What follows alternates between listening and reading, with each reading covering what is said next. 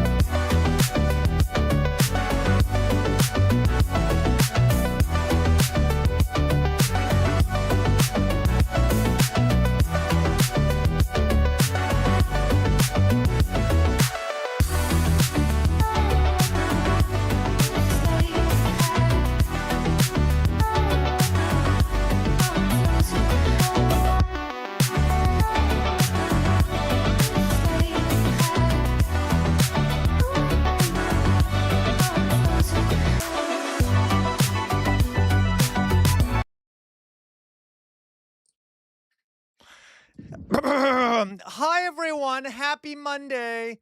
Happy Monday, everyone.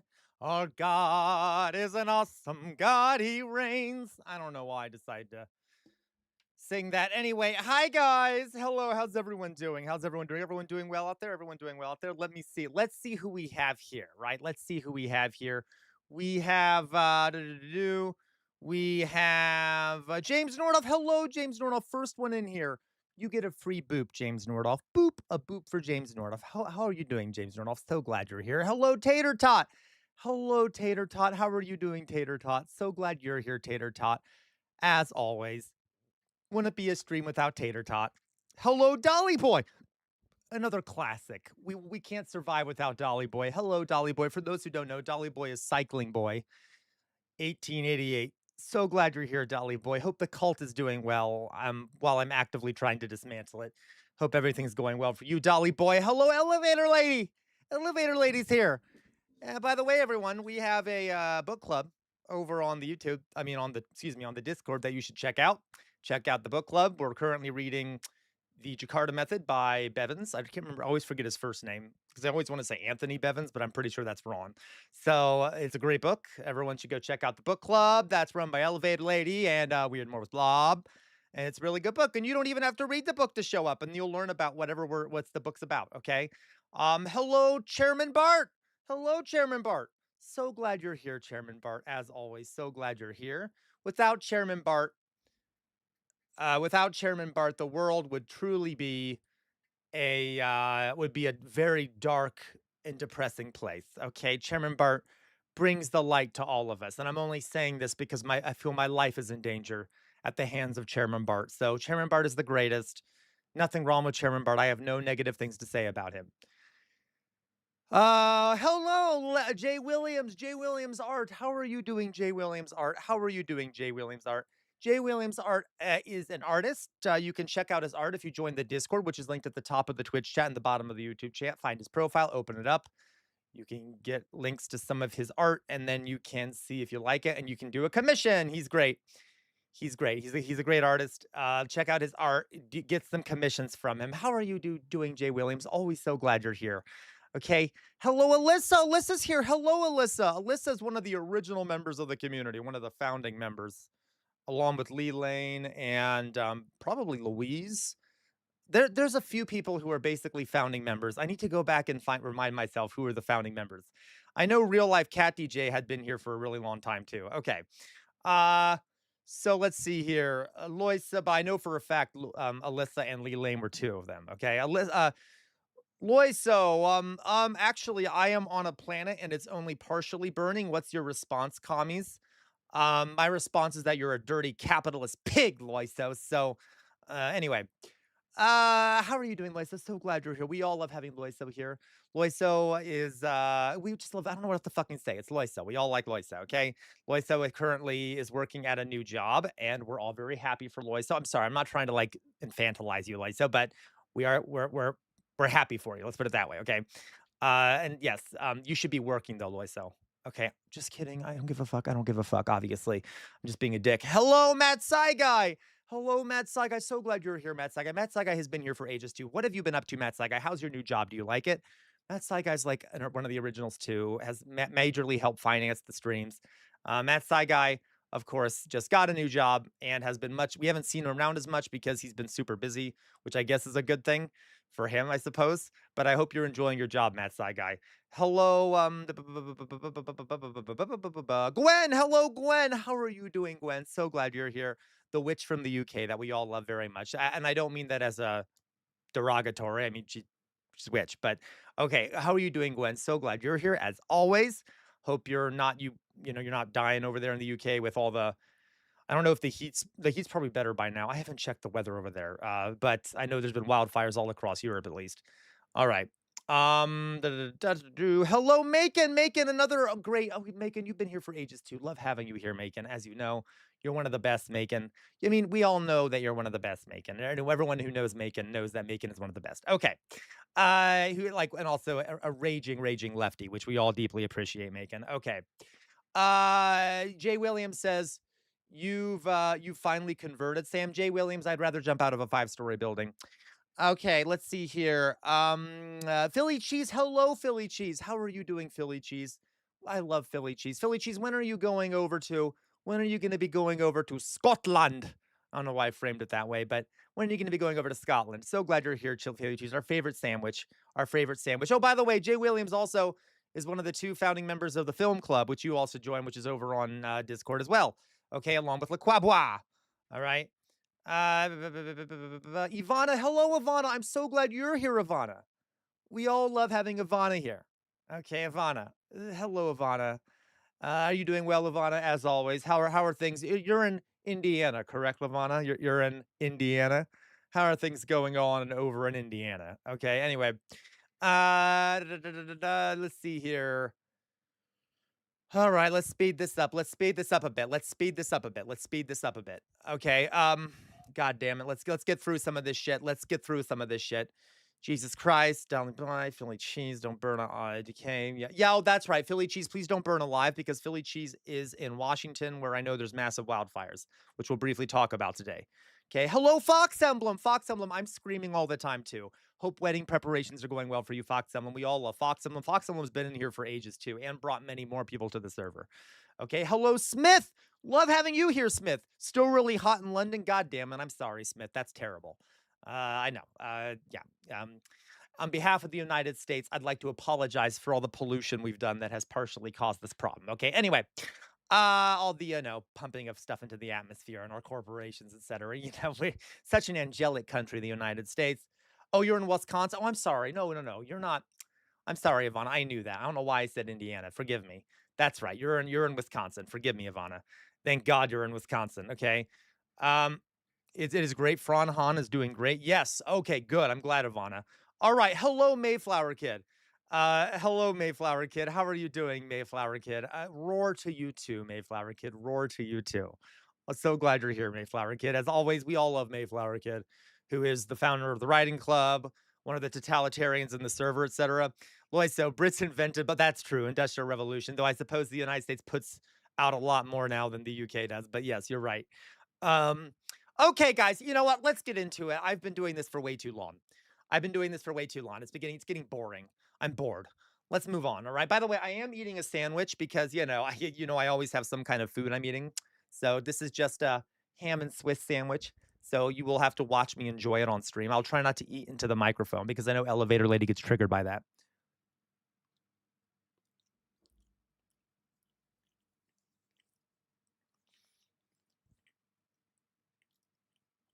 There we go. See, from a distance, from a distance. That is true, Smith. The UK also has done that. Um, you know what, LaQuabla? I don't need a better nothing. You understand me? I don't need a better nothing. Okay. Let's go on, folks. Let's go on. Philly cheese, shut up, you sandwich. Okay. Maybe if you weren't so loud. All right, guys, let's get into it. So here's what we're gonna do. Okay. I would like to talk about something in regards to the news. Hello, High Sports 9741. No problem. Hello, Oz. How are you doing? Oz has been around forever too. I never give Oz enough credit. Oz is definitely one of the originals, is also one of the originals in the community. How are you doing, Oz? Good luck on your trip, okay? All right.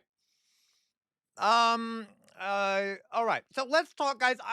We have some news items, but before we get into some of the news items, I wanted to do some educational stuff first. The first thing, though, is a news item that I'm turning into a small educational segment, okay? Kind of. You'll see what I mean. So, if anyone heard of what happened in, oh crap, I looked up how to pronounce this and I'm already forgotten how to pronounce it. Hoita? Is that what it is? Hoita? Hoita. Did I pronounce that right? I honestly, I looked it up and now I can't remember how to pronounce it. Okay, because I'm a fool. Anyway, so if anyone here has heard about what happened in Ceuta, is it Ceuta? Is it Ceuta? It might be Ceuta. Okay, I think it's Ceuta. So for those who don't know, let's listen to this story. Italy has There was an suspended its incident over in Europe/North Africa, okay, where a number of migrants entered this Spanish enclave called Oh, you're making fun of me? Okay, called Ceuta? I think it's called Ceuta. And, they're this little tiny enclave on the coast of Morocco that is owned by Spain. A bunch of migrants actually kinda swamped into it. I think it was like 60,000. It was a lot of migrants. Maybe I'm exaggerating the number. So let's just watch this little bit here about it, and then I wanted to talk about it. And there's a reason I'm talking about it. I promise I'm gonna be going into a lesson here about this. Okay. So about regarding news literacy and things like that. So let's watch. This is Al Jazeera talking about it. Italy has suspended its open border arrangement with Spain. It comes after a dramatic surge in migrant crossings from Morocco into Spanish territory of Ceuta. 50,000 people have entered the enclave in the past 2 days, mainly by swimming around a border fence. Spain's authorities say most have now returned to Morocco, but at least 57 people died whilst trying to make the crossing. Rebecca Collard reports. This is what the European Commission president called unacceptable. Images of migrants trying to get around the border fence that divides the Spanish territory of Ceuta from Morocco. Some try to skirt around it. Others scale the fence and try to squeeze through the wire at the top. Others take to the sea and swim around the fence, some with the help of inner tubes and floating devices. Dozens of migrants have died trying since Thursday morning. Ceuta is one of 2 Spanish territories surrounded by Morocco on the North African coast. Migration through both has long been a source of tension. It's not clear what prompted tens of thousands to attempt the crossing now, but Spain's leader pointed to smugglers. What lies behind this is the self-interested interpretation that the criminal networks trafficking human beings have made of a Supreme Court ruling. The court ruling that he's referring to limits Spain's ability to send back migrants who have entered the country without proper documents. Migrants who make it to Ceuta can't enter mainland Spain or the rest of the EU without going through border checks. Despite that, France said it would implement tighter border controls with Spain. Italy's Prime Minister Giorgia Meloni is suspending free movement of people between Spain and Italy. And Germany's Chancellor demanded that Morocco take back what he called illegal migrants. Spain says thousands of new arrivals have already returned voluntarily. This footage released by Spain's Interior Ministry appears to show people returning through a border crossing. To be honest, I don't even know why I've come. I'm heading back now. It's as simple as that. Having eaten since lunch yesterday. Although I did bring some money with me, just for taxis and stuff, and that's it. That's all I can tell you. I haven't slept yet. But as some were going back, more people gathered on the Moroccan side of the border, waiting for their chance to enter Europe. Rebecca Collard, Al Jazeera. Joris Larek is an associate professor of EU and international law at Leiden University. So I'm not saying much, guys. I'll get to it, He says it is legally impossible for this. Italy to suspend Spain from Europe's open border agreement. As politically attractive as it may be for especially far-right parties, anti-immigration parties, to speak of suspending Spain from Schengen, it's legally impossible.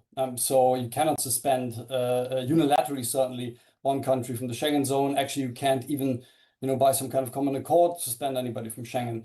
So it's a political catchphrase behind which hides actually a much more limited measure, which is just passport checks, which are also done normally on a selective basis between member states. Now, there's already several EU member states which have been implementing passport checks in Schengen borders, including my country, the Netherlands, now running for, I think, close to 20 months. So it's not unprecedented. What makes this situation, though, doubly strange is firstly that there is no land border between Italy and Spain where you could have those passport checks. So it's really strictly ports and airports. And secondly, we're not yet talking about the migrants that have come now to Ceuta, to the enclave, being able to leave it to mainland Europe, be that Spain, Italy, or anywhere else, because great job running. Passport controls were already part of the rules there. So it was already, those enclaves are permanently excluded from the passport-free Schengen travel area as it is, even before this situation and before the Italian government announced. Okay, so you guys get the general idea. Okay, you guys get the general. We've idea. had 50,000 immigrants pour. Oh, shut up, Jink. God damn it, I don't need to hear Jink. Okay, so listen, guys, listen. So this was the event, right? I know. Sorry, everyone. This is the event. Okay, obviously a bunch of migrants, thousands, attempted to cross into this little Spanish enclave, and so that you know exactly what it is we're talking about. The reason I'm talking about this is for one couple things. One, to talk about sort of the implication of just this event specifically, but also to talk about how to analyze events like this that are occurring in the news. Okay. Or at least maybe not tell you how to analyze it as much as give you some ways to look at things like this. All right. That also have to do with news literacy and things like that. Okay. So let me just give you, here's what you need to do, generally speaking. Okay. If you have something in the news, like an event like this, which has some pretty, you mean the humans were human? I know, shocking, right, Oz? Okay. This is kind of what I do. All right. And there are other ways to do this. There are other, you don't have to necessarily do this in order, although I do recommend you do it in order. Okay. Is one, technically number one here, what you should do when you see something like this happening in the news is, obviously read the news articles, read about what actually happened. Okay. Then when you're analyzing the story, first look up the context. What is the context in which this story is happening? Okay. What is the historical context of Morocco, of Spain? What is the political context? What's happening out there in the world politically for Spain? What about for Morocco? What about other major players in this event? Okay. Hello, Yek Potato. How are you doing? Okay, so look into the context of what is happening. Okay, then that can give you more insight into the story itself. So first thing we're going to do here is I wanted to show you a little bit of context. There's much more context than I'm going to show you, but this is just sort of a simplified version of this. So for those who don't know, this is where Morocco is. Okay, Morocco is in northeast Africa. It is located right here. Okay, I'm sorry, northwest Africa, not northeast Africa. It's located right here. You can see here, it's right here. Spain is directly above Morocco, very thin little the Strait of Gibraltar right here between them. Okay, so this is the part of the world we're talking about, right up here in Africa. Now, if you look here on the map, you can see that on the coast of Morocco, there are two enclaves owned by Spain. Okay, so there's the one we talked about, the Ceuta. Okay, I think I already forgot how to pronounce it. Ceuta, all right, and Melilla, which again, Maia, I think Maia, whatever, it's okay. Down here, I looked up how to pronounce it. I'm just a fool. Okay, and these are the only two remaining direct European colonies on the continent of Africa. These are the only two direct remaining European colonies or enclaves in Africa, at least in mainland Africa, that I'm aware of. Okay, let's put it that way. Back from the colonial era, all right? And you can see here that they're very small. They are relics of Spain's colonization over Morocco, all right? And there is a long history here of conflict because, yeah, cute little colonies, I guess. Because Morocco has long claimed that these territories belong to Morocco, which understandably, it kind of looks like they belong to Morocco, right? Okay. So Morocco has always said that these belong to Morocco. Spain has always said these belong to Spain. Okay, so there's the conflict over these two things to begin with. So there's some context in that regard. Another bit of context here is, I'm going to go down here. All right. Is that, well, let me take a step back. Okay, so that's some of the historical context and political context. While we are talking about the political context, historical context, I want you to also think to yourselves a question that I always would have pop in my head when I was doing history stuff. Cui bono? Cui bono? Okay. Thueta? Thueta. I got you. Thueta. Oh, that's right, because they have that little lispy thing, right? Outer signal. I mean, it sounds like a lisp. Like Thueta. There we go. Okay. At least mainland Spain does. So, uh, cui bono, which means who benefits? Who is benefiting from these events that are happening in Morocco slash Spain? Okay. Someone tell me, based off what I just told you in regards to the conflict between Spain and Morocco, just off that context, que bono, or que bono. I was about to say qui bono, qui bono. All right.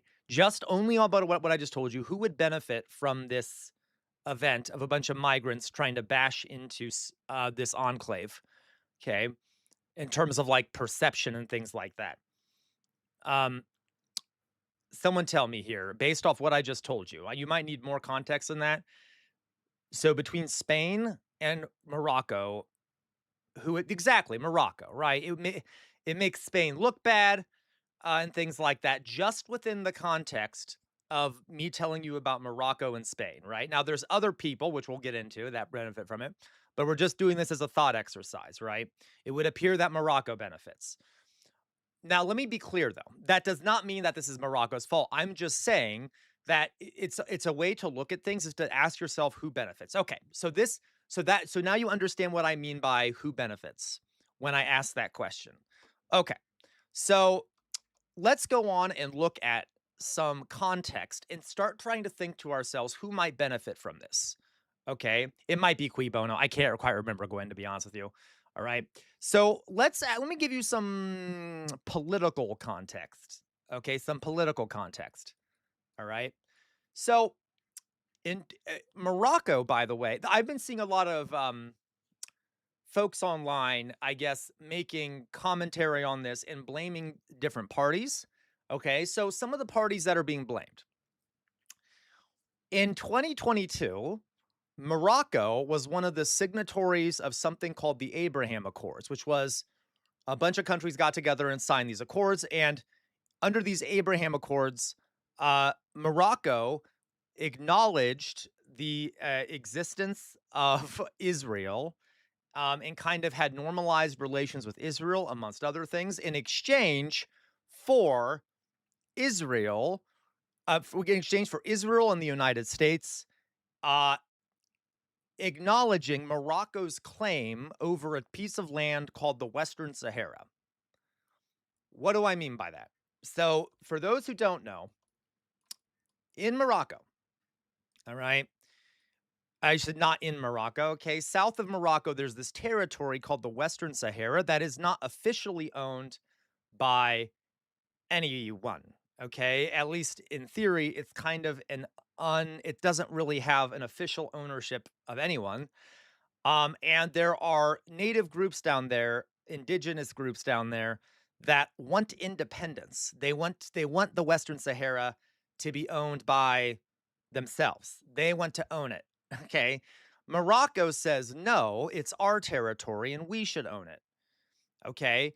And there are other actors involved in this. All right. By the way, guys, I'm starting something new today, so I can see when ad breaks are coming up. And so I can pause my talking and chat a little bit before I go back to the presentation during the ads so people don't miss the presentation. Okay. So in 29 seconds, I will briefly stop, talk to you about what I'm talking about, and then while the ad is happening. Does that make sense? Okay. So in exchange for acknowledging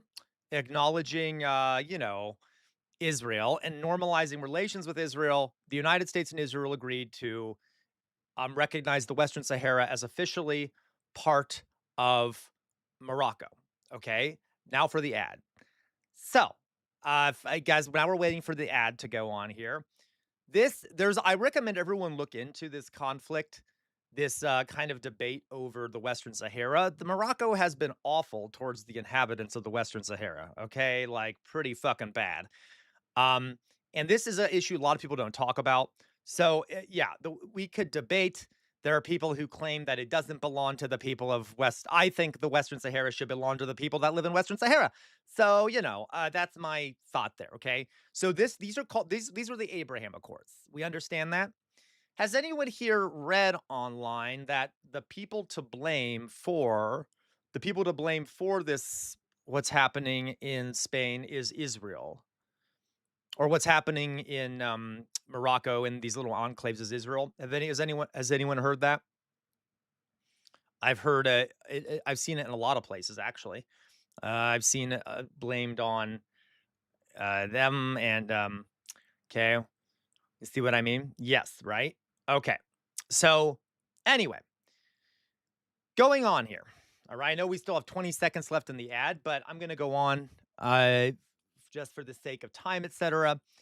We only got 15 seconds left anyway. So that happened in 2020, that Morocco made the Abraham Accords with Israel. Okay. I agree, Ivana. I totally agree. Hello, Jonas. So that happened. All right. Now, there's another bit of context here that one should note, right? In that it is also the case that in in Spain, so Spain, all right, has recently not been getting along with Israel. Why? Okay, why has Spain not been getting along with Israel? Well, Israel has refused to accept the Israeli genocide of the Palestinians and has been openly defiant of Israel in that regard. Hello, Louise. And Spain has refused to cooperate with the Trump administration in its efforts to use Spain as like a military bases and ports and things like that in our efforts against Iran. And it has happened very recently that both the United States and Israel have been threatening Spain with repercussions for not participating in these things. Okay. Yeah, Lacroix, Spain is the one state in Europe that has officially recognized it as a genocide. Yes, I believe so, Lacroix. I don't quote me on that, but it's one of the few. Let's put it that way. So this, and literally, the Israel, when Spain did that, openly said, you will regret this. There will be repercussions. And the Trump administration has also been very threatening towards Spain. Okay. And it should also be noted as part of this context that there's a very large, growing, far-right anti-immigrant party in Spain called Vox.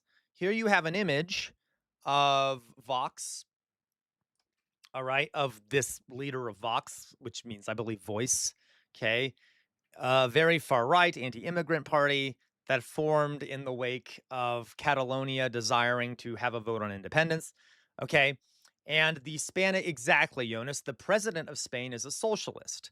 A left-wing party is currently in power in Spain.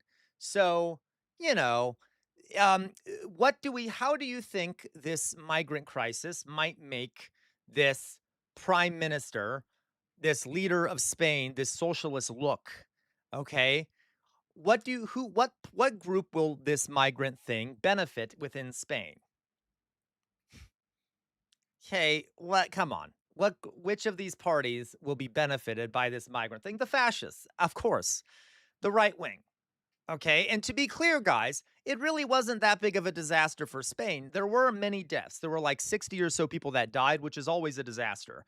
But none of these migrants were really, like, very few of them, almost all of them left by the next day and weren't able to stay in the enclave. So it's not like there's going to be mass migration because of this influx to begin with. Yeah, there were deaths, which is horrific. But you see what I mean?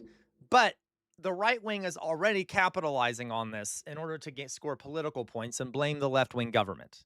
Okay? Funny enough, some other people were kind of commenting on this incident in the press. Okay, so here you have a tweet from our very own Itamar Ben-Gvir, who, for those who don't know, is a far-right genocidal fascist piece of shit. Okay, in Israel, who I cannot stand him. Like, my heart rate is kicking up just even thinking about his face. Anyway, so, um, okay, yeah, exactly. It's just media hysteria. They didn't even make it to the mainland, all right? So, there you go, Dolly boy. It's all made up, right? Like I said, it's not like a big issue. There were deaths, yeah, but Spain didn't kill those people. Unfortunately, those folks drowned in their effort to get into this enclave. Okay, and that's horrific. Obviously, I'm just saying to blame. There you go. Refocus. To blame the Spanish government and to make it seem like this is a massive crisis is stupid.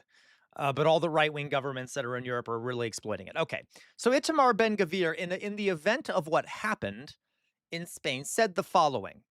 And you know, guys, for those who know Itamar Ben-Gvir, just understand, guess the kind of tone he's saying this in. He said the following.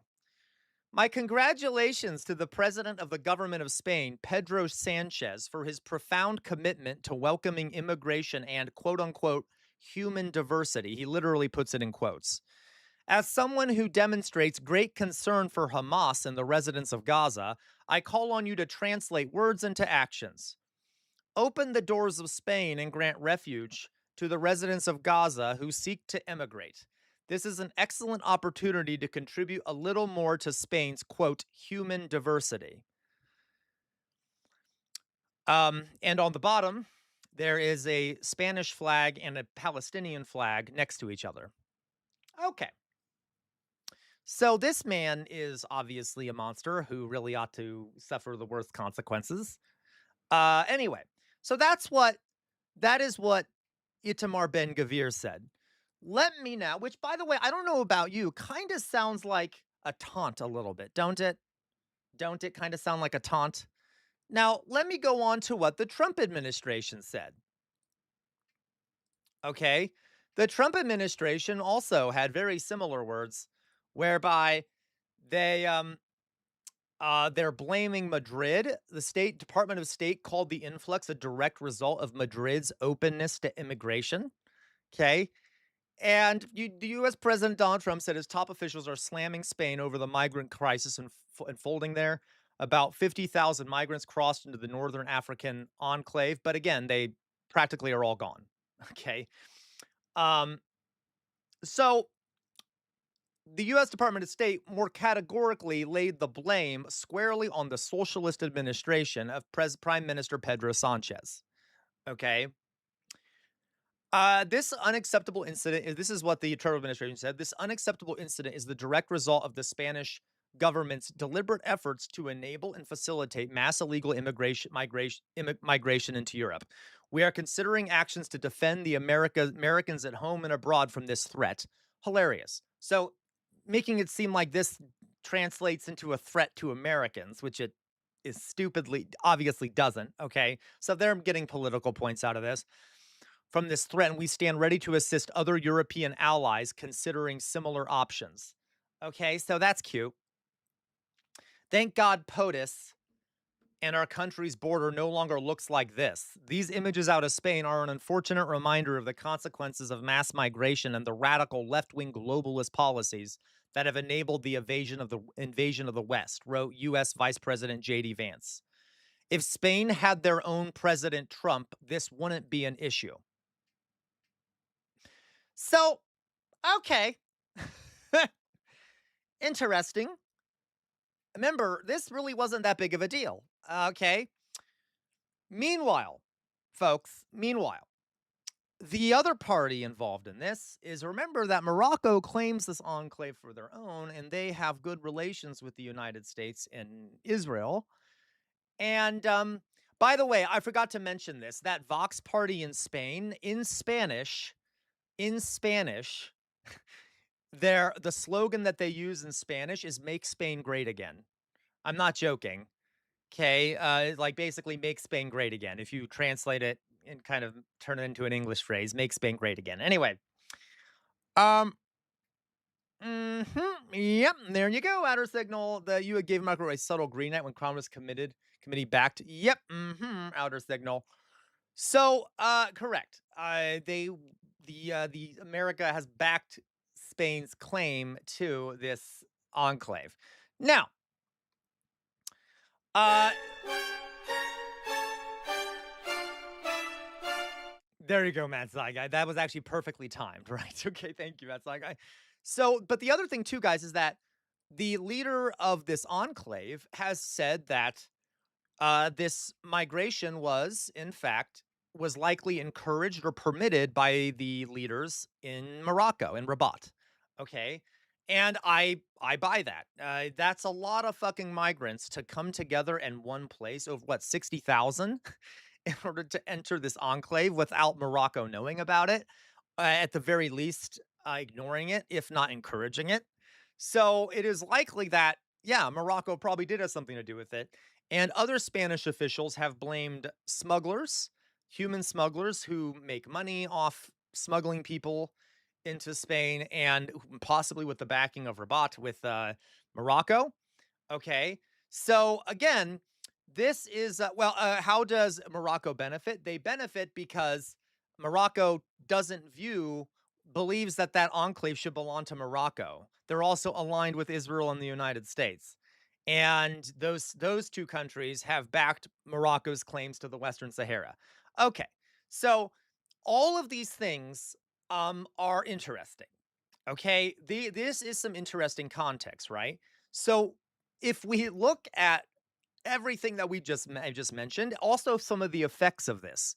Other far right-wing governments in Europe, including Italy, the Italian government, some people in France, people in Germany, like right-wingers, even the Reform Party in the UK, are using this incident to stoke more migrant fear. And Italy is openly trying to step out of the Schengen agreement with Spain, which allows like open migration between borders and stuff within the European Union. So these countries, so all these other right-wing governments are now using this as an excuse to go after Spain and to be further. Okay, yeah, of course, Outer Signal. I agree, Outer Signal. That's why you're gonna see what I say, Outer Signal, but I agree with you about Morocco being the one to blame, to be honest with you, okay? Anyway, the main one to blame. Okay, so this is like, okay, you see how all this is working together, right? Okay, now, in a way that's bad. So who is Benny? That brings us back to this, right? So we've talked a little bit about the context of what happened, which you should do. We've talked a little bit about who benefits. Now, there is also a problem with just talking about this, all right, about what I just told you about, because human beings have flawed ways of thinking. What do I mean by that? There's something called confirmation bias. And guys, I know this community and I know myself, and I always have to be careful about how I look at things, especially when Israel is involved and the United States is involved, okay? So there's something called confirmation bias. Let's admit it. We all deeply distrust Israel and the United States, and we all deeply assume that most bad things in the world happen because of these two states, right? I mean, come on. So we might have a slight bias in based off these events in assuming that there was a direct, like that the United States and Israel had a direct influence in this event or directly caused this event, okay? To be clear, all right, to be clear, there is no evidence, no direct evidence that the United States or Israel, that I'm aware of so far, because I haven't seen any, thank you, Matt Saigai, we caused this mass migration. And given the confirmation biases we all have, we ought to be aware that just because things make something like circumstantial evidence makes it seem like it could have been directly done by those two countries doesn't mean it was. Okay? Especially when, we already have these preconceived notions. This is not direct evidence. That being said, that doesn't mean it wasn't caused by those two countries. We just don't have direct evidence of that. Okay? It seems to me. Okay, because also, let me give you another perspective here. There are more people that benefit from this than just Morocco, Spain, Morocco, the United States, and Israel, okay? There are more people that benefit from this. Here is another one. Okay, yeah, exactly. Again, we don't have evidence of that, but my point is, guys, is there is no evidence yet that it was the United States or Israel directly. Okay, well, that evidence come out? Yes. Okay, yes. So, but we don't know for sure. There are other people that benefited from this mass migration. Okay, and to be clear, or at least thought they would benefit. What about the migrants? There's also a notion here, and by the way, guys, no one start thinking you know what I'm going to say at the end of this, okay? I'm just trying to show you different ways to thinking about it. Okay, so I know people in the chat are all saying, well, but this doesn't mean it wasn't. I'm not saying it wasn't the United States or Israel. I'm just trying to teach you all ways to think about it. Okay, like that we can't be certain of any of this stuff yet, and I have not seen significant evidence of it. It doesn't mean that it wasn't those things. Okay, I'm just showing you more complex ways to think about these things. You see what I mean, Philly cheese? Okay, all right. No. Listen. So listen. Okay, who else benefited from this? The migrants. The migrants. Do we think they didn't have agency?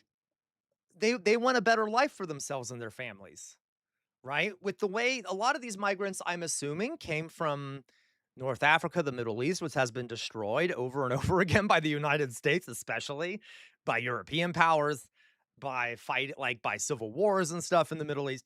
They have every reason to want to try and to get to have a better life elsewhere. They've been pushed out of their homes by push and pull factors.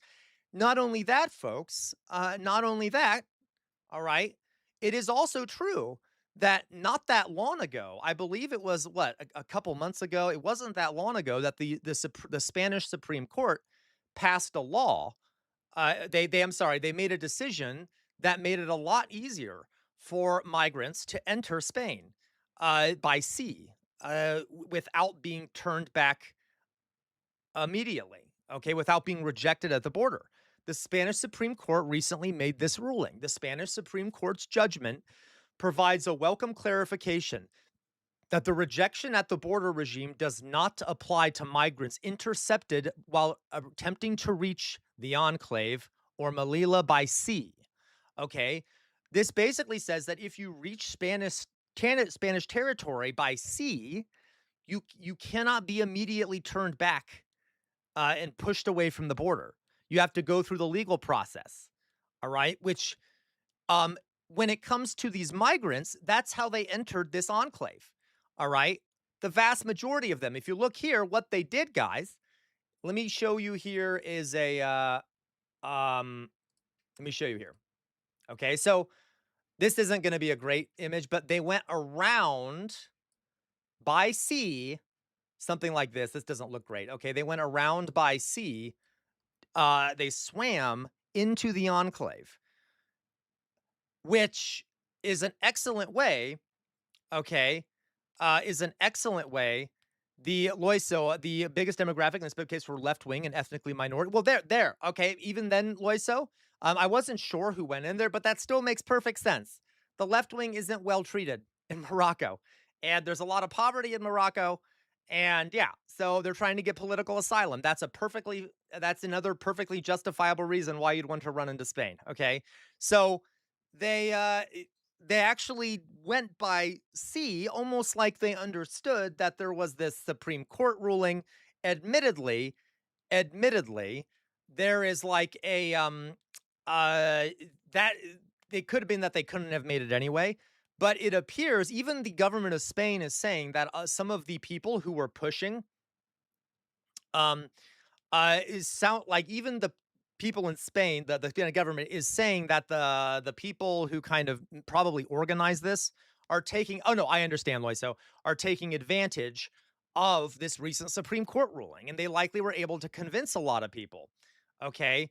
They likely were able to convince a lot of people to do this, being like, hey, they just made this ruling. It's going to be a lot easier to get in there now. And as a matter of tactics, the most likely way to get more people in there at once is if you overwhelm the border by having 60,000 people try to do it at once. Okay, now, listen. So my point is this, guys, okay? So these folks are benefiting also, okay? The migrants, they have a good reason to want to go. So listen,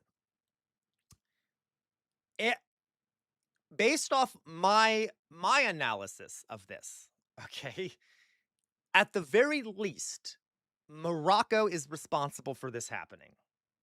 Okay, Morocco is responsible for this happening with the available evidence that I have.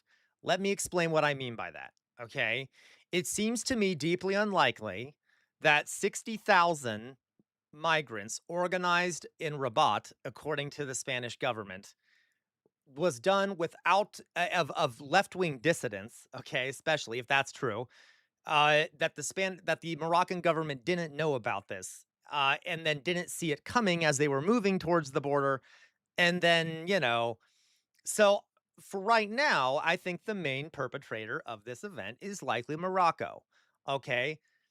Now then, does that mean that Israel and the United States were involved? No, I just haven't seen direct evidence of it. It is also very possible that indirectly these other countries allowed Morocco to do it, encouraged it, persuaded it, or asked them to do something, and then this is what they came up with.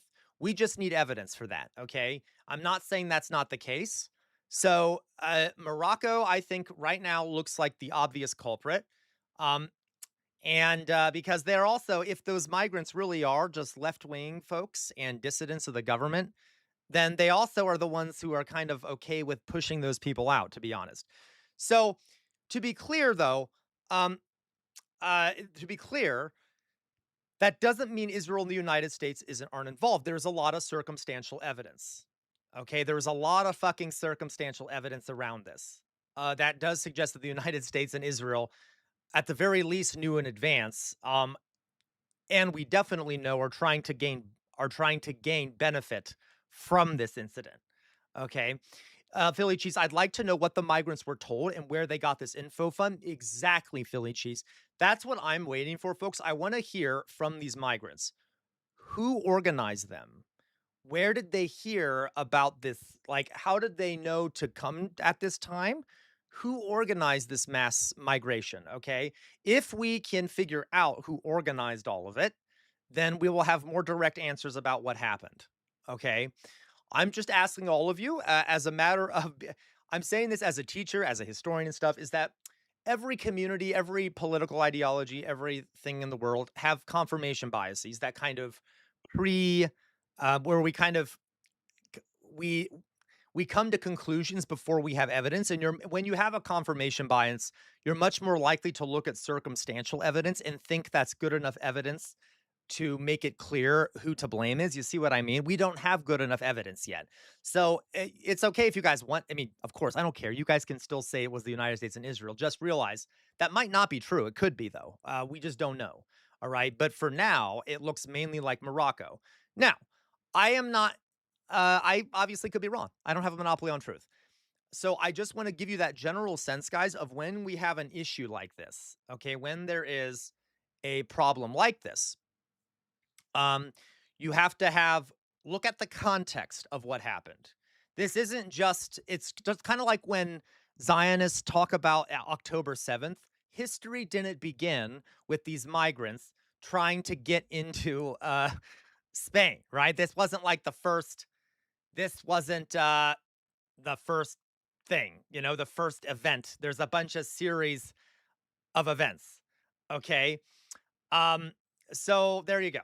That led up to this. That might partially explain it. There's a political context, a historical context. Also ask who benefits from it.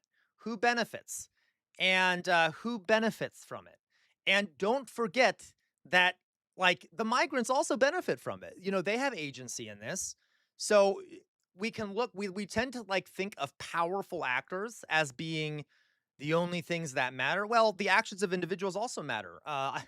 These migrants probably did want to go into Spain, and someone may have just given them the opportunity to, okay? But there are other people that benefit from it. But, by the way, folks, just because that other people benefit from this, right-wingers benefit, doesn't mean it was orchestrated. There have been many times in history, guys, where things happen that governments and right-wing parties just take advantage of that they didn't cause. So it's very possible that this just kind of happened. and all these governments are taking advantage of it, even though it wasn't their fault directly. We don't know. We need more evidence. Okay, so we'll see, right? We'll see what happened, and evidence.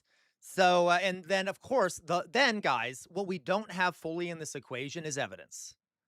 So after you have looked at the context and ask yourselves who benefits from this, what does the evidence show you?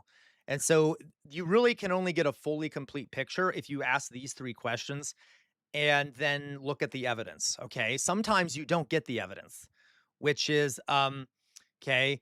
Sometimes you don't fully get the evidence. So I'm just saying, I would recommend everyone generally, if when thinking academically, like, I don't care how you operate. Um, I don't care like how you operate these things. I don't care how you talk about these things. I'm just saying when thinking academically, when in your private room and like trying to figure out what happened, this is a better way of kind of thinking critically about these things. Okay. So anyway, okay. So there you go. Context, cui bono, evidence. Got it?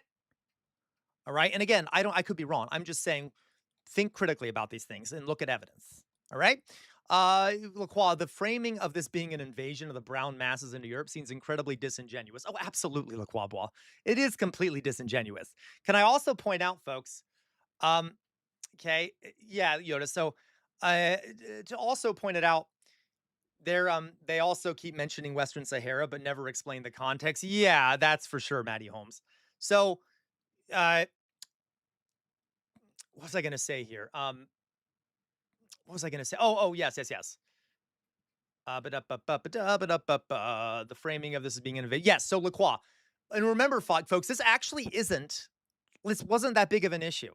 Like, as in, yes, 80 people died. That is horrific, and that is that really puts whoever organized this should have predicted that death would have happened if you go by sea through water with 60,000 people.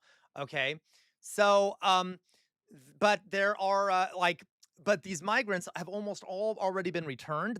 Most of them left willingly because there wasn't enough food, there wasn't enough water in the enclave for them. All right, so this wasn't a mass. This wasn't a mass migration. No one stayed. Okay, but right wingers are turning it into something that they can do. Yeah. Okay. So you know what I mean. The right wingers are turning it into something that benefits them. Okay. You understand? Okay. Yeah. So just something to think about, because I can promise you, you're going to be hearing all over the news, folk. Like, you're going to be hearing all over social media and stuff, automatically blaming Israel, automatically blaming the United States. And listen, I am not saying that wasn't the case, but we don't know yet. We just don't know yet. Okay. And obviously, I don't blame anyone who suspects Israel, the United States. There's plenty to criticize them for in regards to this event. Okay. I'm just saying, don't be surprised if that ends up not being the case. Maybe it is. All right. Okay. Let me give you another example, folks. While we're doing this, okay. One of the reasons I did this presentation was because exactly, you know it, Lacroix. Oh my God, Lacroix, you absolutely just predicted what I was about to talk about. One of the reasons, yes, Mayflower Kid, one of the reasons I am talking about this is because I'm deeply annoyed with this channel, okay, that you all know. I do occasionally watch TYT to just see what they're saying. I watch a lot of progressive, channels. It's not great, Matt Guy. I like to get a variety of views on things. But recently, I've been watching this channel especially because I've been losing my fucking mind, okay, about how the TYT, and I've also, by the way, seen other progressive do this, not just TYT. They make it seem like it's 100% certain this was definitely Israel, but then they have no evidence of that. It could be that they're right, but I'm just saying, this is supposed to be objective news, but they can't even think rationally because they're just so okay. So we're gonna have an ad break in 5 seconds here. Anyway, so just listen to how this is being framed by TYT. And now, let me also point out, again, not just TYT. I should also point out that the other person on this show, John, is actually, you can tell he disagrees with Cenk, but he doesn't question Cenk. Okay, yeah. 1,000 immigrants pour in from Morocco to Spain in their now remember, guys, the difference between evidence and like circumstantial evidence. Okay, circumstantial evidence and actual real evidence. Okay, that again. Okay, so he loves the circumstantial evidence. It's called Ceuta that they control, which, as Le Quabois knows, circumstantial, not great evidence for court, right, Le Quabois? And 34 have already died. Interestingly, half have already returned. I'm going to tell you why all this happened, give you a couple of reasons, and a surprising country that might be involved. Now, if you're thinking, hey, is that the same country we're always talking about? Well, we'll find out in a minute, isn't it? Okay, so first, let me show you what's going on here so you have a sense of how this is working, and then I want to tell you the reasons behind it. So look at Ceuta on a map here. Okay. So even though it is part of Spain, it's actually in North Africa. And so it's right next to Morocco. It's disputed territory. Morocco has said for a long time that they think it's theirs. And so could the Moroccan government have been? Listen, guys, I hate Israel. I think you all know this by now. I hope you know this by now. I hope you know I'm not unduly protecting Israel. But we have to like you guys know, one of my goals here is to I want you're all going to be academics, okay? If we want to be correct about what's going on in the world, we need to be able to understand reality. So, okay. Involved in instigating things there? Well, that's almost certain, as we're about to show you. Almost certain. Is it? He said, well, yeah, Israel's almost certain to have been responsible. Okay. But you see, it's not connected to the mainland in Europe, but since it is part of Spain and hence technically part of Europe, people that are there and have legal citizenship can go anywhere in the EU. So it is a very relevant place to be, especially if you gain citizenship. Okay, now let me show you how people are pouring into that area. And this is from the Wall Street Journal. They did a good job of showing you. No, Le Quabois. Admittedly, Le Quabois, I think Hassan is sometimes better than TYT in this regard. But Le Quabois, yes. So it's one. So Le Quabois says, so this is why TYT and Hassan are listed as low factual bias on those media charts, because they don't wait for strong factual evidence before they give analysis. So Le Quabois, I will say, in defense of TYT, they oftentimes will do a story and that is separate from analysis. So they will do the story first, and then they will have a separate segment where they do analysis. The problem is that more and more frequently, Cenk has been mixing up his analysis in the stories, which makes it seem like the facts are the same as his commentary. Do you see what I mean? So that is a problem. I have no problem if you have a news segment with the facts in it, and then you have commentary. But if you're going in there being like, this is almost certainly Israel, while you're doing the story, it kind of poisons the well. You know what I mean? So the area is up on the north there. You see the dotted line. And a lot of people rushed through on land, but a lot came through the sea. And that's where, unfortunately, 34 of them died. But there's a reason why they went through the sea. I'll explain that to you in a second as well. But did people just wake up one day and go, hey, you know what? I think I'll bum rush Spain. Probably not. More likely to be organized. In fact, there's videos like this that we want to show you that shows you that literally people were brought in by the truckloads. So people don't randomly walk into a truck and then walk out and then rush into Spain, especially with police that are watching them. Moroccan police. So there's no question this is organized, and it appears that there's almost no question that the Moroccan government is at least allowing it to happen, if not encouraging it to happen, but it does appear to be encouraging. So what are the possible reasons why that might be? That's clearly the Moroccan authorities, right? This is why I say that's like where we have the evidence, okay? Well, that's what I wondered, and I'm sure you're wondering why it's happening all of a sudden. So let's try to dive into it. First, we start with the Wall Street Journal. Spain's hold on Ceuta has long been a point of friction with Morocco, they explain. Morocco doesn't formally recognize it as Spanish territory. At times, it has dropped controls on its side of the border, allowing people to surge forward and overwhelm border defenses in Ceuta. So this is a tactic that Morocco has used before, including as late as 2021 over different disputes. See, this is what bothers me about this. This is literally a tactic that they've used before.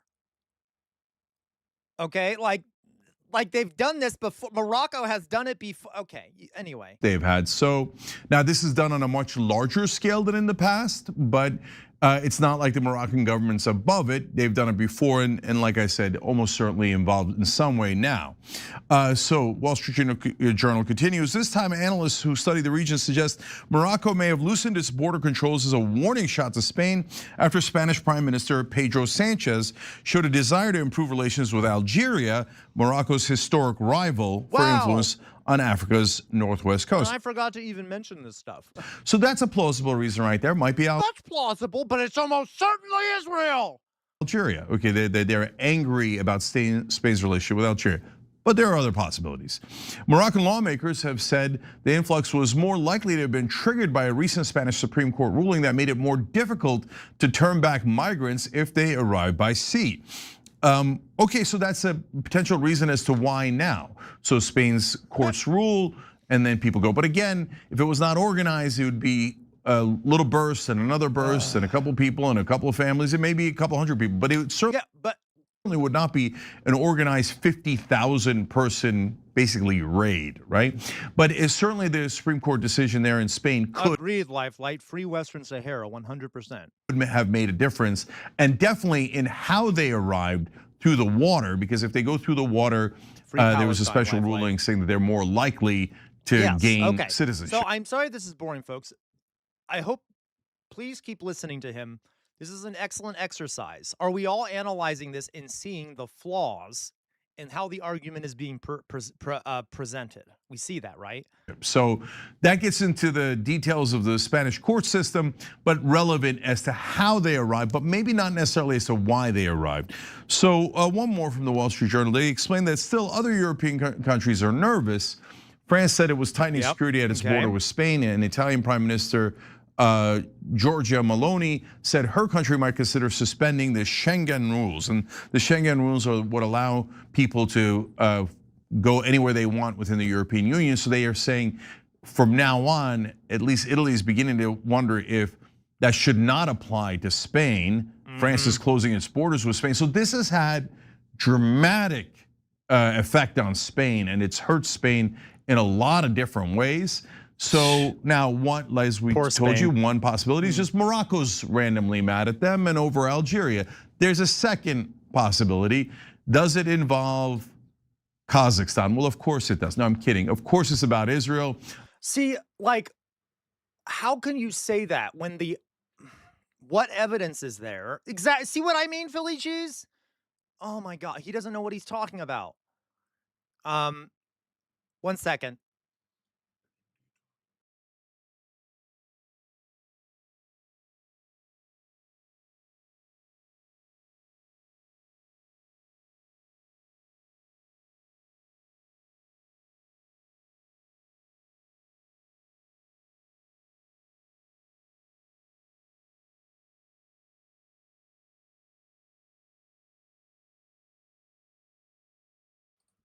Anyway, sorry guys, I was talking to my dad there for a second. Okay, so all right.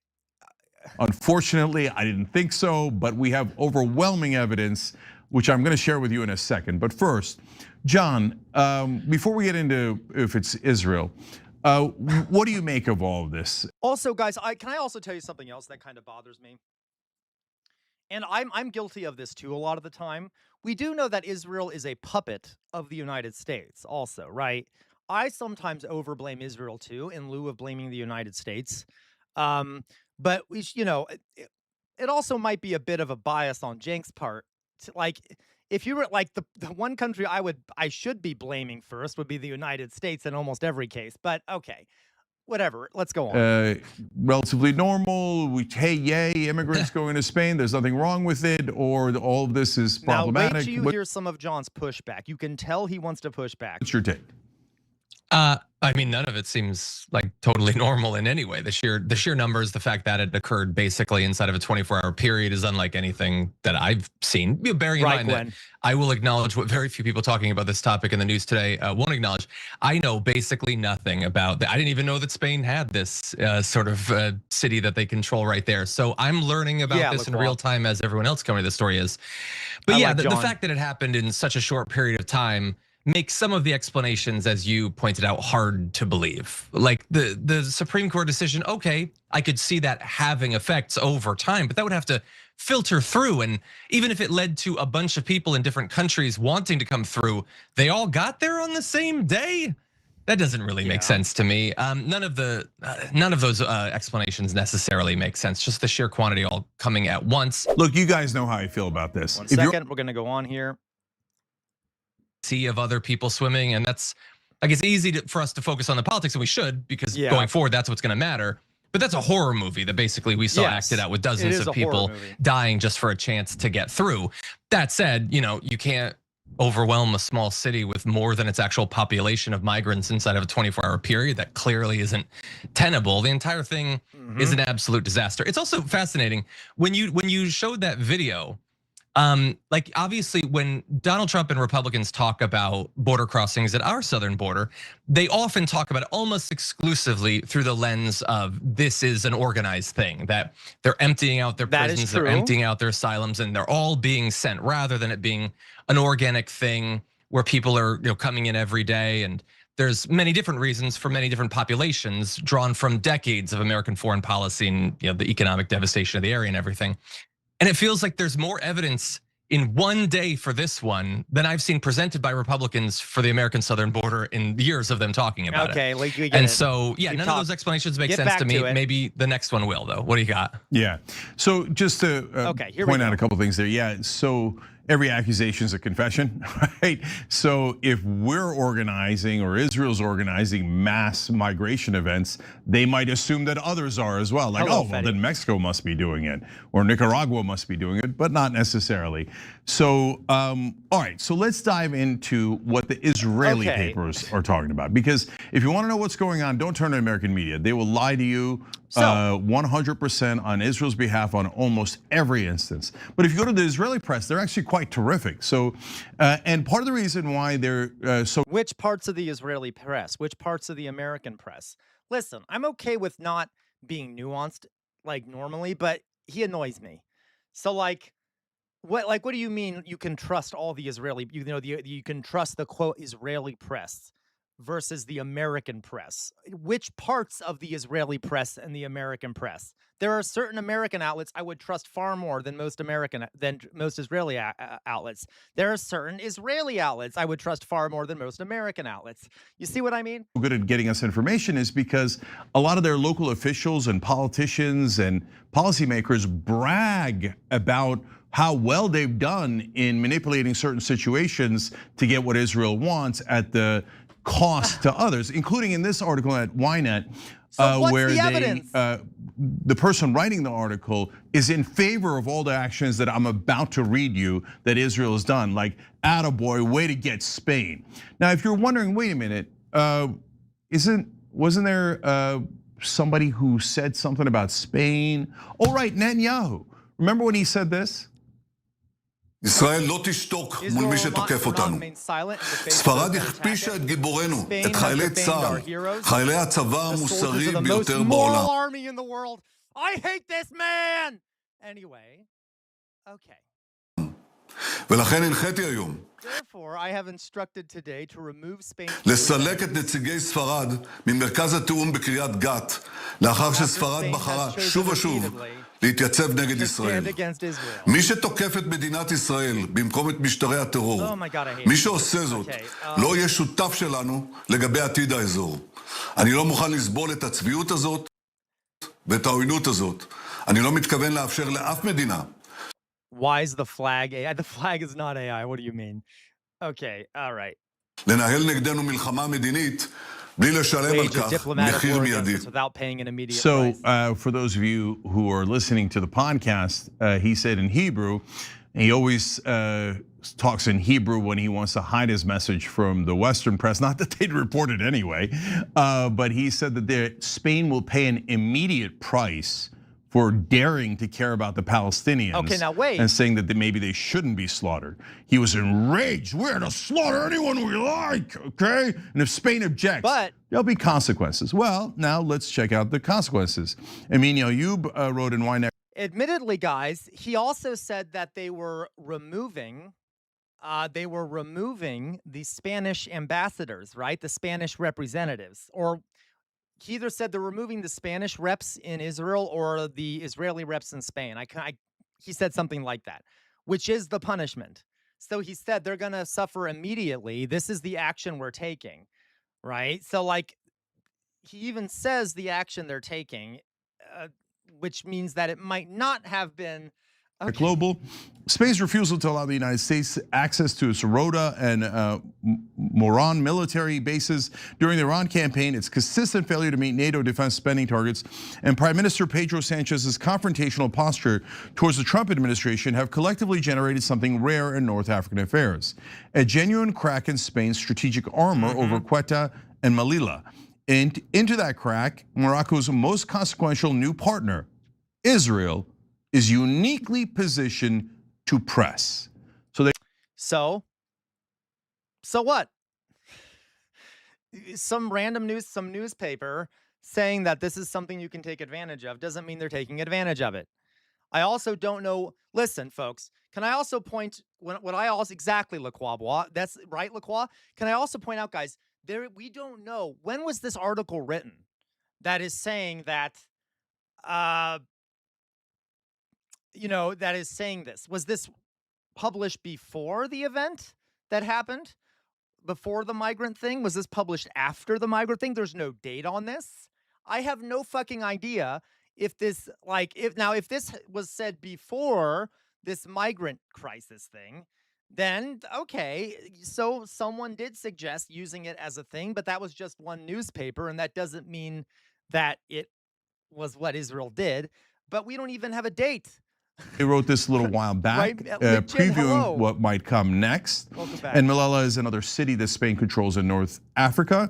And they're saying, well, look, there's some issues that America has with, Spain paying NATO dues, but mainly, how dare they not allow America to use its bases to bomb Iran on behalf of Israel? How dare they talk about the Palestinians as if they're humans? There's going to be consequences. So how does this actually get done, though? How does it get executed? So they explain. So you said outer signal, thank you. I don't know about the specific quote, but Amni is it a Moroccan conservative think tanker who was talking about this in March 2026. Okay, thank you, outer signal. Thank you very much. In March 2026, Michael Rubin of so that is what he said. Okay, the American exactly though. Thank you though for clarifying. So this was before it, but not proof of Israel's. Okay, Enterprise Institute, writing through the Middle East Forum, called on Trump. If anything, that would give more backing to the idea that it was Morocco who did it. Maybe. Administration to formally recognize Ceuta and Melilla as occupied Moroccan territory, branding Spain, quote, a colonial power running colonies across the Strait of Gibraltar. So now Israel is a settler colony that has colonized the Middle East, and it continues to attack and take land. But when Spain pointed out the occupation and the brutal treatment of the Palestinians, they go, oh yeah, all of a sudden we care about colonization.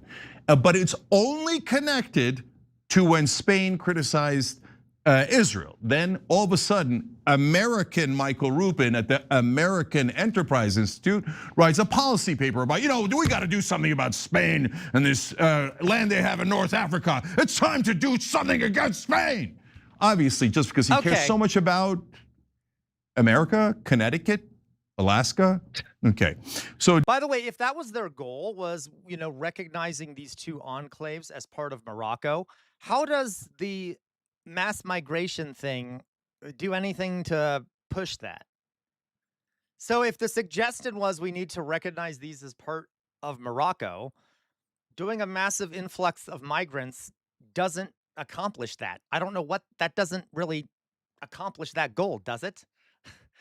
It just, okay, I'm not sure what, okay. Days later, look at this coordination. Representative Mario Diaz-Balart, a chairman of the House Subcommittee on National Security and one of Marco Rubio's closest congressional confidants, declared publicly that the enclaves are, quote, not in the geographic territory of Spain, but rather in Moroccan territory, and that their fate should, quote, be established, negotiated, and discussed between friends and allies.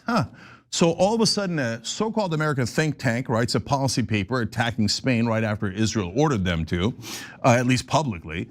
And then an American congressperson then attacks in the same exact way, using the same exact talking points. But I'm sure there was no coordination at all, except for the fact they're about to admit it.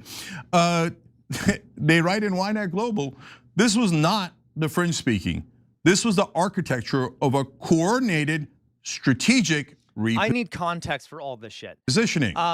Like, what is the context he's not, in which that was said? Not done explaining how much this is Israel yet. He says it over and over again in the article. He continues to say, this is where Israel enters the equation and does so with unusual leverage. Now, of course, if I said that, everyone in American media would say, anti-Semite, what do you mean that Israel's doing a coordinated? Yeah, exactly, Outer Signal. They're implying that Israel ordered these think tanks. Okay, that like Israel is like, I don't get the argument here. He said that it was Israel, and now he's talking about American and Moroccan think tanks and thinkers. So who are saying, well, Israel could do something. So is Israel coordinating this, or are these think tanks coordinating it? Because that is a separate argument. I'm very, okay. Attack against Spain, that's a conspiracy theory. And what do you mean they have unusual leverage? Are you implying that they have more power than any other country? Are you implying that they somehow have more influence than Bolivia or Malaysia? But there they are in the Israeli press bragging about it. We have unusual leverage over the Americans. And now that's not what that said. That is not what that said. Israel has unusual leverage in, like, listen, they do have unusual leverage over the United States, but like, that's not the point. They'll be using it to punish anyone who dares protect the Palestinians. Okay, well, we appreciate the confessions. They continue. The Abraham Accords transformed Morocco from a quiet interlocutor with Israel into a formal military partner. So if you didn't know, Morocco is part of the Abraham Accords, and that led to Israel and Morocco having. Yeah, Loiso, please. Loiso says he's bad at doing conspiracy reframing. Do they have an open slot? I could write him a suspenseful music, paper-style animations video, essay script to sell this banter. A military partnership. So Morocco is in bed with Israel. So if you're wondering, wait, what did Morocco and Israel? Okay, maybe Israel might want Morocco to do this, but why would Morocco do this? It turns out they have been a very close strategic and military. Wait a minute, so I don't get it. He said, listen, did he not say at the beginning of the segment that Morocco has reasons for wanting to do this? Now he is saying, well, Morocco is a partner of Israel. So clearly they're doing this because of a partnership with Israel. You just said Morocco has reasons to want to do this. I just don't, all right. Partner of Israel. So when Israel wants something from Morocco, they get it. But that's what Morocco wants. What do you like? See, this is what, okay.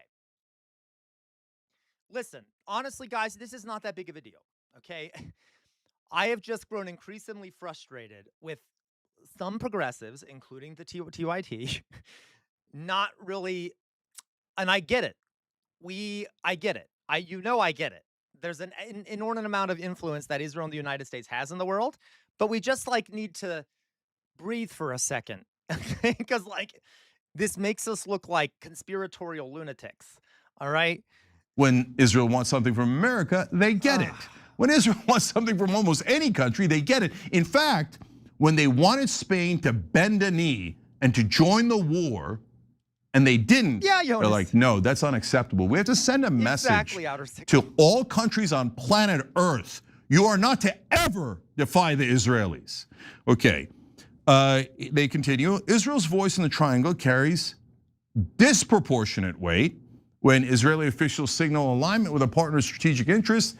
That signal registers powerfully in a White House that has placed Abraham Accords expansion at the center of its foreign policy vision. Hello, McChin.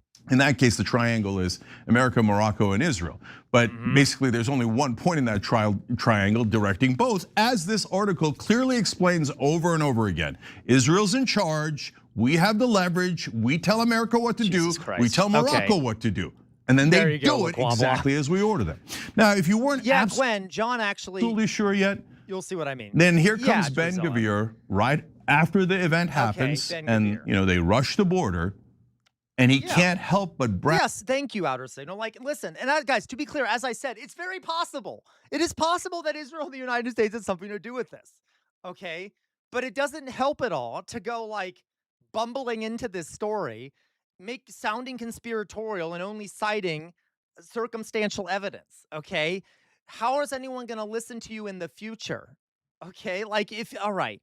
With glee on X, and he says, my congratulations to the president of the government of Spain, Pedro Sanchez, for his profound commitment to the welcoming immigration. Again, circumstantial evidence. Yeah, Ben-Gvir is gonna Ben-Gvir. Ben-Gvir always says shit like this. He's a fucking sociopathic, genocidal monster who ought to be in The Hague. So like, all right. And human diversity. In other words, you messed with Israel, and we're going to unleash terror inside your country. That's what he said. He said that we unleash that terror inside your country. That's okay. Country. And if dozens of people get killed along the way, we're Israel. We don't care about. Were they Israeli? No, who cares? And so those were the Moroccans who were used as cannon fodder for this political trick. See, listen. Again, we don't fully know what happened here. We need evidence, but right now, to me, it looks like most likely it was Morocco's fault. And so by doing this, he's actually pointing the blame at the wrong people. He's allowing the Moroccan government to get away with it. Like he's doing, okay. We don't know, but. So it's not impossible, John, for Morocco to have been, agree with Spain overall historically about this territory. It's not impossible if that is true, right? So it's not impossible for that to be a factor, maybe a mid-size factor, maybe a large factor. Maybe they're aggrieved about the Algeria situation. That certainly could be a factor. And it could be that it's not just binary, that maybe the Moroccan government was itching to do this anyway. But did it happen right after Netanyahu threatened Spain? Okay, but guys, what is that? Someone tell me. I can't remember. It is a Latin word for it. It's the error of thinking. What is it? Post hoc ergo propter hoc. I think that's what it is. Post hoc ergo propter hoc. Which means something like after, therefore, because. Just because one thing happens after another thing doesn't mean that that first thing caused that second thing.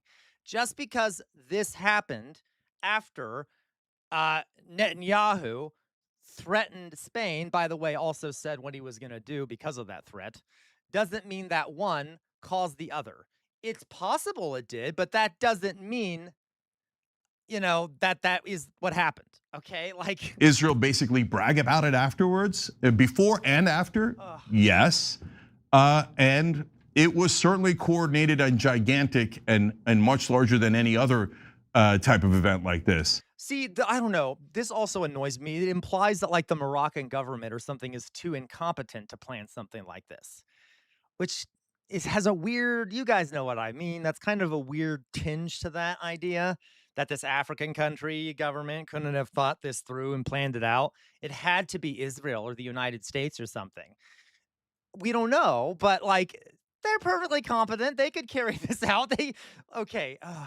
Leading me to wonder, is there anything that Israel is not involved in? You don't know if they're involved in the world, but I mean, no, there's probably nothing they aren't involved with somewhat because, but okay. That they don't somehow create giant messes in other people's countries purely for their own benefit? Is there no end to this madness from this one country terrorizing the world?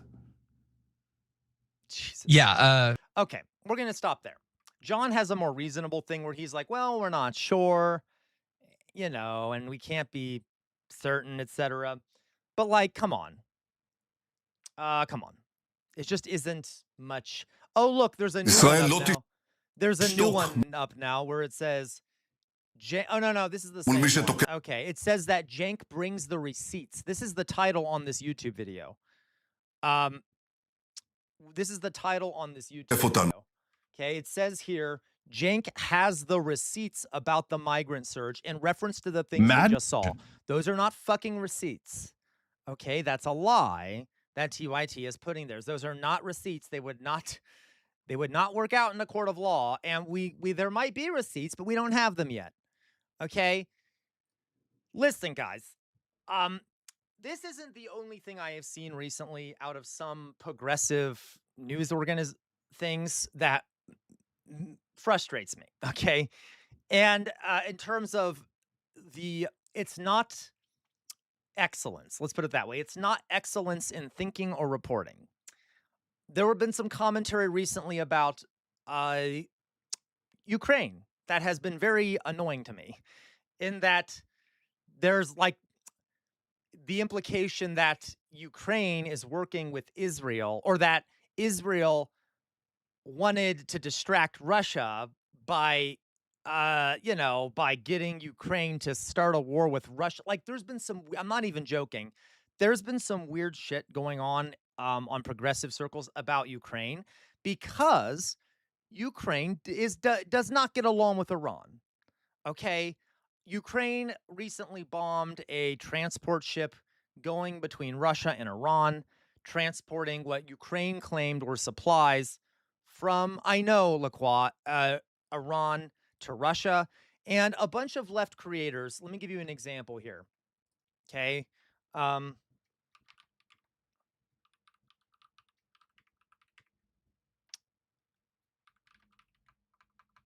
I'll find it.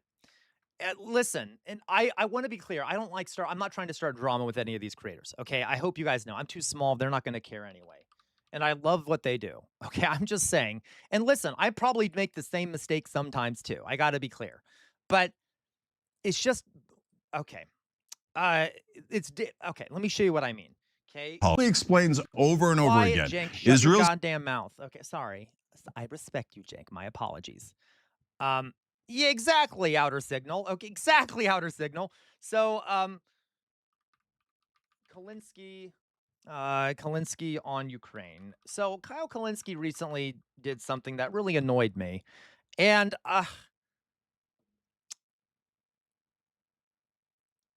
is this the one? This is probably the one. All right, happy Monday, y'all. Welcome. So, Kalinsky did a thing to the show. Hope everybody's having a great day. Okay. In just a second, we have... You're right, Jonas. And Jonas, the same thing goes for Ukraine. The Iran has... Okay, I'll explain what I mean. An official World War III alert, y'all. We have a World War III alert. First of all, the idea that official World War III alert, because of Ukraine bombing a Russian ship, is really exaggerated. Okay? It really is. And I don't understand... honestly, guys... There are reasons to be worried about World War III, but it is far less likely than most people make it out to be.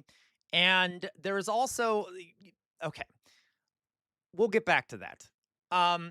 Listen to what he says, part of it, and then we're not going to listen to the whole thing. Ukraine is now bombing Iranian ships. Okay, so we'll get into that, why they're doing it, what this means in terms of the future. We have our generals now are begging Trump to stop. They're now going, hey, man, not sure we can win this like you think we can. So, yeah, buckle up, y'all. Buckle up. Saudi Aramco has been hit. That, of course, is a massive deal in terms of the oil markets and the global economy. Okay. We'll talk about that.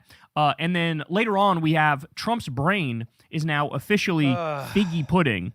Because blah, blah, blah, he did that posting AI slop future, so you got to be extra nice. No, she went vacation every single time a video drops, talk to an advertiser and anything. All right, y'all, let's go ahead and jump right in-ski. So let's start with this.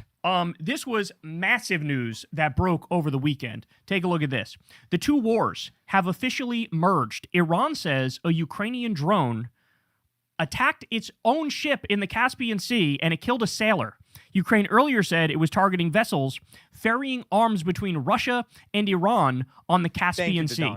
So Ukraine is now attacking Iranian ships.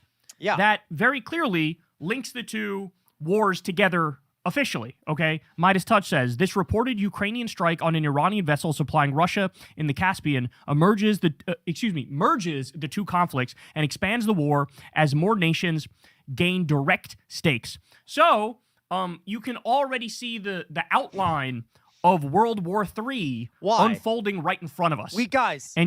I don't understand. I don't fucking understand. Okay. Okay. So someone tell me, you all know, why Ukraine wanted to sink some ships ferrying supplies to Russia from Iran. Someone tell me. Okay. It's pretty fucking obvious. And I don't blame them, unfortunately. I don't blame them. Why might Ukraine be striking some of these targets? Yeah, to slow the bombardment. Because, guys, Iran has been supplying Russia with drones and equipment to help them in their war against Ukraine. Literally.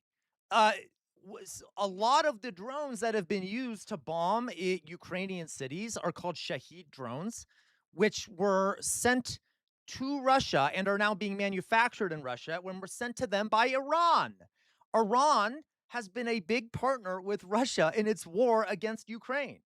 Okay? I completely 100% support Iran in its war against the United States. I didn't say that. I mean, like, I don't blame the Iran for fighting the war against the United States, and I hope the United States loses that war. Let's put it that way. Okay? But, like, it is also true that Ukraine is fighting for its life, and Iran has been assisting Russia in attacking Ukraine. Okay? So, like, when Iran started sending supplies and shit to Russia, no one was screaming that Iran is about to start World War III. So, listen, this is also a bias, okay? This is a confirmation bias. Because, understandably, a lot of progressives are very upset with the United States because of our illegal war of aggression against Iran. Okay, so am I. That doesn't mean that Ukraine isn't in a bad situation and isn't threatened by what Iran is doing also. You see what I mean? Like, so I don't blame them for that because Iran has been assisting Russia. I also don't blame Iran for resisting the United States. Do you see what I mean? Okay.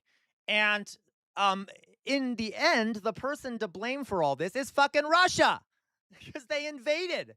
All right? So I'm just saying, I don't want to go through, maybe, I don't know if you guys want to keep watching this. You didn't really get to hear all that he says. Okay? Yeah, Iran has also struck international vessels in the Persian Gulf. So, like, I'm just saying, it's just, okay. You have the U.S. and Ukraine up against Russia and Iran. Exactly, Outer Signal. Both Ukraine and Iran are suffering wars, are engaged in wars for survival.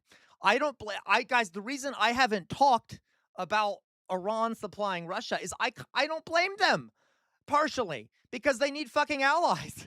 But I also don't blame Ukraine for trying to stop that. You know, like, so they're both victims of circumstance to a large extent. All right. And okay. China in the mix on the Iranian side.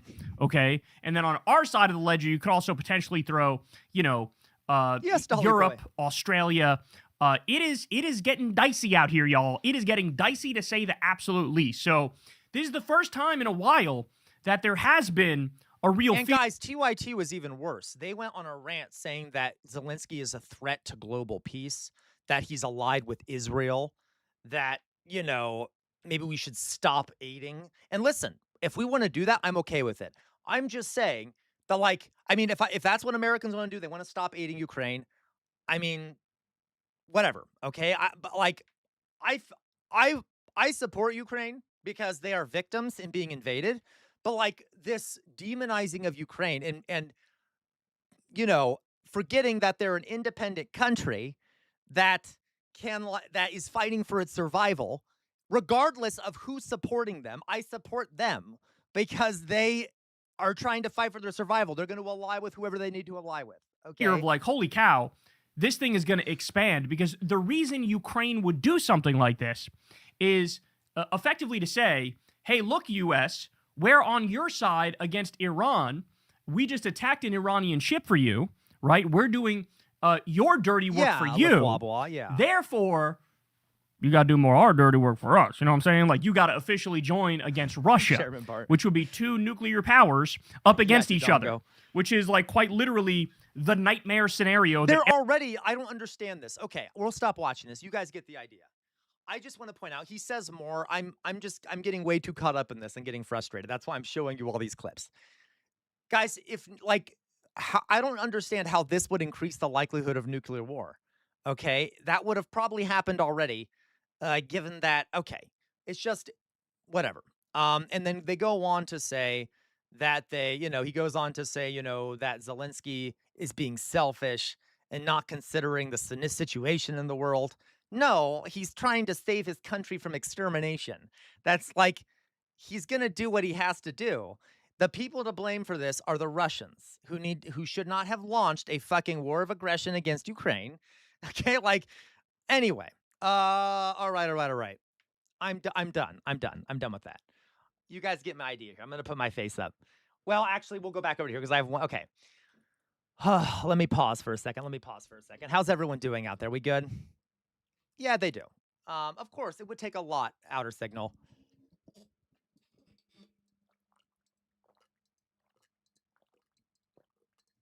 Oxpecker, that is an excellent point, and I think that is true. Okay.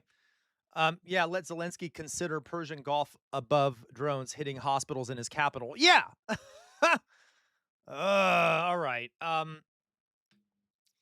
Oxpecker, what some lefties really want to say, finally, I wanted to get social brownie points for being so anti-NATO that I condone Ukraine getting invaded, but that sounds problematic. But now I can use my sensitivity around Iran to vindicate the original desire. You're right, Oxpecker, okay? Listen. I got to tell you, I got to guys. I got to tell you, I know I seem particularly frustrated about this. I don't want you guys to think like I am particularly angry. I mean, I kind of am annoyed. It's just that when we don't think critically and we don't think when we let our biases get to us, we reproduce narratives that harmed people that are being oppressed. Okay. So Ukraine is experiencing a war of aggression by its neighbor.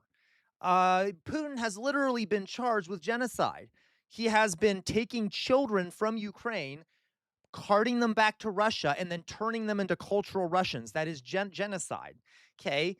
Now, he has been killing tons of people. Not nearly as many as Israel, I guess, if you want to look at it in terms of civilian deaths. But so when we forget that that's happening, and then we hyper focus on America's war of aggression, which is true. Not everything is, that we have to be more nuanced. Do you see what I mean? We need to stop the oppression everywhere and not throw one group under the bus because of the oppression America's doing. You see what I mean? You guys get my point.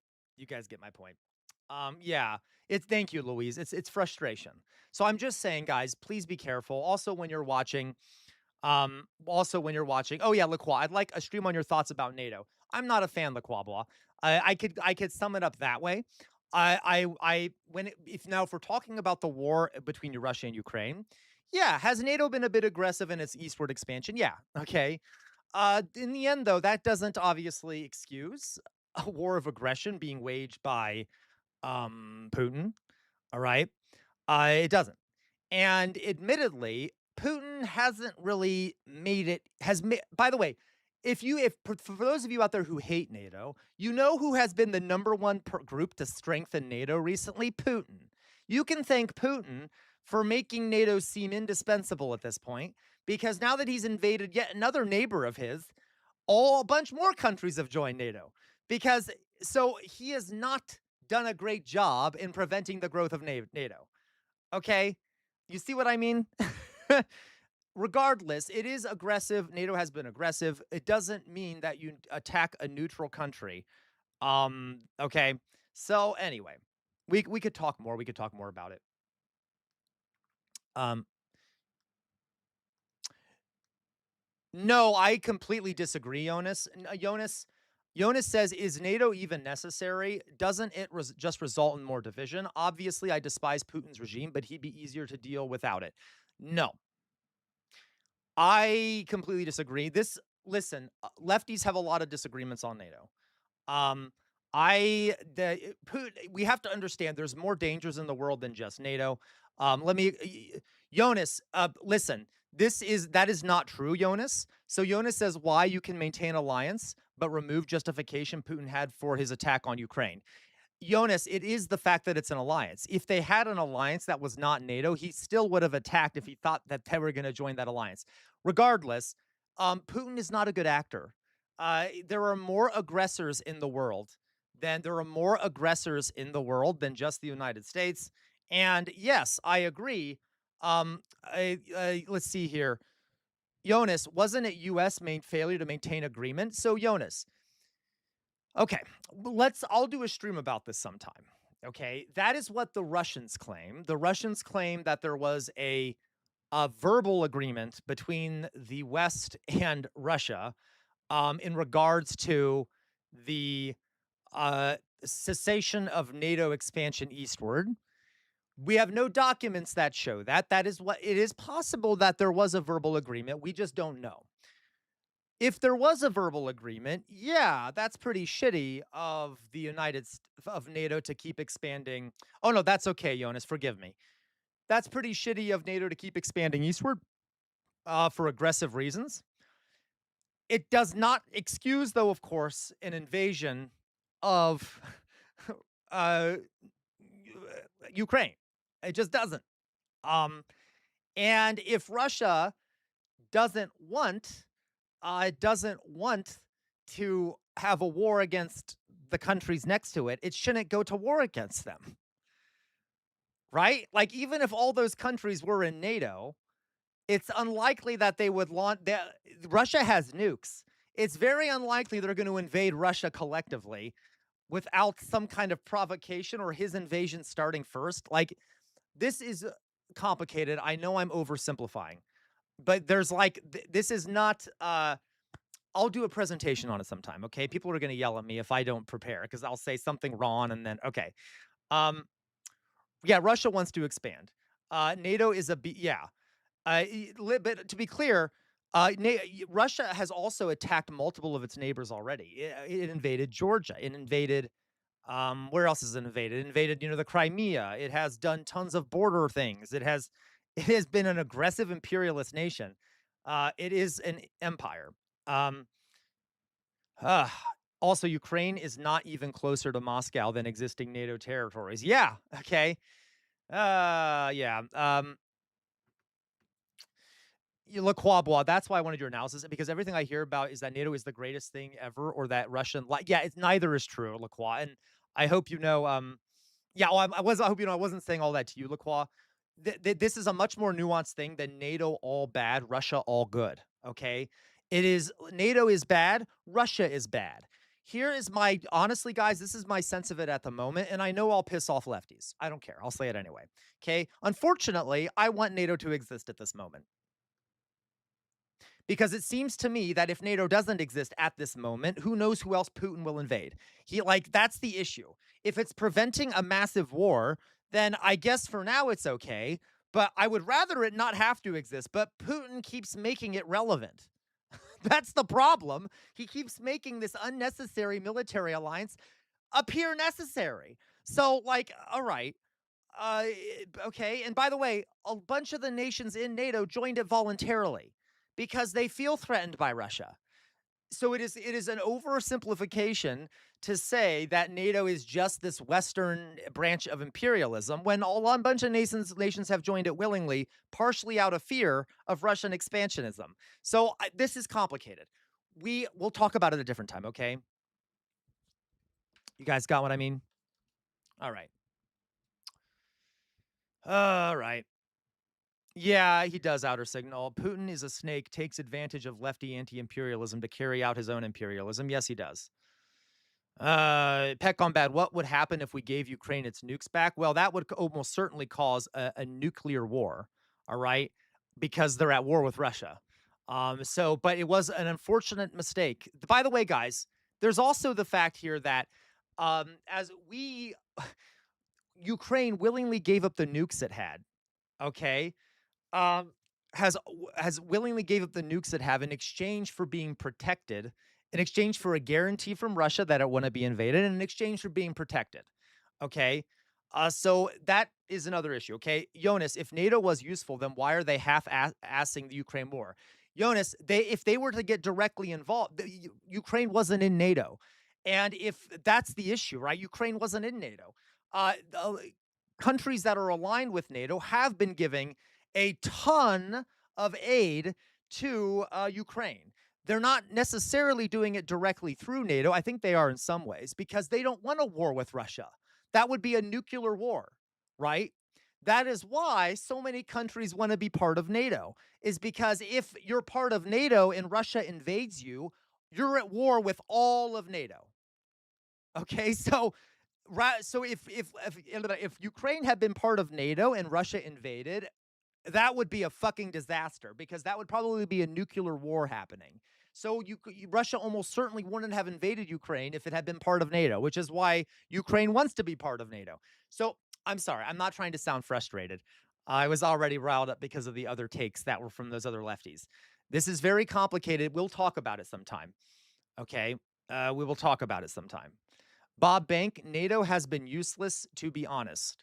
Well, I'm not quite sure who every U.S. No, that Refocus, that is not true. That is 100% not true. Refocus says, personally, I'm unsure. Every U.S. American says what CR says. No, they don't. Trust me. There are tons of U.S. lefties who 100% disagree with me on this. Okay. When I listen to leftists in Spanish or anyone who isn't Euro or America, it's the opposite. Okay. I mean, you can have your own opinion on this. I'm just telling you that the NATO, I don't like NATO. The problem is that Putin keeps making it appear necessary. Okay. I don't think it is necessary, but alas, when you have an aggressive, there are more evil empires than just the United States. Okay. Russia is also an evil empire. Okay. You see what I mean? Russia is also an evil empire. It's not nearly as powerful of an evil empire as the United States, okay? Or as big. It's pretty powerful, but it's not like as globally spanning as the United States, I guess. But they're like, I don't want any imperialists, right? I don't want any imperialism. So I want Ukraine to be free and not be invaded by its neighbors. All right. Okay. Dion, U.S. lefties. Hey, I don't blame you, Dion, because trust me, a lot of us lefties here in the U.S. sound pretty, are pretty lonely over here. Okay. A lot of us are. But Dion, NATO also is, I know Germany is involved in NATO, okay, obviously, and there is American imperialism in Europe. We still have military bases all over Europe that I think Europe should get rid of. Even if NATO still exists, Europe needs to get rid of all those U.S. military bases because we're basically an occupying force to an extent. Anyway, so it's a mess. But let's go on here, okay? Let's go on. By the way, guys, can I say, well, I'm going to put my face up because I know I'm really getting involved in this. Okay, I'm getting really involved. I know I'm getting kind of I feel like I'm also not being fully understood because I didn't prepare to talk about this. So let me make some more claims. Let me just say a few other things. Okay, I promise it'll be quick. One, okay. Thank you, Outer Signal. Thank you, Outer Signal. Thank you very much. Okay, I appreciate you. Okay, so one thing here is that, no, I don't like NATO. NATO was an imperialist structure that was created in order to counteract the Soviet Union and to, also was kind of used to solidify American imperial control over Europe. That's just the way it is, okay? Now then, now that the Soviet Union has fallen, NATO has remained intact, okay? And for whatever reason, right? There's also fear of Russia, other things, also for power, control, things like that. And it has expanded eastward, oftentimes voluntarily by the countries that are in the East to protect themselves, okay? I would love to be in a world where NATO didn't exist. It's a problem. The problem is that if you don't like NATO, guys, you know who you should blame for strengthening NATO, like all the time, making it seem more necessary? Fucking Russia at the moment. Okay, that's what I'm trying to say here. Russia is making it seem necessary that by its aggression. Okay, it just is. There's a bunch of countries who don't want to be invaded by Russia, including Finland, Norway, Sweden, the Baltic countries. There's 3 little Baltic countries that used to be owned by Russia and the Soviet Union that has been very explicitly, the Russians have said they want back. So those 3 little countries are now in NATO. And if NATO didn't exist, those 3 little countries would likely be taken back by Russia.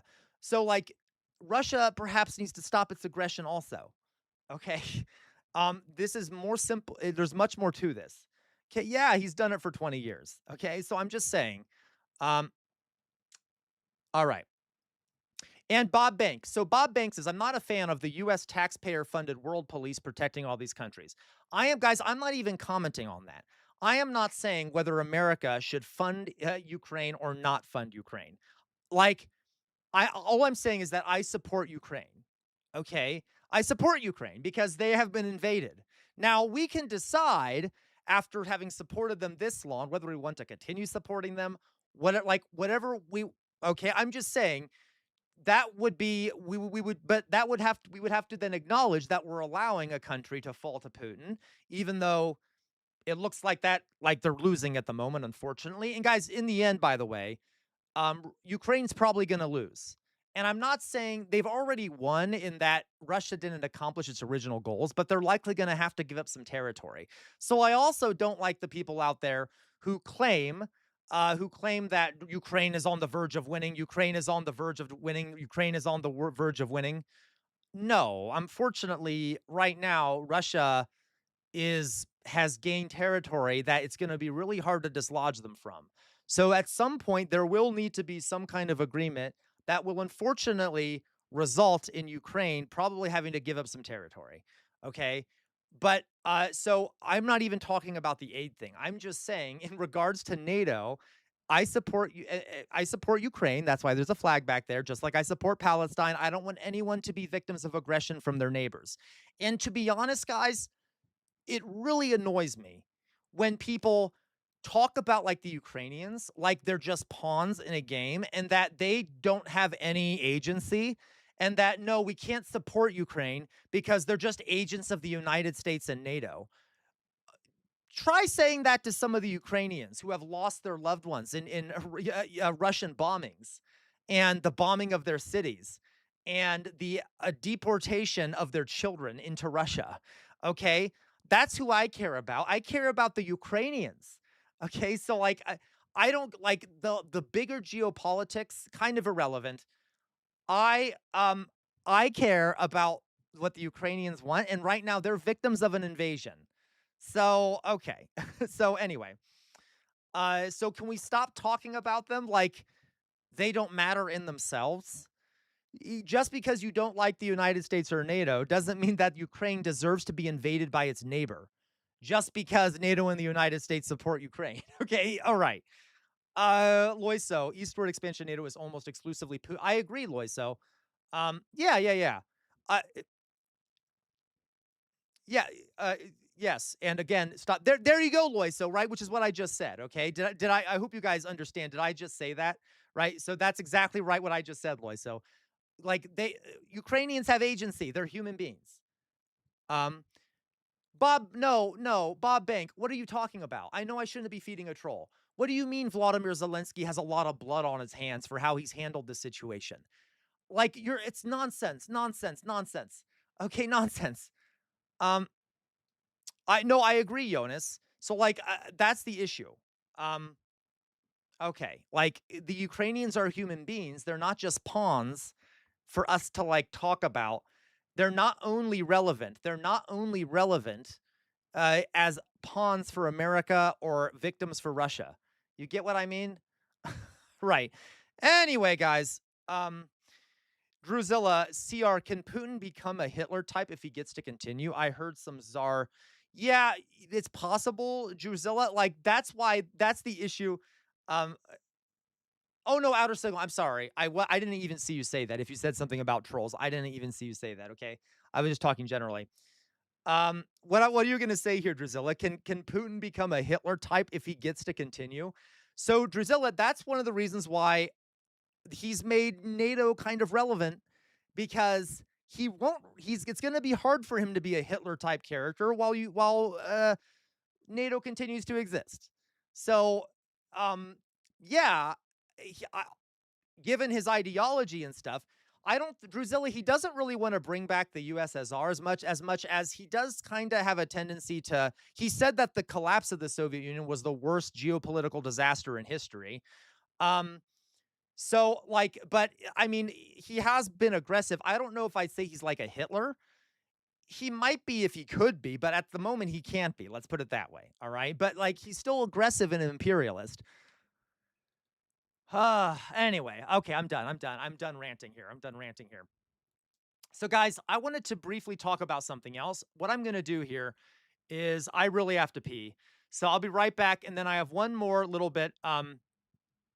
Okay. Yes, but that's the problem, Jonas. If NATO does get directly involved, that would be nuclear war. So that is why they've been funding Ukraine without getting directly involved, because if NATO puts troops on the ground, that could actually lead to nuclear war, perhaps. All right. Mayflower Kid, Ukraine is a victim of aggression. Yeah. So regardless, guys. So I'm going to go quickly pee. I'll be right back. I have one more educational thing to continue our presentation. On fascism and Nazism. It'll be very short, but I'll be right back. Okay. It's not going to lead to nuclear war. I'm sorry, Sam, but you're wrong. I don't agree. Real life Cat DJ. I am not willing to risk nuclear war by direct military confrontation between nuclear powers. No, thank you. I would much rather, if we're going to aid Ukraine, do it through back channels. Okay, because we can say you're just wrong. La. Well, no, we don't know, and that's the problem. I don't want to take a roll of the dice on nuclear war. Okay, so anyway, 1 second, guys. Give me a second. I'll be right back, okay?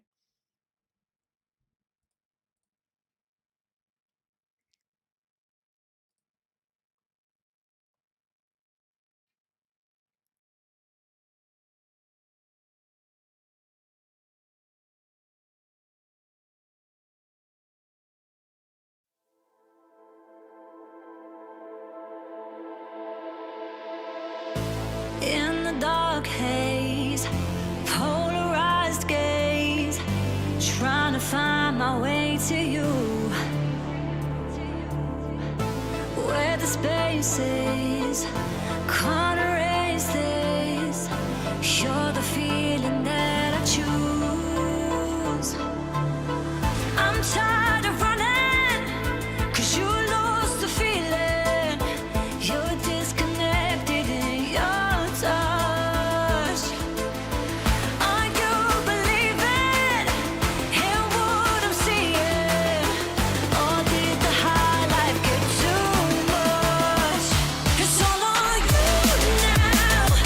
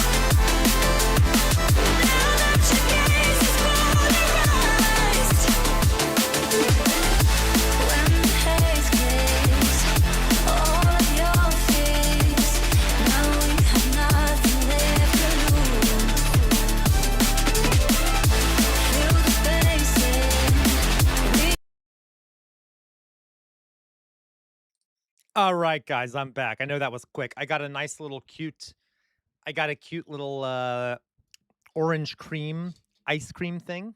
Nom nom nom nom nom. Okay. Okay.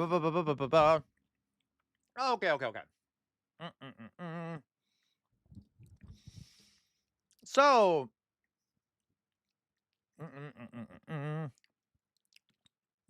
okay, so guys, this is a nice ice cream. How's everyone doing out there? Mithro, hello. How are you doing, Mithro? Mithro, I do not blame you. Stay out of politics, okay? I mean, I'm glad you took a break because it's stressful and you need your rest after all the surgeries you've had and stuff. But so glad to see you here, Mithril. All right.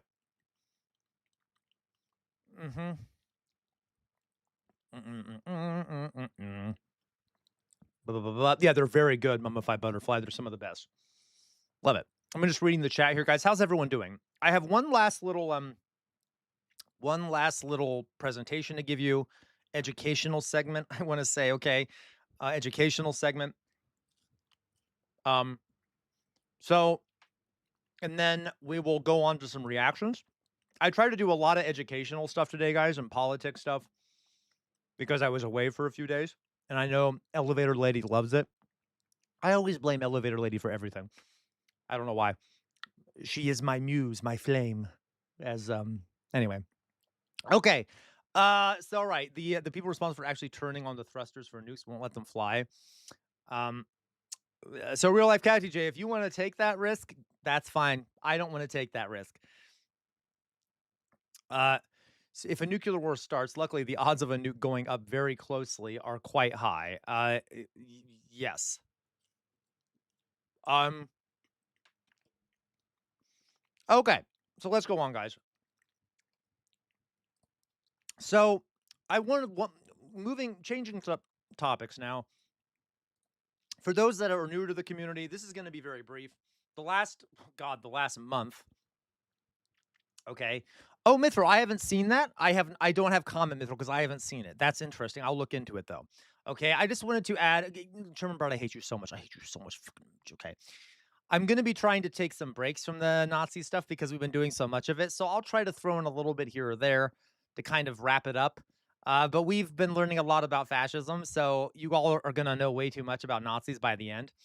I just wanted to quickly mention one thing as sort of a note. Okay, so here's the note here. Okay.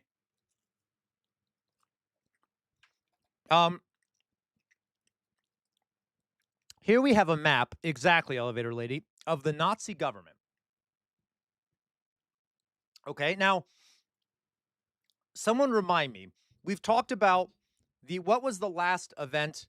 What was the last event? The first event of the Holocaust, according to most historians. I know it's a mess, Mummified Butterfly. Just ignore it. I couldn't find a better version of this. All right. What was the first event of the Holocaust, according to most historians? Because we talked about it. You guys remember? Yeah, there you go, Dolly Boy. Kristallnacht. Kristallnacht. The Night of Broken Glass. So that has happened now. Hitler is preparing for war. So remember, Hitler's main goal is to start, his main ideological goal is to wage a war of expansion for Germany, to gain living space for the German people so that Germany can become autarkic and self-dependent. And he wants to do that by dismantling the Treaty of Versailles, starting a war of aggression, conquering Eastern Europe, settling it with native Germans, and creating kind of a neo-feudal slave society ruled by Germans, kind of like America's Wild West. So we've learned how Hitler has set up this regime, that he's focusing on rearmament. The number one enemy of the German people, the Aryan race, according to Hitler, are Jews, who he claims are preventing Germans from waging what he calls the natural racial struggle. So he believes that Jews are responsible for preventing the Aryans from being able to fight normally against other races. And if they were allowed to fight naturally against other races, then the Aryans would win because they're superior. So that is how he theorizes. That's his bizarre worldview. Okay. Now, does anyone remember a while back? It is definitely cropped. So this is the best diagram I could find, and I was too lazy to fix it. So this is the left half of it and the right half of it. But just ignore it, okay? You don't really need to see the diagram as much as I'm going to explain something about it, okay? So what do we all remember? By what principle does the Nazi government operate? There's a word for it. It's kind of the principle the Nazis used that underlined the entire government of the Third Reich in regard to how it was structured, who did what under the government, and things like that. What is that word? Do we remember? It has to do with what they called Hitler. Anyone remember? Anyone remember? Ooh, close, dude, actually. Close. Okay? You're thinking Gleichschaltung? You're thinking Gleichschaltung.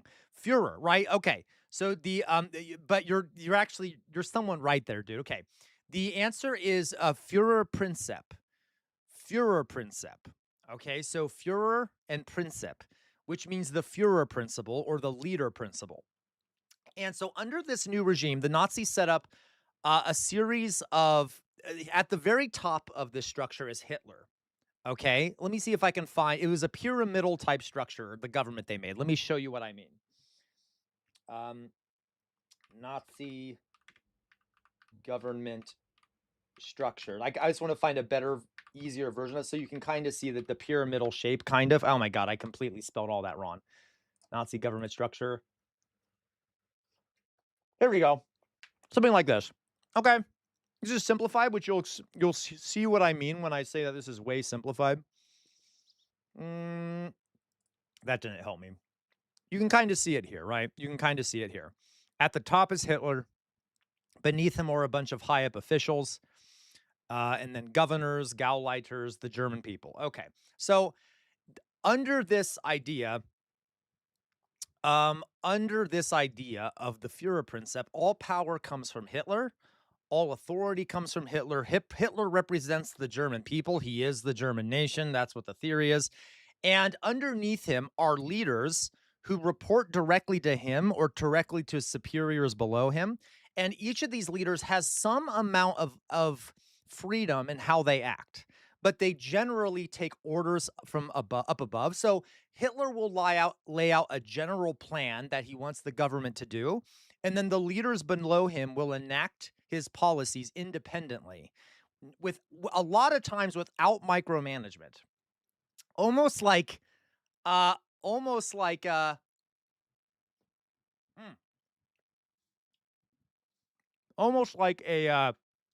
feudal system, almost. Okay, sorry. Oh my God, I'm gonna get brain freeze. So, you have all these little leaders underneath him that have a general amount. Oh, thank you, Loiso. Who each of these leaders has a general kind of freedom to do what they've been kind of generally given guidance to do. So, right, let me give you an example. Hitler says we need to, address let's say, we need to start preparing people for war. That's way too general. But then the top leaders below him start enacting policies. The leaders below that kind of take some independent actions locally to do this, based off what they want. So it's very hard to study the Nazi government because depending on where you are in Germany, the actions taken by different leaders were different. Okay? It's kind of chaotic. We have this notion that the Nazi government was like regimented and worked like this machine. It was extremely chaotic. It was extremely fucking chaotic. Okay? They're like all these leaders kind of did whatever they wanted based off what Hitler kind of generally directed. Okay? And that made for a very inefficient government. It was not an efficient way of governing. Furthermore, this is the main point I'm making. So we have this conception that the Nazi government was efficient. It was not. It was very inefficient. It was kind of chaotic. Then Then the next note here is look at this fucking chart, okay? This is kind of confusing, and you'll notice that there are these dotted lines. There are these dotted lines everywhere, okay? And these dotted lines are authority that was held, that was like unofficial authority. But so, okay, let me give you an example. So right here, you have Adolf Hitler under the Führerprinzip. He's at the head of everything. Then right here, you have the Minister of the Interior, who's like the head of domestic like police and things like that. As you can see here, Interior Minister Frick, in theory, was in charge of Heinrich Himmler. Okay, was in theory was in charge of Heinrich Himmler. In practice, Heinrich Himmler was only listened to Adolf Hitler. So what you would see in this case is that Interior Minister Frick and Heinrich Himmler would have had overlapping authority, and so they were constantly fighting with each other over who had authority to do what. So, for example, Interior Minister Frick had control of the police, and Himmler had control of the police in some ways. You have overlapping spheres of authority. And so what would naturally end up happening is that all these Nazi officials would be constantly competing with each other, fighting with each other, not physically fighting, competing with each other for influence, competing with each other for control over the agencies that they had been given overlapping influence over. It is absolutely not conducive, Le Quavois, to running a good government. And you're right, Jonas. Hitler did this on purpose, okay? Because, guys, remember, Hitler's view of the world is partially social Darwinist. First of all, he likes the idea of this sort of internal competition because he believes it allows the strongest and most powerful, the best of his people, to rise to the top. If you allow this natural struggle between people in your government, well, the best ones will win out because he's all about, conflict and shit. Okay, so that was partially ideological. Thank you, Plant Sunshine, for the €6. Thank you so much, Plant Sunshine. I'm so glad to see you. I feel like I haven't seen you in a while. All right, which is like pretty fucking funny. And guys, I'm not joking. If you read some of the documents, global deaths didn't spike. COVID deaths went up. Flu and cold deaths went down. Anyway, I don't know what we're talking about. So if you read like a lot of internal documents from these high up officials, it was like the fucking Wives of Jersey Shore or whatever that fucking show is, where all those like wealthy women are always like arguing and catfighting with each other. Like it really was kind of silly. The drama amongst all these leaders, they all hated each other. They all were like backstabbing each other. Like we get this impression that they're, like the Real Housewives. Thank you. Like that these folks were like amazing and like they were like super structured and efficient. They were like constantly yelling at each other and like arguing with each other and having overlapping spheres of influence and stuff. Okay. And Hitler liked it that way.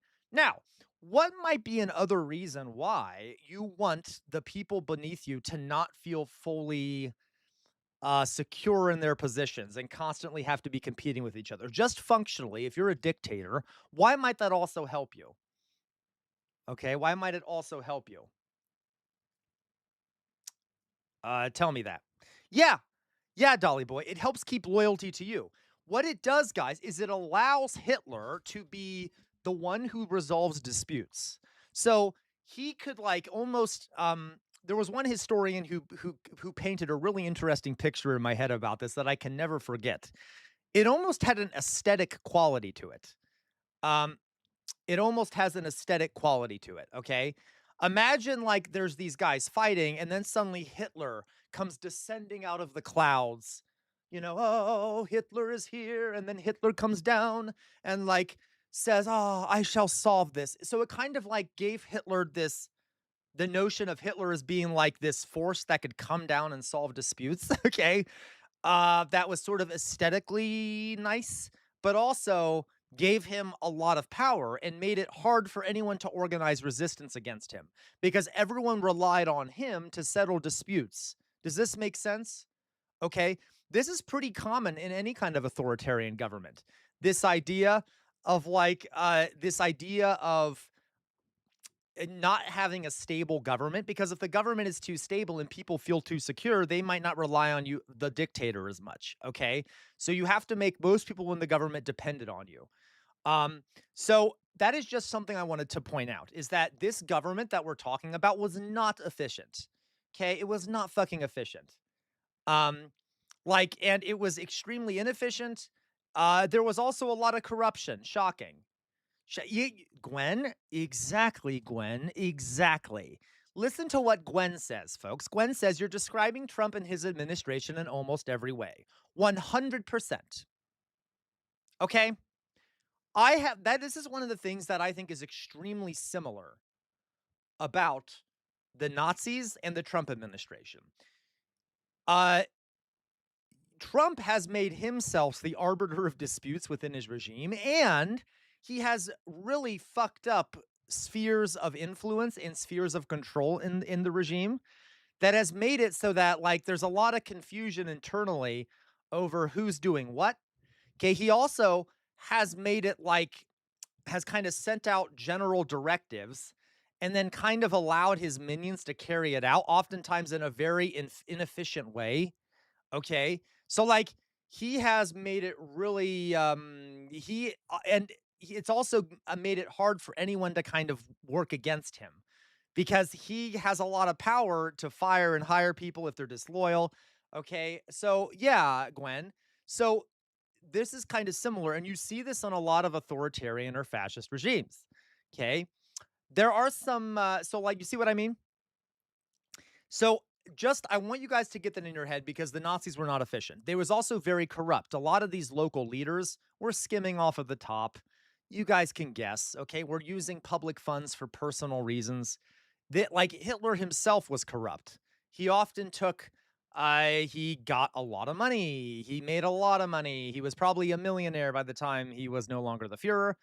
There is this notion, even amongst early historians, that Hitler seemed to be incorruptible. No, we now know he was corrupt. Yeah, shocking. Okay, he made money off of what he was doing. He wore nicer suits. He had a lot of things that he owned by the end. He had a lot of money stored away. He got rich off doing this, okay? There was a lot of corruption. There was a lot of inefficiency. And looking back, you could say that certain parts of the government were efficient, I suppose. Like the military might have had some more efficiency than the whole government. But as a body, this thing was very unlikely to succeed very well in the long term. Okay? It just was. So, okay. Jonas, but he fixed the economy, right? Yes. Okay, Jonas, not really. As I said previously, he did this sort of fake fix that made people feel bad. Oh, I got you. Okay, I'm sorry, Jonas. Forgive me. Okay. All right. So, Dude 101. Many claim the Nazis were because they had a clear goal or telos in which society can adhere to, which was the nation and class collaborationism. Yes. Okay. Forgive me, Jonas. I just assumed. Okay. So you see what I mean? It wasn't like sorry, Dion, what are you referring to? It was a very inefficient government. Okay, I'm just talking certain branches of the government, I guess, operated they were evil, but functioned by themselves not bad. But as a whole, the whole thing was a fucking mess. Okay, and so even within departments, there was conflict, there was chaos. The military was a bad example because it was also not nearly as good as people think it was. Yeah, oh, thank you, Dion. I got you. Okay. So which we'll talk about later. But yeah, he didn't really fix the economy. It was more of a illusion that was built on debt and credit and things like that. Okay. So effective evil. Yeah, okay. But all right. So I just wanted to make that note. It's an interesting part of there's this idea. Exactly, Dion, like in the US right now, 100%. America is very similar, okay? So here we have this, all right? so that just be aware, when we've talked about the Führerprinzip, I want you to understand that this idea of the Nazis of being this hyper-ordered society, it was a fucking mess. It was a fucking mess. Okay? All right. Last thing here. So I wanted to talk about the Gestapo really fast, okay? The Gestapo. The security apparatus within Nazi Germany was complex, and it was also very confusing because there were multiple overlapping spheres of authority. So you had the Sikerdien heist. Did I pronounce that right? I could have wrong. Basically the regular police. So you had like the regular police who like would go after, what we would call regular crime, I guess, like theft, murder, things like that. Then you had the SS, who were kind of like this super. You know what? Let me take a step back. I wanted to show you guys something. Notice that in this chart here, this government structure, the green on this side, you see this? This green little segment right here, okay? The SS were sort of the force that kept this whole structure working. So even though in this structure, it appears that the SS was like part of the government structure, they were directly loyal to Himmler and Adolf Hitler. Okay, so you basically have a state within a state. You have the SS, which are part of the government but separate from it, and are directly loyal to Adolf Hitler. So the head of the SS was a guy named Himmler. And members of the SS were required to be Aryan at the beginning, okay? They had to prove that they were racially pure. They were indoctrinated heavily into racial supremacy and notions that they are the front line of the natural racial struggle that Hitler wants the nation to carry out. They were trained to be utterly merciless, okay, for the sake of the state and of the Aryan race and the Germans. So they were trained to murder callously and without regret. Okay, you had to have, there you go, Jay Williams. You had to have 5 generations of Aryan blood in order to join the SS. But to be considered an Aryan in Germany, or to consider German, you only had to have 2 generations of quote unquote Aryan blood, whatever that means. So you had to be hyper certain that you were very Aryan to be in the SS. These were the worst of the Nazi regime in a lot of ways. Hans Landa from Inglourious Basterds is a member of this organization. The SS are the ones who guarded the concentration camps. They were put into some of the most elite fighting units in the Nazi regime. Okay, they were awful. And the way to look at this, guys, is if you have this chaotic government structure where there's all these overlapping spheres of authority, you still have to keep that structure moving in the general direction that Hitler wants it to. So I want you to imagine the SS as like a cudgel, okay, that would come in and beat the structure when it was getting out of line. So let's say you have some Nazi officials that aren't necessarily doing what they need to do. That's when the SS comes in and makes sure that it's happening the way it needs to happen. Or the SS could basically extra legally insert themselves in anywhere in the government and do whatever they want. So they became sort of this cudgel that kind of beat the structure into line. And Hitler would use it that way. So he had created chaos, and then he created this force to rein in the chaos when he needed the chaos reined in for certain reasons. Okay? So it's kind of, and weirdly enough, again, one historian illustrated this in a sort of an imaginary way that made it make more sense. It was kind of like what's called like hitting a horse. Okay, like the SS was like the switch that you use to hit a horse to get it to run faster or to move in certain directions, and the horse, of course, is the German state. So all this chaos. And then you have this SS organization that's kind of used as a cudgel to keep everyone else in line within this structure. Okay, everyone was scared of the SS. Everyone was scared of the SS. Okay, so like even other members of the Nazi government were pretty scared of them, or I don't want to say scared. They were careful around the SS because the SS kind of was above everyone else. The only person above the SS was Hitler. All right. That being said, guys, obviously the SS, the rest of the government was participating with what Hitler wanted. So the SS would just go in there if it wasn't going exactly like Hitler wanted, but the rest of the structure was also very loyal to Hitler. Do you see what I mean? Okay. So like, okay. So that's just one point I wanted to make. Later, when we talk about the next stages of the Holocaust, the SS become very important in all this. And that brings us to the Gestapo. One part of the internal security services of the Reich were the Gestapo. Okay. These were the secret police. They were mainly responsible for rooting out internal enemies of the Reich, especially political dissidents, people disloyal to the regime, and things like that.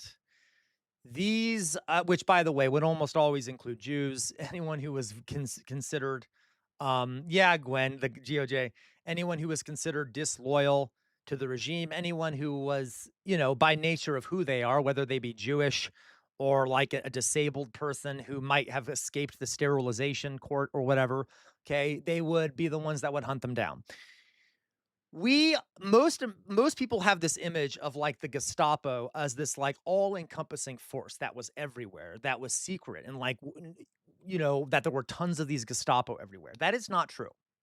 One of the dark things about Nazi Germany is that there were about 32,000 Gestapo agents. Okay? 32,000. That is not many. That is a very small force. And at the height of the Nazis, I guess, expansion to, I mean, yeah, I'm not sure what this number is, but if you look at the overall population, okay, if you look at the overall population, there were about 70 million people that those 32,000 people were responsible for policing. So how the fuck did they do this? It was the only way the Gestapo worked was with cooperation of average Germans. They ran their policing based off people reporting on their neighbors. Okay, tips being called in or reported to the Gestapo. So the Gestapo would receive tons of phone calls, messages, walk-ins from average Germans who would come in and report their neighbors, report things that they had seen, and which would then the Gestapo would go out to find those people. And it is well known that many thousands, if not, you know, thousands upon thousands upon thousands upon thousands upon thousands upon thousands of Germans participated in this. The Gestapo could not have functioned had not so many Germans participated in reporting their neighbors and their friends and mysterious people to the Gestapo. They did not have the policing capability to do all of this themselves. And I got to tell you, exactly, Yusuf, what's happening in America, folks? The, you know, you guys get it, right? The ICE, it takes people reporting on their neighbors. We've heard phone calls of people trying to call ICE to report that they think their neighbors are illegal migrants, okay? This happened a ton in Germany. This was one of the biggest, this was a very big problem within Germany. Did all Germans do it? No. But it is true that, guys, that just given the size and the technology available at this time, the Nazi government could not have successfully cracked down on the whole population had not there been average Germans assisting in the crackdown of their fellow Germans. Okay, correct, Jay Williams. That's all it takes. Cooperation from the general public. So I wanted to be clear here. When we talk about Nazis, for example, we tend to get this idea that, like, it, you know, it's this police state that operates through direct policing all the time. It could not have functioned the way it did without average people participating. Okay? And listen, there was a lot of reasons that someone might want to participate. I'm not saying I agree with it, but if you're reporting your neighbor to the Gestapo, some people might think that that will keep them protected in the future if the Nazis come after them. It wouldn't, but there are sort of ideological or ways that people justified this in interviews after the war, after the Nazis we've interviewed a lot of Germans who did in fact engage in this. Some of them are still in denial and say that it didn't happen, even though we literally have their names written down and the statements they made in their own handwriting showing that they reported their neighbors. Okay, I can show you one example of this.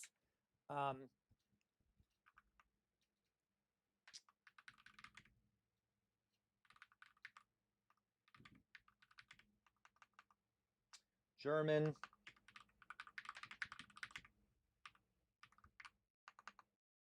There's one older lady that I remember watching do this.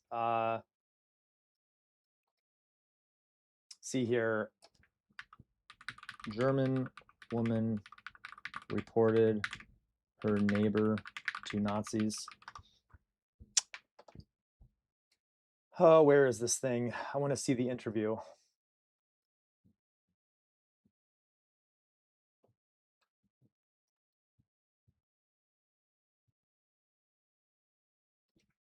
I forget the name of the documentary. I think you're right, Mummified Butterfly.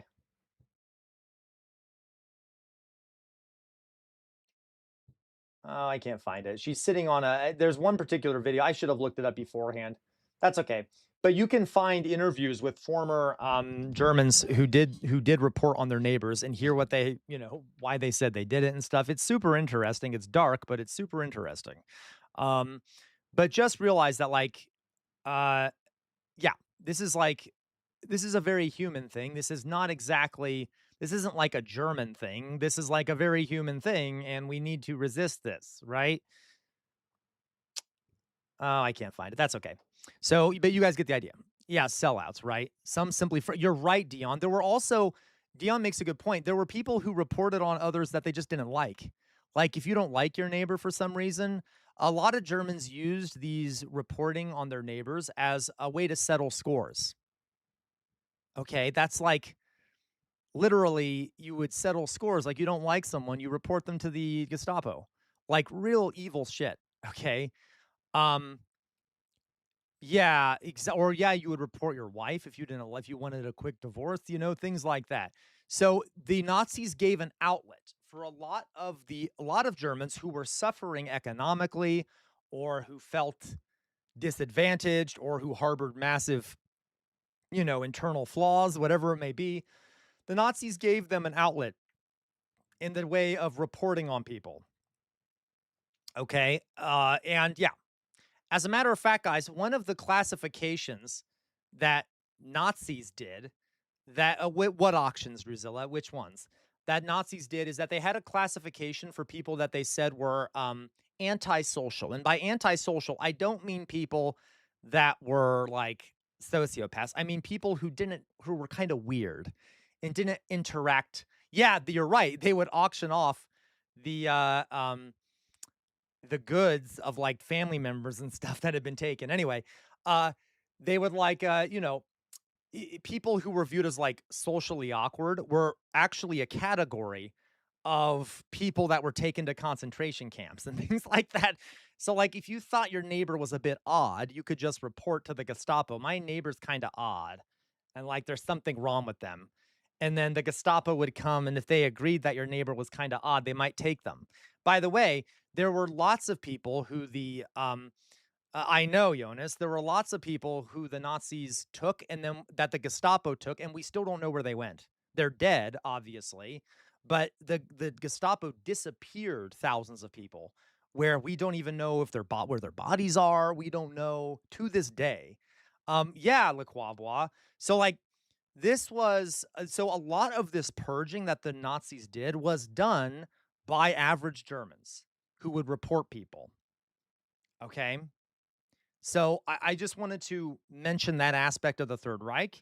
The two things that a lot of people don't think about: one, the chaos of how the governing structure worked, the internal contradictions of it, and two, how like the neighbors for the Gestapo, for example, they relied on the average people participating in this oppressive structure. You got it? So those are two important things to remember. All right. You got it? All right. Let's go on, guys. I'm going to put my face up here. Let me sit down. My back is killing me because I'm old. Give me a second. Oh, where's my face?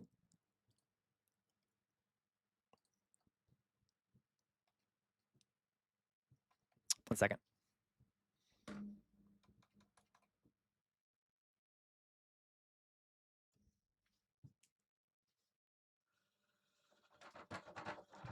All right.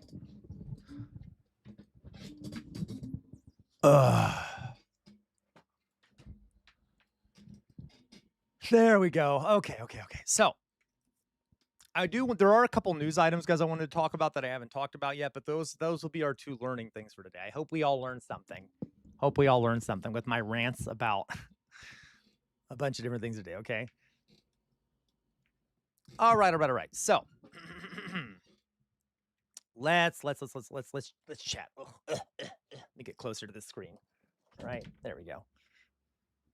Oh, so much crap everywhere. Okay. Thank you, Dolly boy. Thank you. Yes, Gwen, you got educated. Thank you, Dolly boy. By the way, guys, if you like my content, you know what? I'll hand out some boops before we continue. I'll hand out some boops before we continue, okay? So let me hand out some boops. Okay, first of all, elevator lady gets a boop. Boop. All right, Dolly boy gets a boop. Boop. Real life cat DJ gets a boop. Boop. Mithril gets a boop. Boop. Gwen gets a boop. Boop. Jay Williams gets a boop. Boop. Mayflower Kid gets a boop. Boop. Dion gets a boop. Boop. Druzilla gets a boop. You naughty, naughty Druzilla. Boop. I gave Jay Williams one. I gave LaCroix gets a boop. Boop. Mummified Butterfly. You get a boop. Mummified Butterfly. Boop. Mayflower Kid, you get a boop. Boop. Mithril gets a boop. Boop.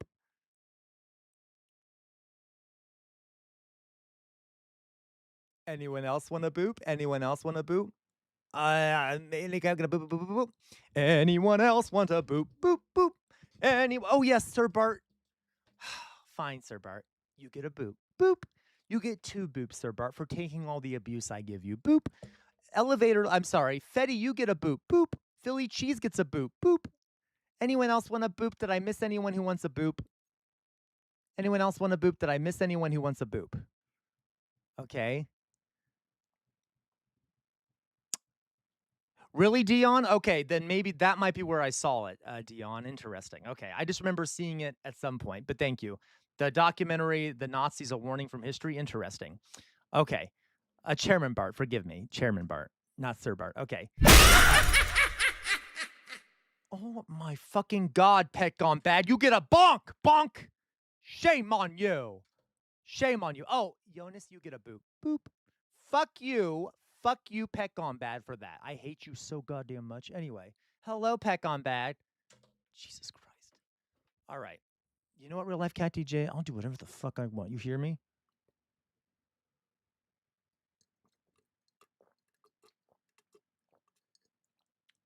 All right. James Nordhoff. Thank you, James Nordhoff. You get a boop. Boop. All right. I think we got everyone who asked for one, so I'm just going to go on, okay? Fuck all of you. I'm done with it.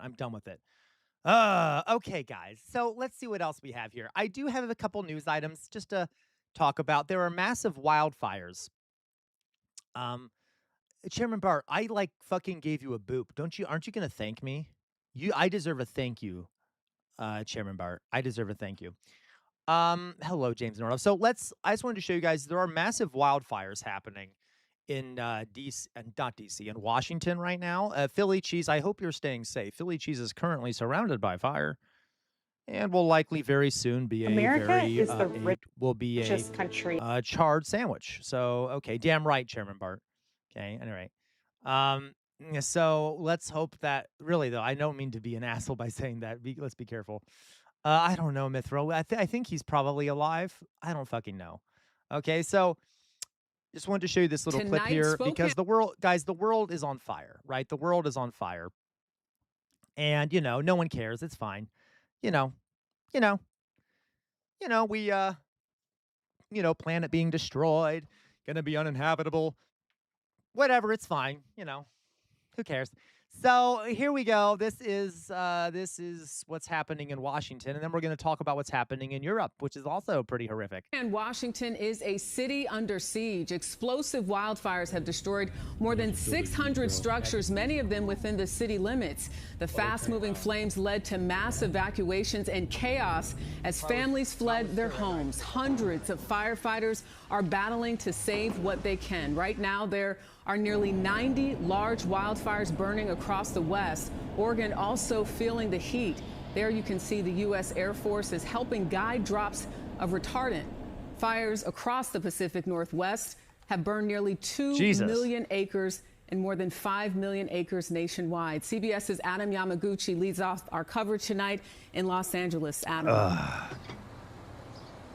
Good evening, Jerika. Officials say the 3 Spokane area Yes, you can. You can say retardant. Retardant is a chemical. Fires have burned nearly 5,400 acres in the worst fire season in the state. It's a kind of chemical that retards fires. That's literally what it is. Okay. 30 years.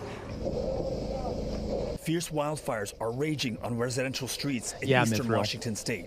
Fire crews and residents in Spokane encountering apocalyptic scenes. Fast-moving flames tearing through neighborhoods, engulfing one house after another. Look at that. Holy moly. Fire officials say flames jumped the Spokane River, the towering walls of black and orange smoke swallowing the suburban skyline. So this is pretty bad. Donalda Brantley recorded this video as she and her boyfriend evacuated their neighborhood with only the clothing on their backs.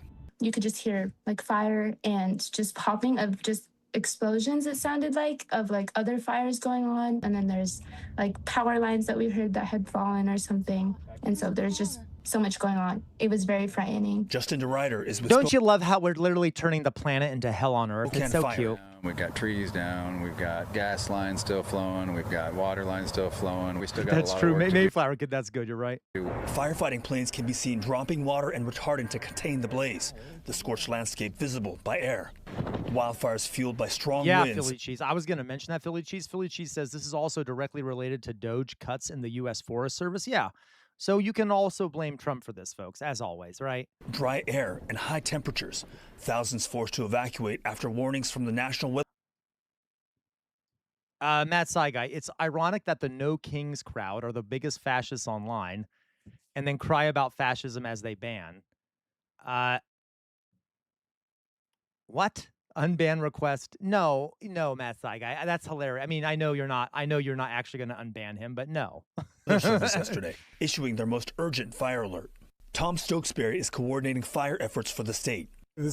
Beck on that. This is not the Christian Broadcasting Service, okay? Still a current active firefighter. This is what is it? The Corporation for Public Broadcasting. We have a lot of firefighters on the ground. We're working really hard to keep these 3 fires, in their current footprint. More than 600 structures have been lost. Another 5,000 threatened. It's probably the hardest day in my 31 years at Spokane Fire Department. Keep our firemen, our police officers, and everybody else in your prayers. Now, some relief may be on the way as winds taper off tomorrow, but warm, dry conditions persist throughout the week. Jerika, this fire season is far from over.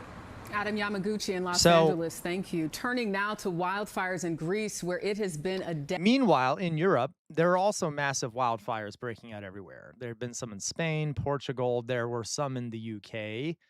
There are fires fucking everywhere, folks. Yay! Deadly day. Today, 2 fighting helicopters collided near Athens, sending one of them crashing to the ground. The 2-person crew was killed. The other helicopter crew survived. For more on the wildfire danger here and record heat threatening more than 50 million Americans, let's get right to meteorologist Andrew Kozak with the latest. Andrew.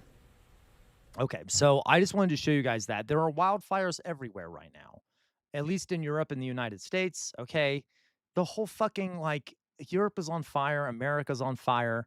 Maybe we should do something about climate change shit. I'm just saying, kind of disastrous at this point. I mean, it already was. It was already killing all sorts of people in the global south, but no one cared about that. So now it's directly impacting us, which it has been for a while, but it's getting worse. I wonder how much suffering it'll take until people decide to act. Okay? Yeah, Mithril, France, the more medieval city of Bordeaux is under threat, and El Nino has only just started. Isn't that good? Isn't that good? So, like, can we maybe, you know, stop doing it? LaQual, all these other fires are so bad, it makes the fires Colorado not even seem that big a deal. Moderate-sized fires aren't even newsworthy anymore. They're just the normal part of life. Yeah, LaQual, in a lot of these places, folks, especially in the western United States, it's like way too they're already so normalized. They happen all the fucking time. They don't even get reported on anymore. They have to like get to a certain number of acres or dead people before anyone even cares because it's so fucking normal. All right? I know, right, Drusilla? I know. Hello, Global. How are you doing, Global? I'm glad to see you here. I feel like I haven't seen you in a bit. So Dolly Boy says, is it too late to, is it not too late this point to act? Or we always have time, Dolly Boy. We can always make it less bad. Yeah, it's too late to stop any major effects of climate change, obviously, but we can definitely prevent it from getting even worse. If that makes sense, okay? So, you know, then it will eventually be. Heck on bad, we are all going to die or even worse. Yeah, probably. Yeah, like shootings, Gwen.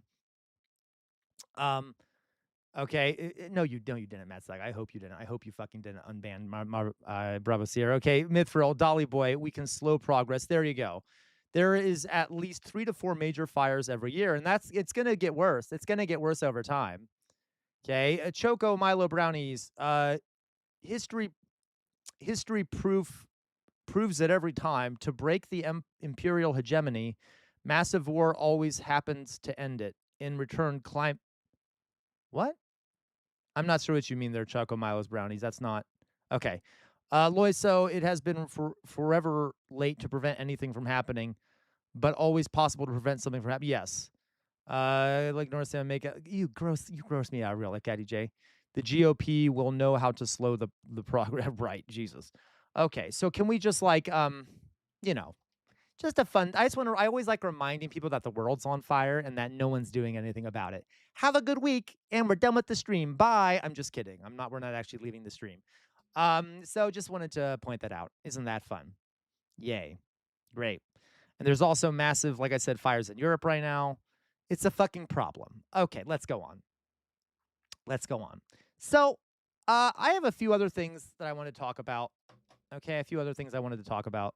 Let me see if I can find those things real fast. Uh-oh. Give me 1 second, guys.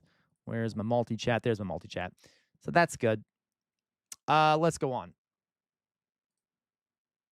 Let's see here. Fascism, I know, it's so fucking stupid. All right.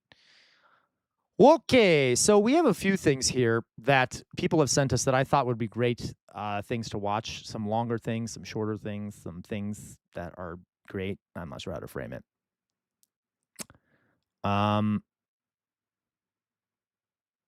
All right, I wanted to start by showing, where is this? Where is it? I think Philly Cheese sent it. Oh, I'm sorry. We'll go to Philly Cheese things next. I remember LaQual sent a shorter one that is relevant. So guys, tomorrow. So, I mean, well, this is a longer one, but it's relevant. So guys, tomorrow is the election, the primary election in Michigan. Haley Stevens versus Abdul El Sayed. Right now, I agree, Mummified Butterfly. Right now, it appears that Abdul El Sayed in the latest polls is ahead, but that we know that polls aren't fully trustworthy. So we can hope that he'll win. Tomorrow, we'll obviously I'll cover that shit as it's happening, etc. So we will do that tomorrow, but just be aware, Haley Stevens, and if you're in Michigan, please go vote. Please, for the love of God, go vote for Abdul El Sayed. Please. If you're, vote for who you want to, but please vote for Abdul El Sayed. Okay, that's all I'm asking. So this is the Real Life Cat DJ. This is the primary. All right, so this will decide which Democrat runs against the Republican during the election. Okay, so that's what we're gonna do. So that's what we're gonna talk about tomorrow. Just to be aware of that this is a video. This, whatever, Matt's that guy. Okay, this is a video called "I Shut Down Haley Stevens Campaign Events." Now, this is Walter Masterson, who we've seen before, and I've not seen any of this. So this is just going to be him, I guess, going to harass Haley Stevens and then, I guess, talk to Abdul Al-Sayed from what I can see in the video. So we'll watch a little bit of this, okay? So let's see what happens here. Oh my God, she's doing great. She says, takes $46 million in PAC money. That's the kind of small town values Michiganders love. Haley Stevens, everyone. Wait, why are you leaving? Wait, was it something I said? I just wanted to talk about the $46 million in corporate PAC money that you're getting from all the is that gonna help the Michiganders? There you go. Please, Gwen.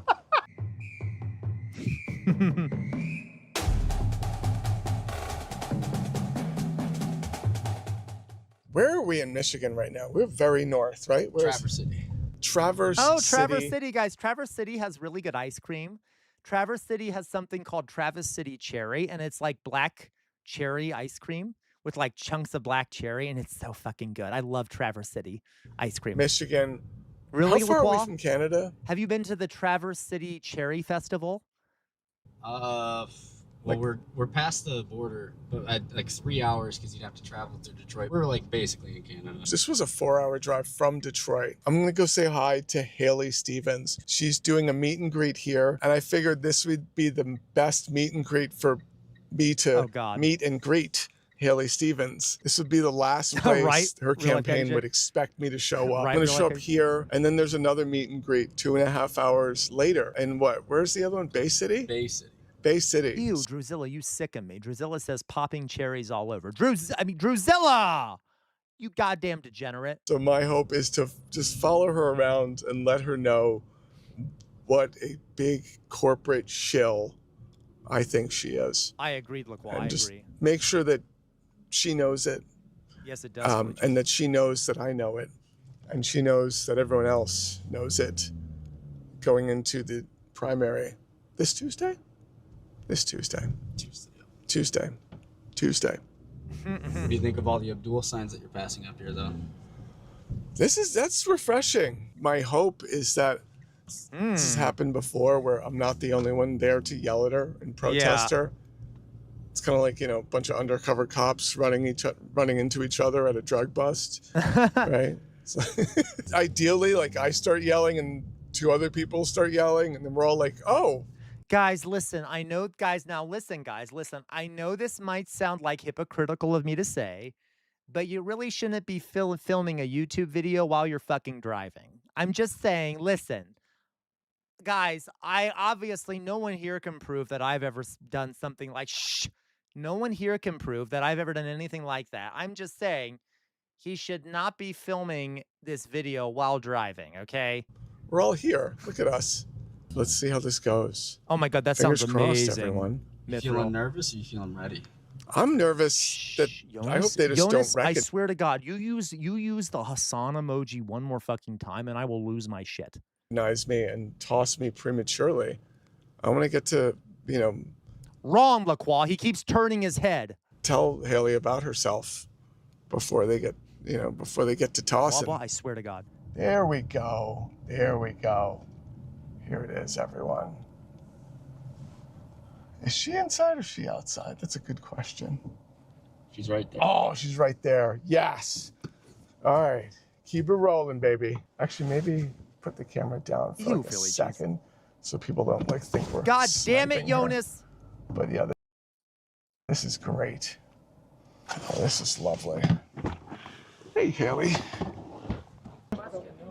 Enough sound?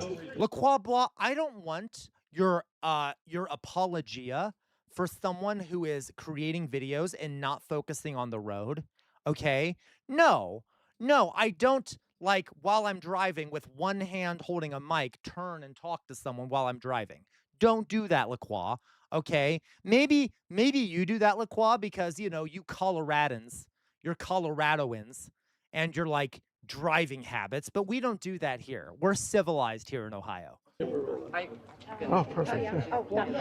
Oh my God. Haley, oh my God, Haley Stevens. Oh my God, she's doing great. She says, takes $46 million in PAC money. That's the kind of small town values Michiganders love. Haley Stevens, everyone. There you go. Haley, come on. $46 million in PAC money coming from outside. It's not even coming from Michigan. I swear to God, Loiso said civilized Ohioan, then a bunch of laughing emojis. Loiso! These aren't even... How are things over there in Indiana there, Loiso? Michigan businesses. This is not even U.S., but it's coming from outside the country. There you go. Wait, why are you leaving? Wait, come on. So oh, she's leaving. Wait, was it something I said? I feel like I say the wrong things. I have a problem reading the room sometimes. But Haley, I just wanted to talk about the $46 million in corporate PAC money that you're getting from all the. Is that going to help the Michiganders? There you go.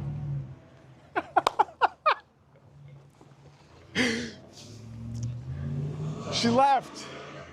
She left. Why are you leaving? An ice cream cone and 25 cents in this economy? I'll buy you ice cream, man. Dude, we could have a talk. You wanna talk about it? Talk the second Tuesday of next week. The what? We can have a talk the second Tuesday of next week. The second Tuesday of next. Wait, I just got that. I get it. The second. What the fuck? I'm sorry. The second Tuesday of next week. That you mean the Tuesday? I'm not sure what he means. Okay. So here's the joke. There's like a Monday, Tuesday, Friday. There's only one Tuesday. Wait, is everyone leaving now? I know, it's a stupid joke. It's a fucking stupid joke. Did I break up the entire party?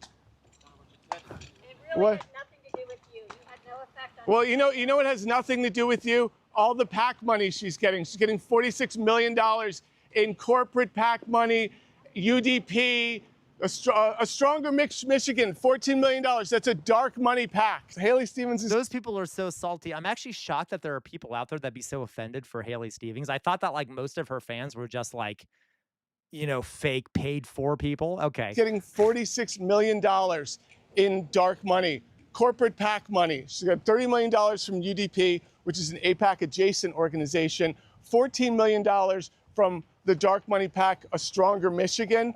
Dark money PAC, it's a PAC where they don't have to disclose their donors. And then the rest, the open money she's getting is from BlackRock, Blackstone, APAC. Those are the people that have donated directly to her campaign. They saw me coming really fast. Yeah, they did. They spotted me so fast. It was like, we are 4 hours north of Detroit right now, and they still knew to look for me. Haley's campaign, Haley Stevens, that's the best campaign managers APAC money can buy right there. Just phenomenal. All right, we're going to Bay City. It's her next campaign stop. God.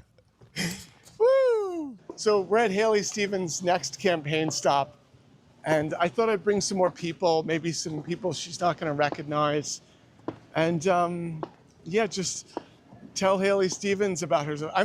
What clip, Drusilla? What are you talking about? With all the donations she's getting, that she would be proud of this and willing to talk about it. Why is she not willing to talk about the donations she gets? Weird. Yeah, because she's corrupt. This is the next campaign stop for Haley Stevens. Oh, shit, hey.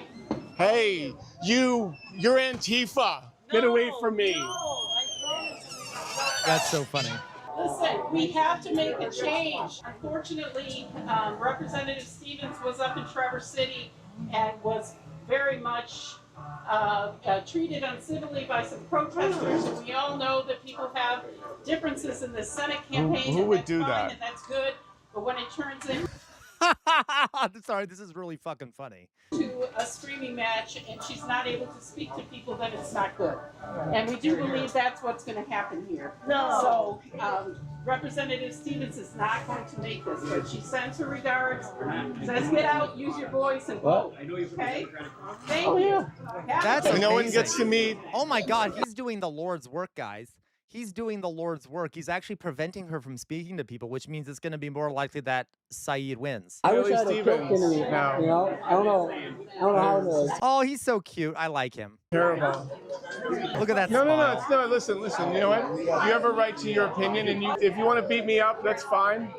They're like freaking out that I'm here. Haley Stevens literally didn't even show up.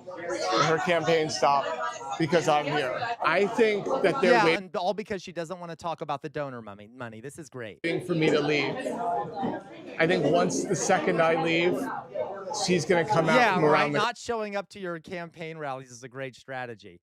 Like, it shows you how weak that she is, like, just as a politician, that you need, like, don't you know that if you're a politician, you're going to get hecklers. You're gonna get hecklers. So, like, you need to know how to deal with that. Like, she's just gonna not go on her campaign stops because she's scared. Come on, if you're okay. Corner. So I'm gonna stay, and I don't drink, but I'm gonna enjoy my Coca-Cola, and I'm gonna tip my waitress. You know what? I can do better than this. You know, I'm gonna tip my waitress well. Tip your, it's part of the tip your stick. bartenders, tip your waiters, everyone.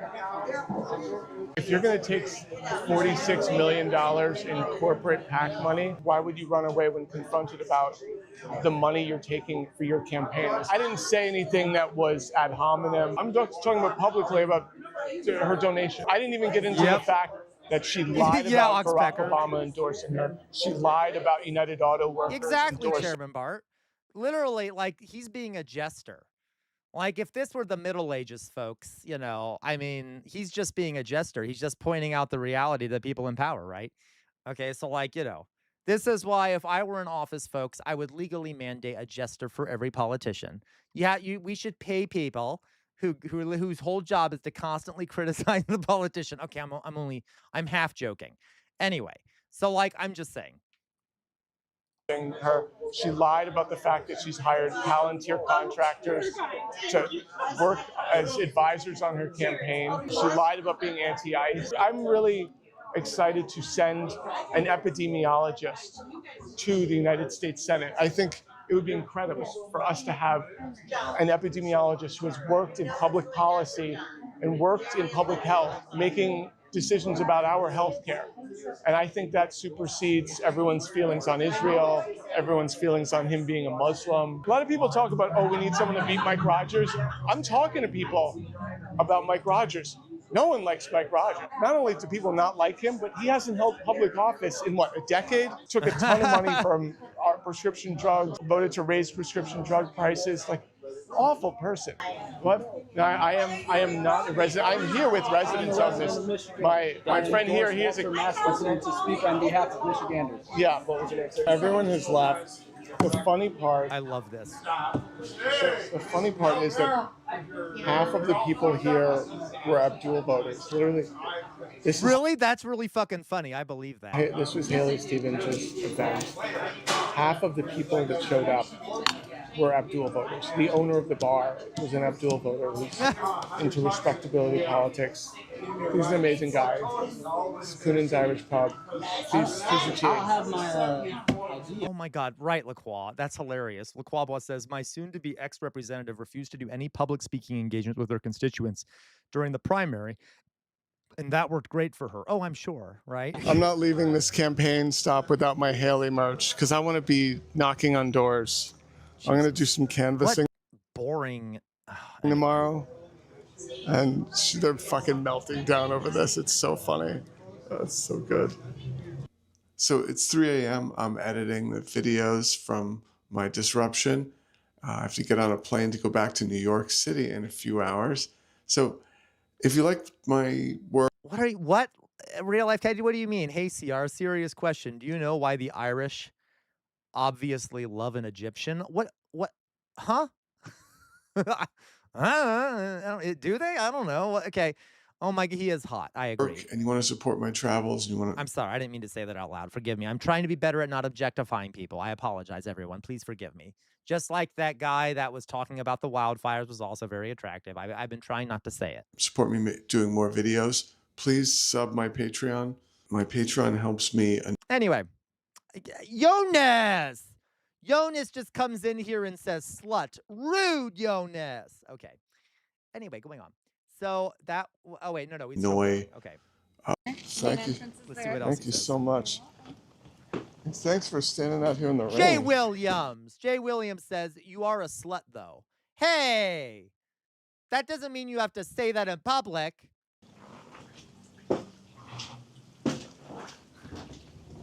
Dolly Boy, no.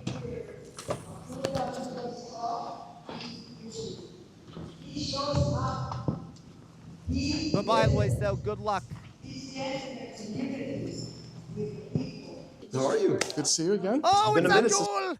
Abdul is here. It's Abdul. We had delicious pizza. Last time you came to my neighborhood, we had New York pizza, which is not as good as Detroit pizza. We had New York pizza. You know, Detroit pizza, they do the good thing. The cheese goes all the way to the crust. It's great. They work so hard. Detroit does. I think we are earnest and so people. hard. Right. You know, and it's just really just A for effort. You know the story about Detroit style pizza, right? No, what's that? So auto workers, they used to have the casts, and then they would have casts for like all the auto parts, and they decided to make pizza in the casts.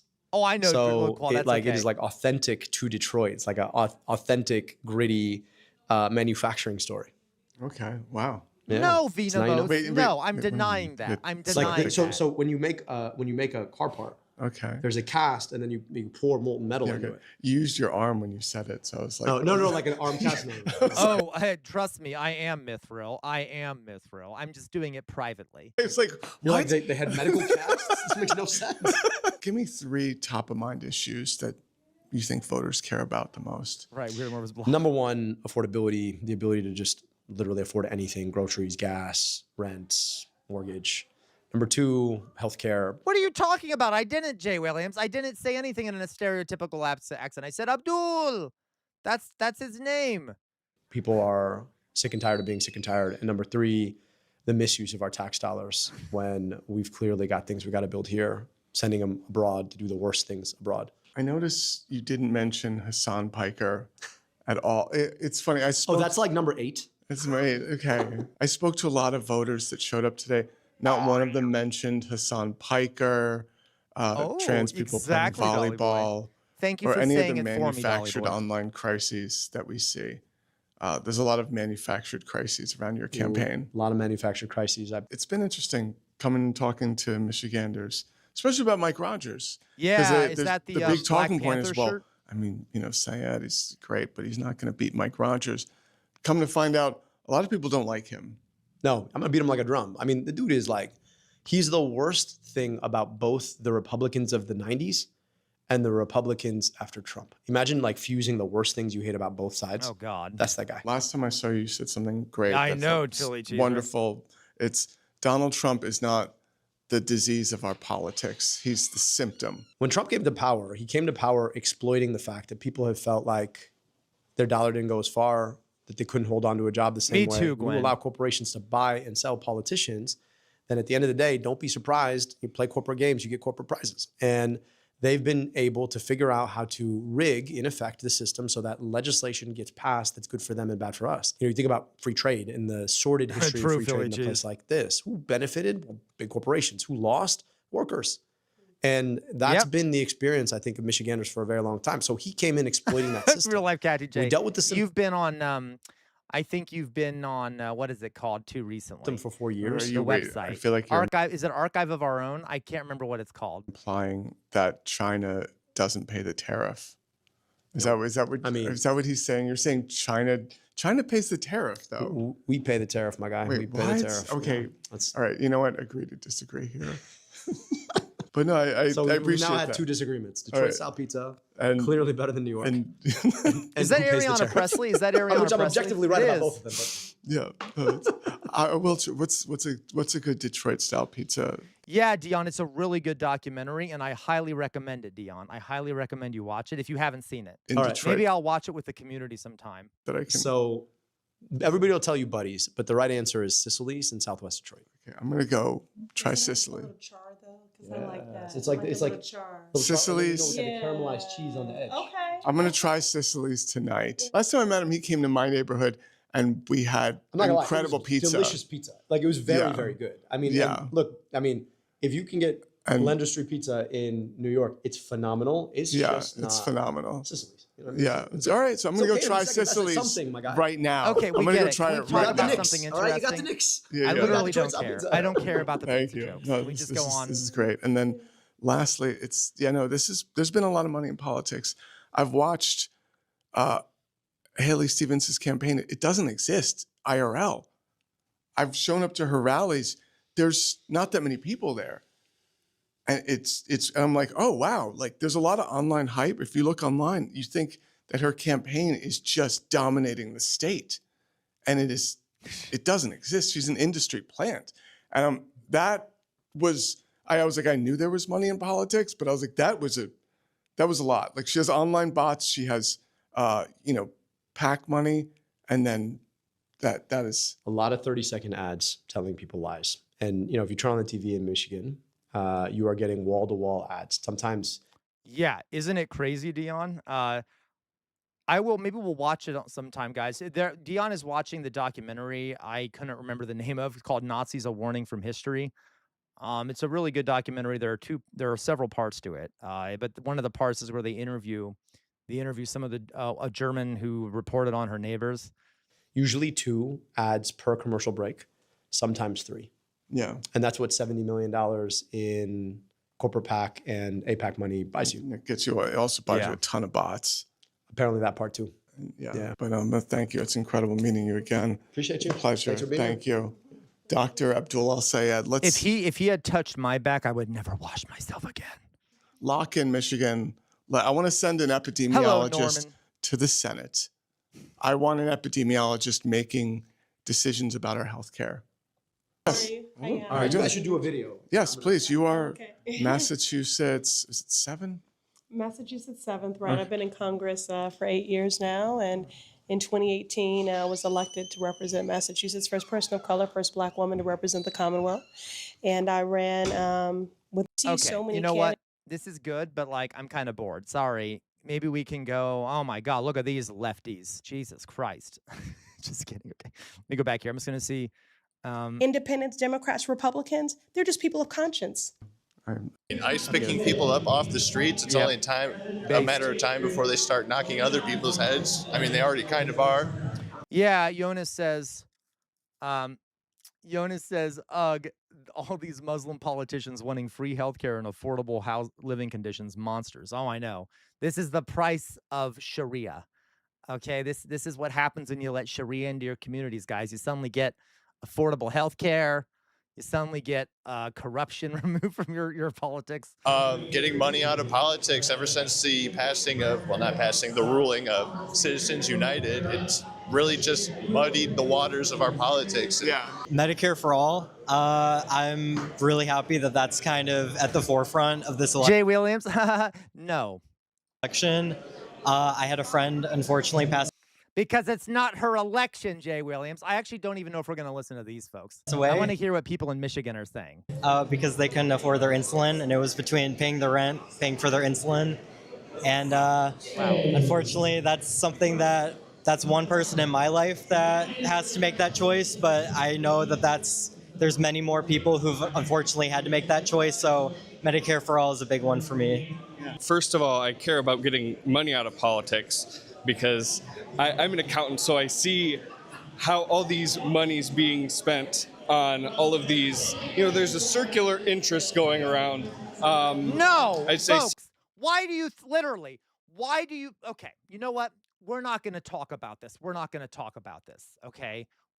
to talk about this. Second of all, Medicare for all. My brother is a quadriplegic, and he became injured due to a car accident. And we have a unique catastrophic fund in Michigan for people who are covered by insurance to get special benefits. So he had.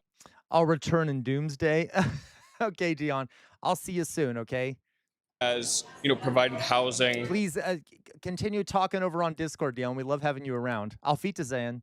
He has, a decent quality of living that he wouldn't have had if he had that same injury caused by something else. Yeah. So just having the ability to live a dignified life for people with disabilities is one of my That's biggest amazing. issues, I'd say. You know, What we are don't some of your talk enough top about issues? When it comes to voting in general.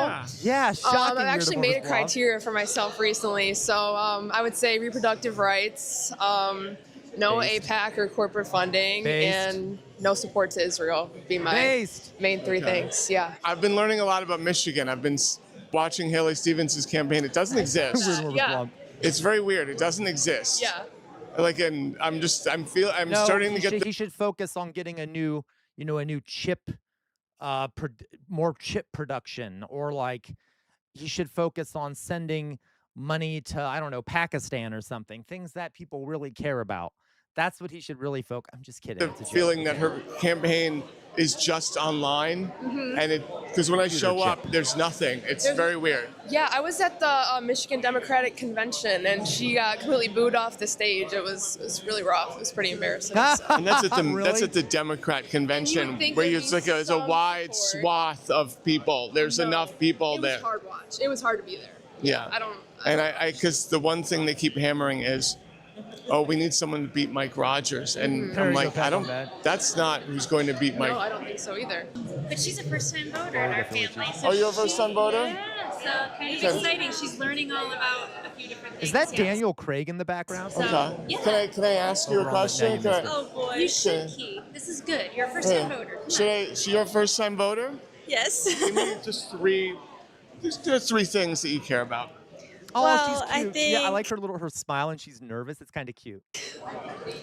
I am big on kind of freedom of religion not being like I am Christian, but I like that everyone can choose what they want to follow and they don't force their views onto other people regardless. I'm big on women's health care and healthcare for all. And yeah, I feel like those I'm pretty passionate about. And who are you voting for? I voted for Abdul. Okay. Okay. Very cool. Give me 3 issues you care about as a voter. We already covered that, Philly cheese. We already covered that. Okay, now you're wasting my time because I'm stopping the stream to point out that we already covered how great Walter's shirt is. Pay attention, Philly cheese.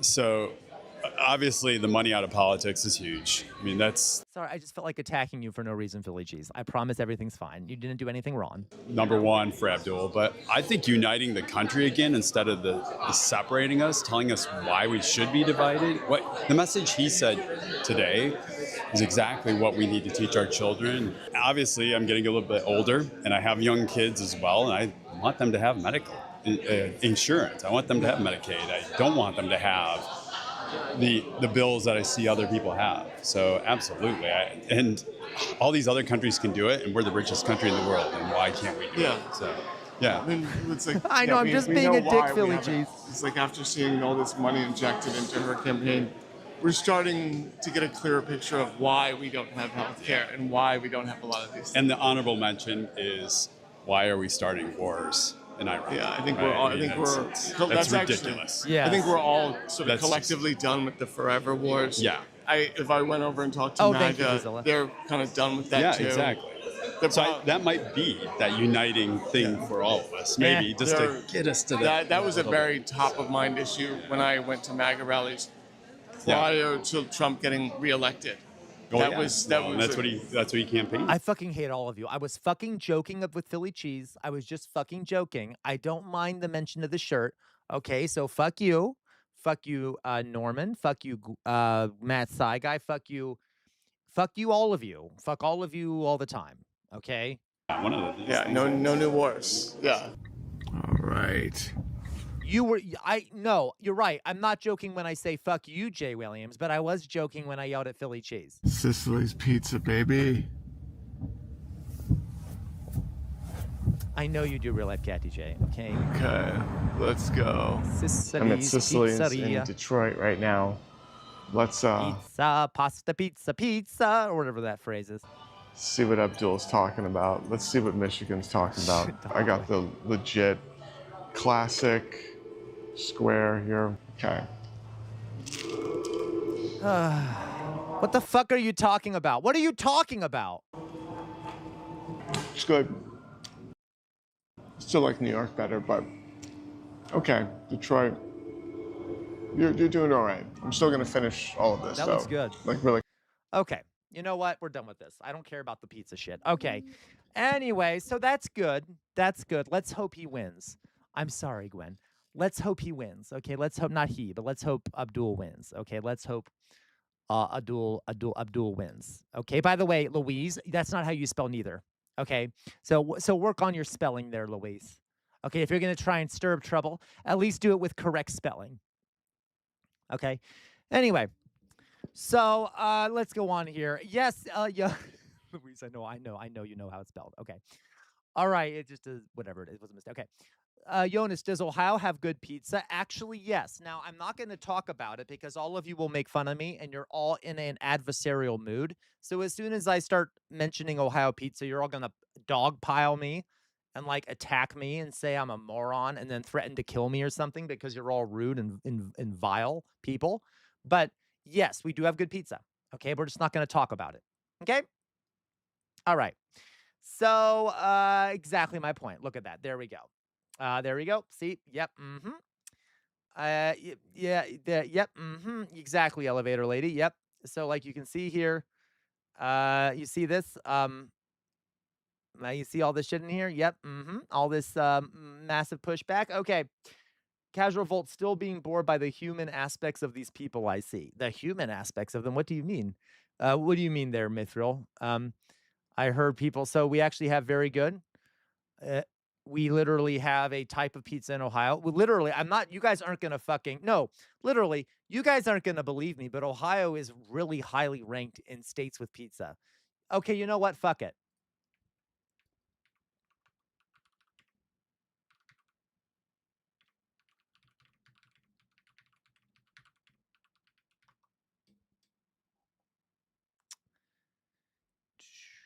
Yep, Ohio is ranked #1 pizza state in the U.S. It might not be that way anymore. That was from 3 years ago. From in 2022, it was ranked the best for pizza. In 2022, Experience Columbus the 3rd best, or 2023, excuse me. It's up there. We have really good fucking pizza. We even have our own style called Columbus pizza. Okay, so fuck all of you. What about Eater? Eater.com. There you go. Okay. Eater.com. God damn it. All right. All right. 9th one. We're typically in the top 10. Okay. So fuck all of you. Fuck all of you. All right. Because we had a lot of Italian migrants move here. And I fucking hate all of you. I'm ignoring all of you. I'm ignoring all of you. I'm ignoring all of you. Ignoring all of you. I'll show you a Columbus style pizza. Okay. Columbus style. It's called Columbus style. Columbus style pizza. Looks something like this. Okay. It doesn't have much of a crust, but it's packed full of toppings and it's cut kind of like rectangular like this. Okay. It's okay. It's really good. If you guys don't like it, it's okay. But it's like really good pizza. So I think it's really good pizza. But I will say I really like New York pizza. I like Detroit. I like every kind of pizza. All right. There are other versions of it. You can get like so this is Columbus style pizza. Columbus style pizza. I'm gonna see if we can find Massey's pizza, which is well known in Ohio. Need some pizza with the pepperoni. Oh no, there's plenty of. You can try and ignore us all you want. The Dally Boy cult will take over the stream one day. Please say praise. Dally Boy in chat.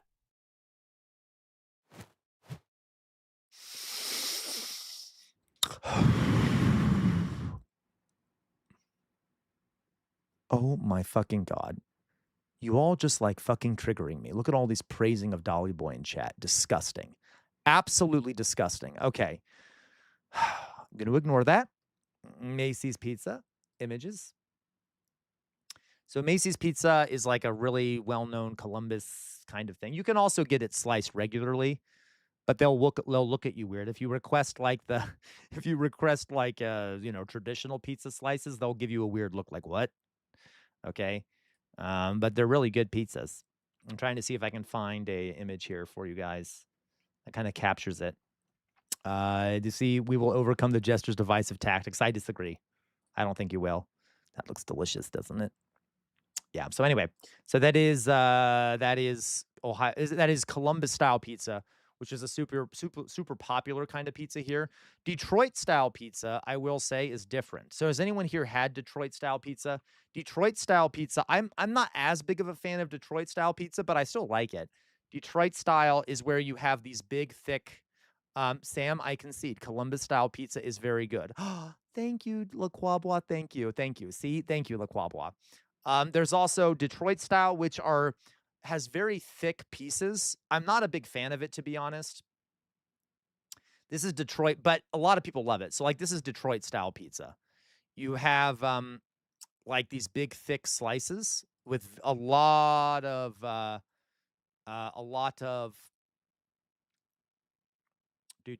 let's see here, like a lot of crust. Okay, it's very thick. Slices. Let's put it that way. All right. We can see your location. What the fuck are you talking about? Okay. So this is that. So that's Detroit style pizza with these big, thick slices. Typically, you get 6 of them in a small. All right.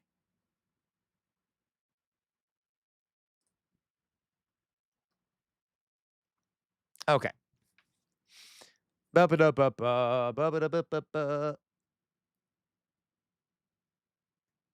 this is Detroit style pizza. La da da da da da da. All right. So there's Detroit. New York style pizza is really good. I'll show you guys New York style pizza. Oh wait, 1 second here. Oh wait, god damn it. The fucking thing is messing with me.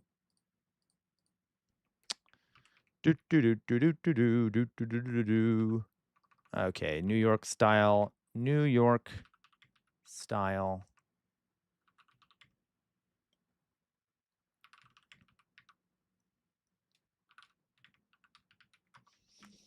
So New York style is the one that practically everyone knows already. That's the one here where you have these big thick slices like this, okay? So like this with like a hand tossed bread, okay? These are delicious too, but they often don't have a lot of toppings. So I mean, which I'm fine with. Yeah, I used to, when I was in Massachusetts, I would get hand tossed.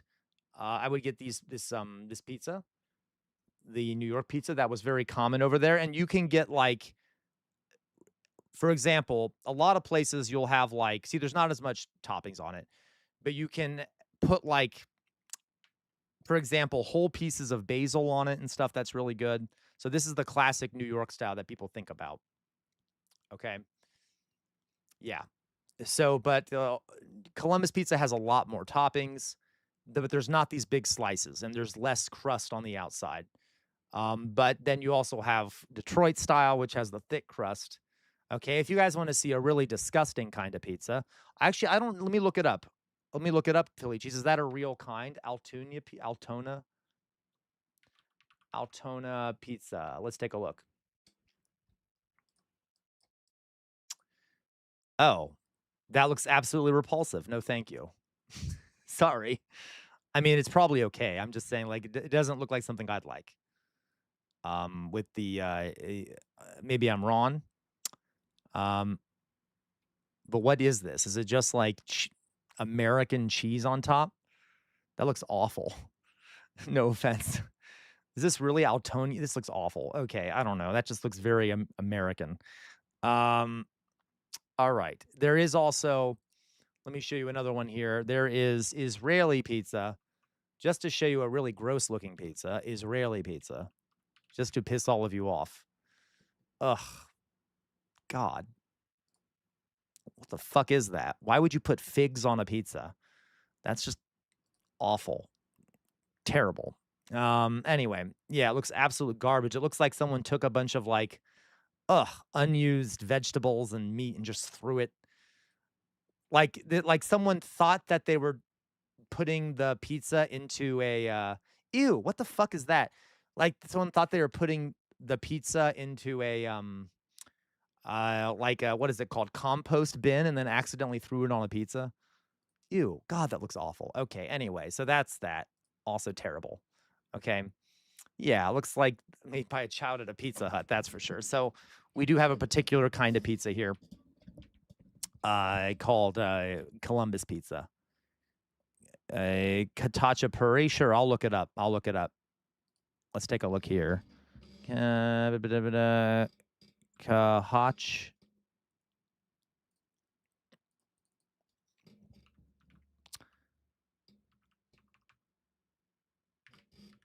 I love pizza, folks. You can tell, right? Who doesn't? I mean, some people don't. Khachapuri. Oh, that actually looks delicious. That looks really good. Oh my God, that looks amazing. So is that like I could do without the raw egg. I just have an issue with raw eggs, but so this is Georgian cheese bread, it looks like. That looks delicious. That looks delicious.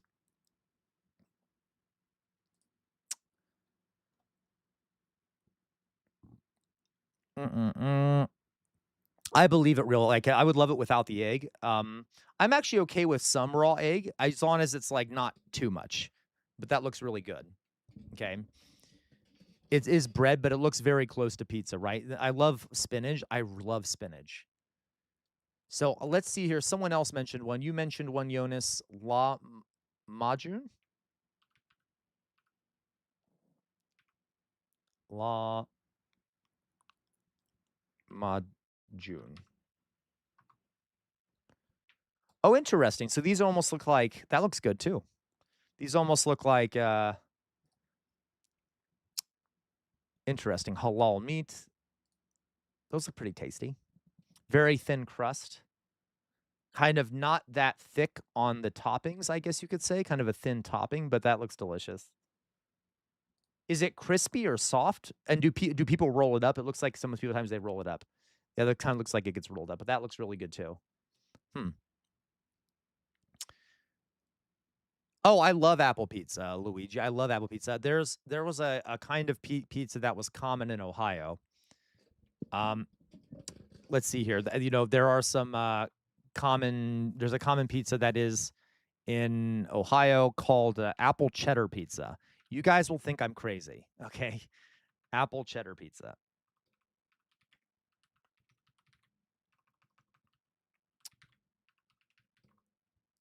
So apple cheddar pizza is literally, it's a kind of a dessert pizza where you have cheddar cheese, apples, and then like cinnamon mixed with like some, I don't know, like cheddar apple and caramel. We don't need the onions. I don't like the onions.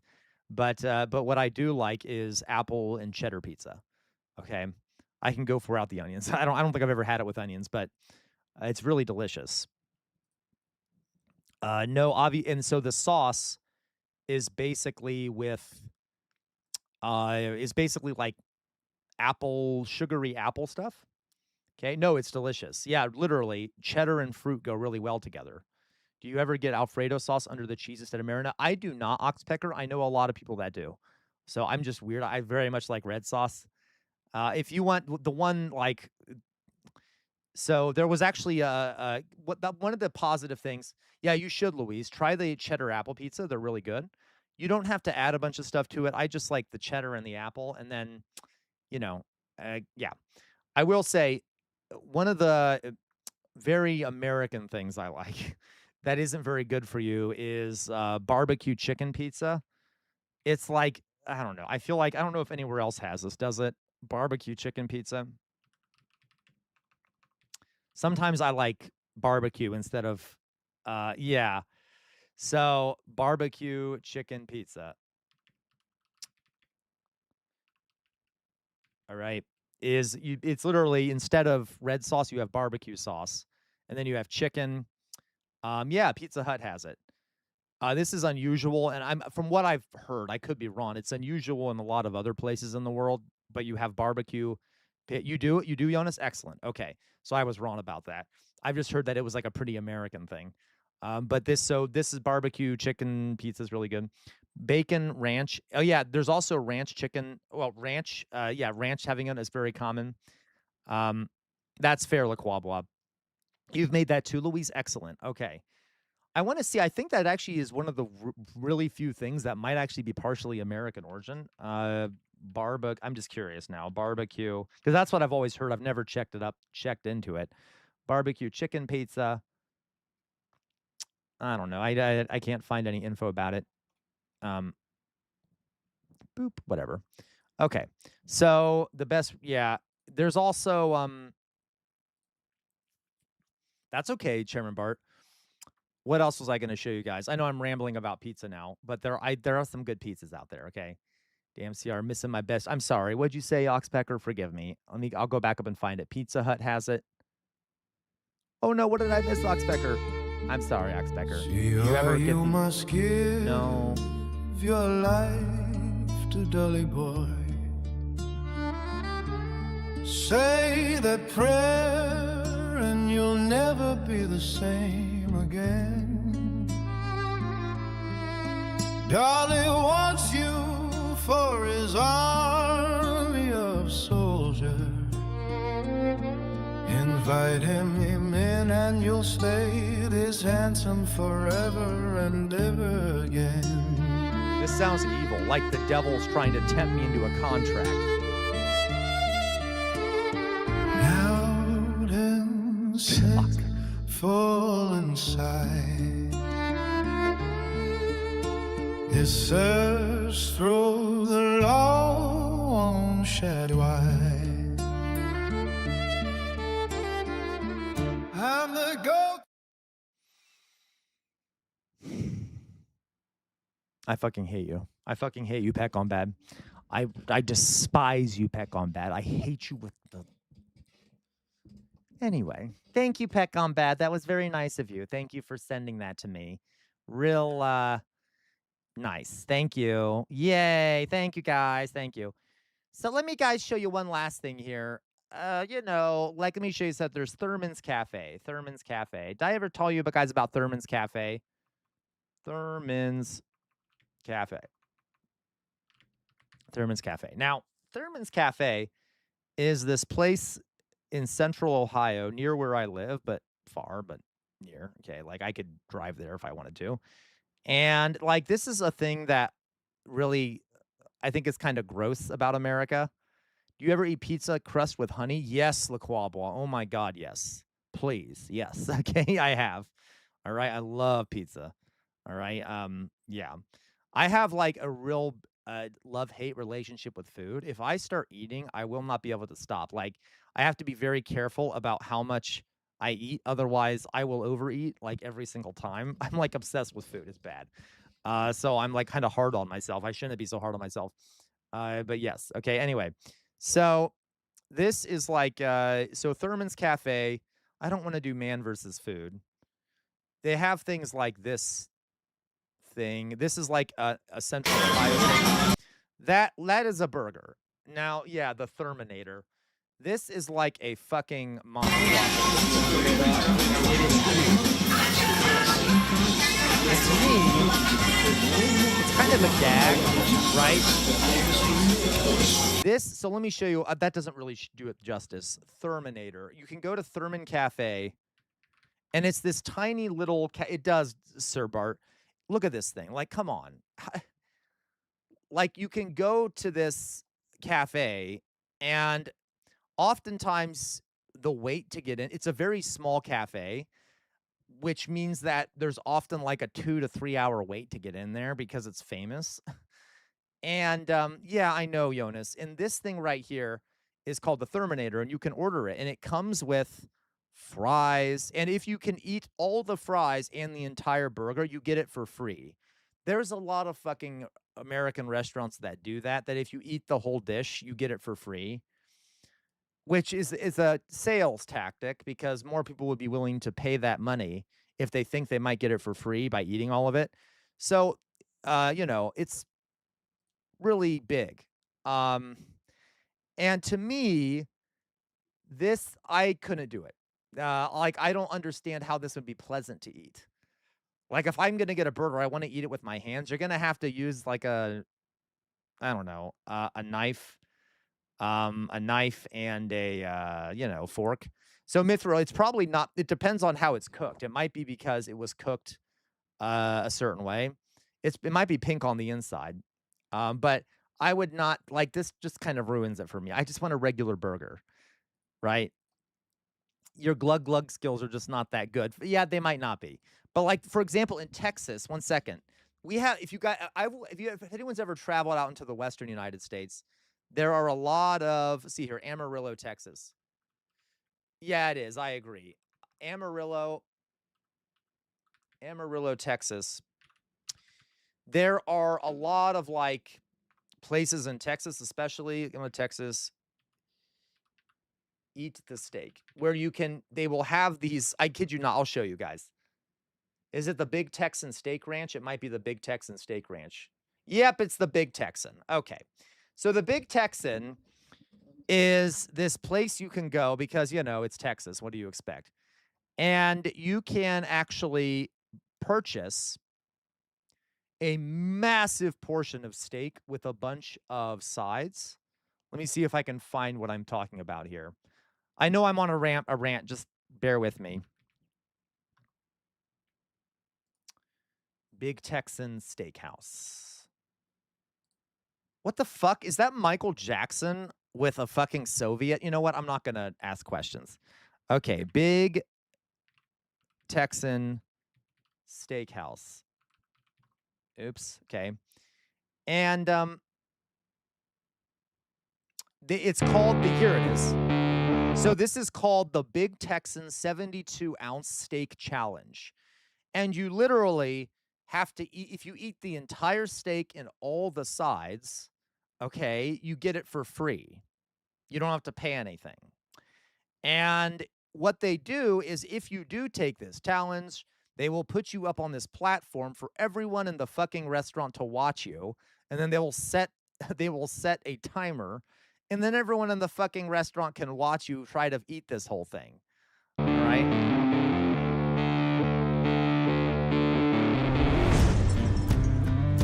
When I think of Texas, I think of big skies, beautiful sunsets, cowboys, guns, oil, Austin. Well, Austin's weird, but most importantly, see, okay, this is a conservative. God, of course I would choose the okay, whatever. Big food. Today, we're at the world-famous Big Texan in Amarillo, Texas, taking on their legendary 72-ounce steak challenge. Yeah, I've been here, by the way.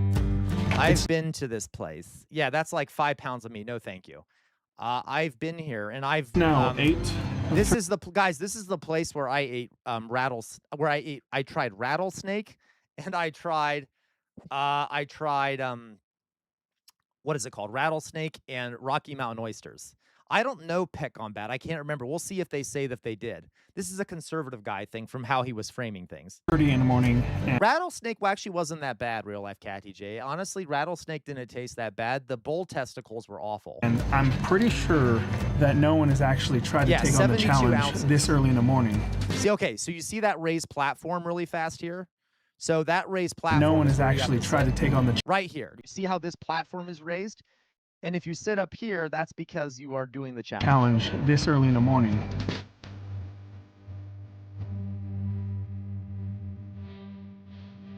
Oh, there it is. This is a really small plate for this. Good. So I took my first bite, but I'm gonna go ahead and start my timer now. 3, 2, 1. My timer. Hell yeah, brother, you got it.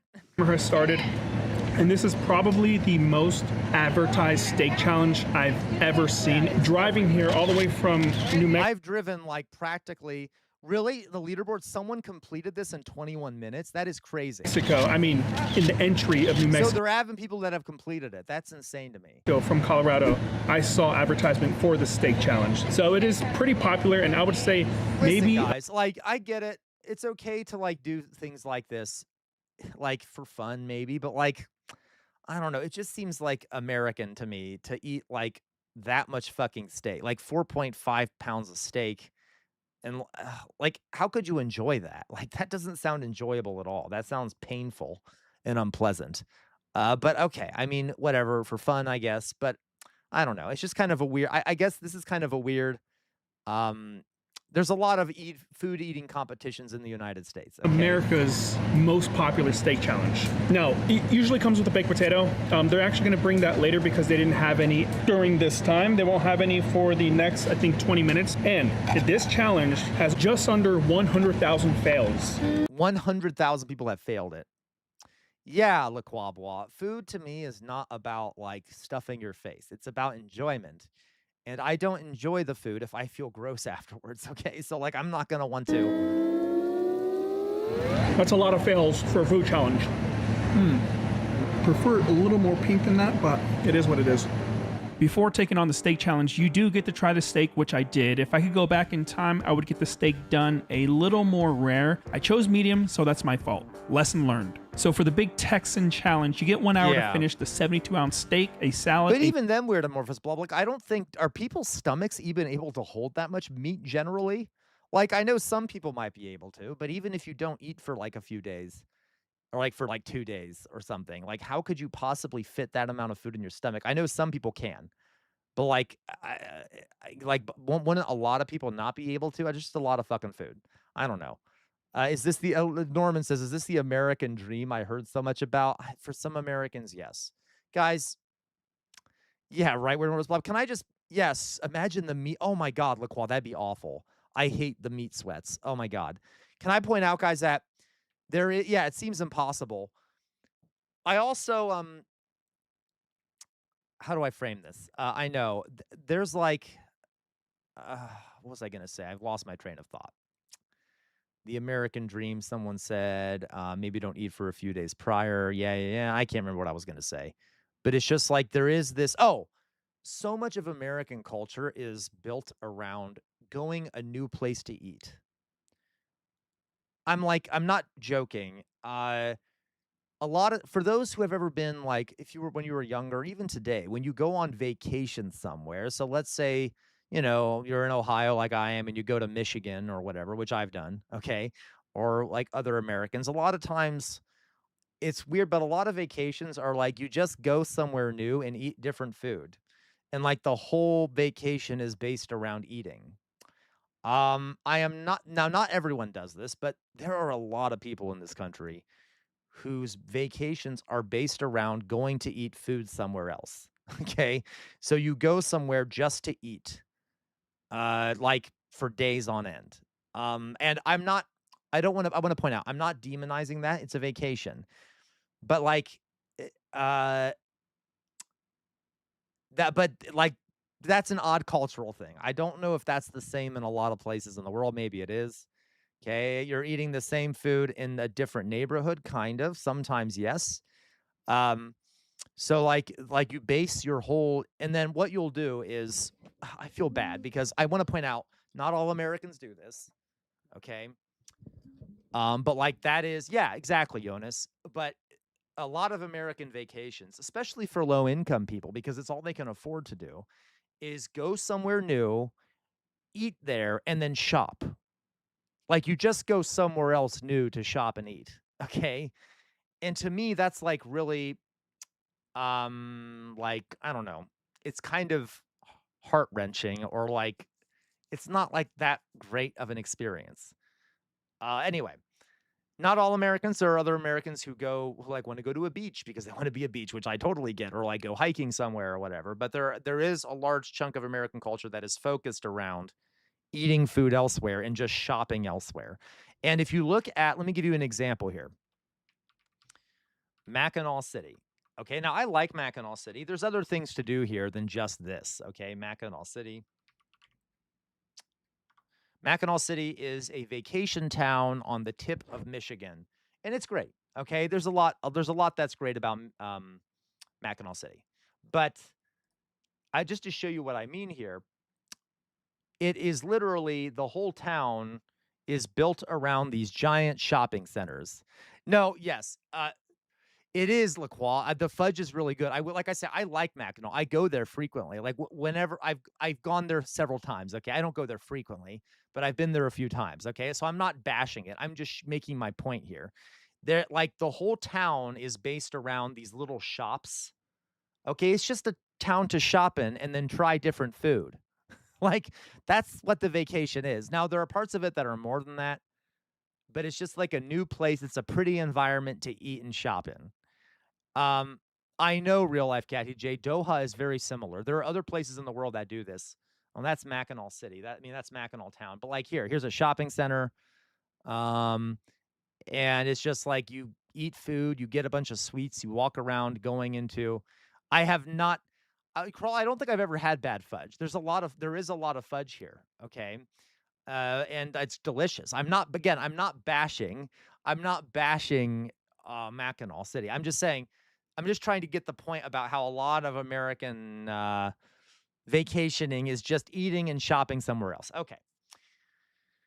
And I've always thought that was kind of weird. Okay. So what I know what I try to do is I try to go to historic sites. I try to go to natural things like, go on hikes somewhere or like go biking or do something. But I will of course eat some and maybe do some shopping because that's what you do. But like a lot of folks really only focus on the one thing. I know I don't think it does, Carl. I don't think bad fudge does exist. But there are literally, speaking of fudge, literally multiple. There are multiple fudge stores in Mackinac City, like multiple. Let's see, number of fudge shops. Mackinac. Look at this. This is Mackinac on the island, which I'm confusing about. These are all the fudge shops located on their main street. 1, 2, 3, 4, 5, 6, 7, 8, 9, 10, 11, 12. 12! Some of them are the same fucking shops. There are 2 Murdoch's Fudge. This is a small little area. This is less than a mile. And there are how many Murdoch's Fudges? There's 2 Murdoch's Fudges. There's 2 Ribas Fudges. It's all fucking fudge all the fucking time. Okay? Like, all right. It's really fucking annoying. Okay? Anyway. And I love Mackinac. I don't want to point out. Yeah, but to be clear, a lot of people don't even get to do vacations here. So I'm not blaming Americans for this, but that's what the corporate culture and like the money profit-based culture has done to us, where everything, even vacations, are based around consumption. Okay? Even if it's really unhealthy consumption, all right? There are fucking jokes. Okay, let me show you what I mean. I don't like talking about this stuff because I don't want these are very positive experiences for people. Okay, like I've had really positive experiences eating too much on vacation and stuff. And I don't want Americans to feel like I'm saying that what we do is bad because it is fun. I'm just saying if you look at it from like a different perspective, it's also kind of dark that this is what we have to do when we're on vacation. Let me show you something else. So like constipated. Okay, this is going to sound weird.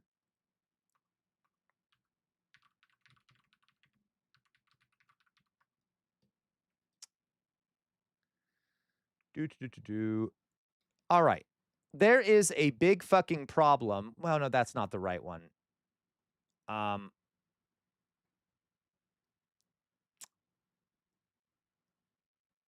Okay, this is going to be hard to explain. Okay. So there is I'm not finding exactly what I wanted to find. There's a lot of like jokes amongst Americans about like eating too much on vacation and having diarrhea or getting constipated because of it. Okay. Now that might just be travelers, like stuff associated with traveling generally. And there are a lot of products in America that you can use in the event that you overindulge in food. So like, for example, meds for overindulgence. Meds for overindulgence. Pepto-Bismol, literally it literally says it on the packaging that it is for one of the best ways to use it is to use it for, oh, there you go. Upset stomach due to overindulgence in food. They literally advertise some over-the-counter meds in America. And I don't know, maybe it does that elsewhere, but these were from America originally. that you should take this if you're going to overindulge because it'll make you not feel as bad for overindulging. Now, listen, I am not blaming people who go have fun for, eating lots of food and things like that. I'm just saying it is kind of strange that that is where our culture has gone to, that like vacation is about overindulgence and like buying shit. Okay. Which kind of benefits certain people in power. Okay. Anyway. So, Jonas, but while you stuff your face, remember there are people starving in the communities you've destroyed. Yeah, that is true. But my point here is not to say that Americans are suffering necessarily because of. I mean, they are partially suffering because of it, but this is kind of limits your human experience, doesn't it? I feel like imagine if people traveled in order to edify themselves and to learn more about other groups of people and meet people from elsewhere versus traveling to consume. You see what I mean? So I think it's detrimental to Americans. I feel like Americans aren't as fulfilled because when we're on vacation, the consumerism never ends. And I don't know. I don't really have set thoughts on this. It's just something I have been thinking about that I sometimes think about is American vacation culture. How can you come? I know, right, Jonas? And it's sad because a lot of Americans, especially low-income Americans, don't know the difference because they don't have the money. They can't travel anywhere but within America. Okay. By the way, have Americans built vomitariums? Right, Mithril, okay. I am not blaming people. I am not blaming people, Louis. I'm saying that we've created a culture and a society that puts this kind of shit on a pedestal. Okay, Chairman Bart, when I travel, I like seeing national and provincial parks. Yeah, me too, Chairman Bart. And again, guys, this isn't all Americans. Okay, this isn't all Americans. All right. So you see what I mean? Okay. We went to dinosaur museums. That's really cool, Tater Tot. That's really cool. Okay, that's really cool. And again, guys, this is mainly a lot of people who can't afford it, and this is all they know is they go. Or let me give you another example. Has anyone's ever heard of Atlantic City? I hate it. There have been places I have traveled because I've traveled a lot, especially back when I was employed. Okay, I would travel. I would try to travel as much as I could without spending too much money, obviously. So I would try to make friends with people elsewhere, so I had a place to stay. Thank you, there, Norman. So I wouldn't have to pay for I did. I'll deal with that here pretty soon, Jay Williams. But let me show you Atlantic City, for example. I hate Atlantic City. Oh my God, it's garbage. It's just fucking garbage. It's pretty, but it's garbage. So Atlantic City is literally, elevator lady, what can I say? I mean, elevator lady, without being too specific, that doesn't mean they didn't get something out of me too. Anyway, so listen, this is also there are I do like visiting local spots that locals. Oh no, me too, LaQuabwa. I totally agree. And I want to point out, LaQuabwa, I do that too. I try to find local places that local food places that have a distinct style or have a certain cultural flair that is local. Or if you go to for example, a place near the ocean, it's fun to eat it is fun to eat what's the term? What is it called? It's fun to eat seafood, okay, when you don't have access to that. But yeah, and I'm not even talking about all Americans, and I'm okay with eating with stuff like that. I find hole in the wall places, local cafes and things like that. But Atlantic City, for example. Okay, Atlantic City is garbage. It is the most and again, guys, I don't want to demonize anyone. I hope you know.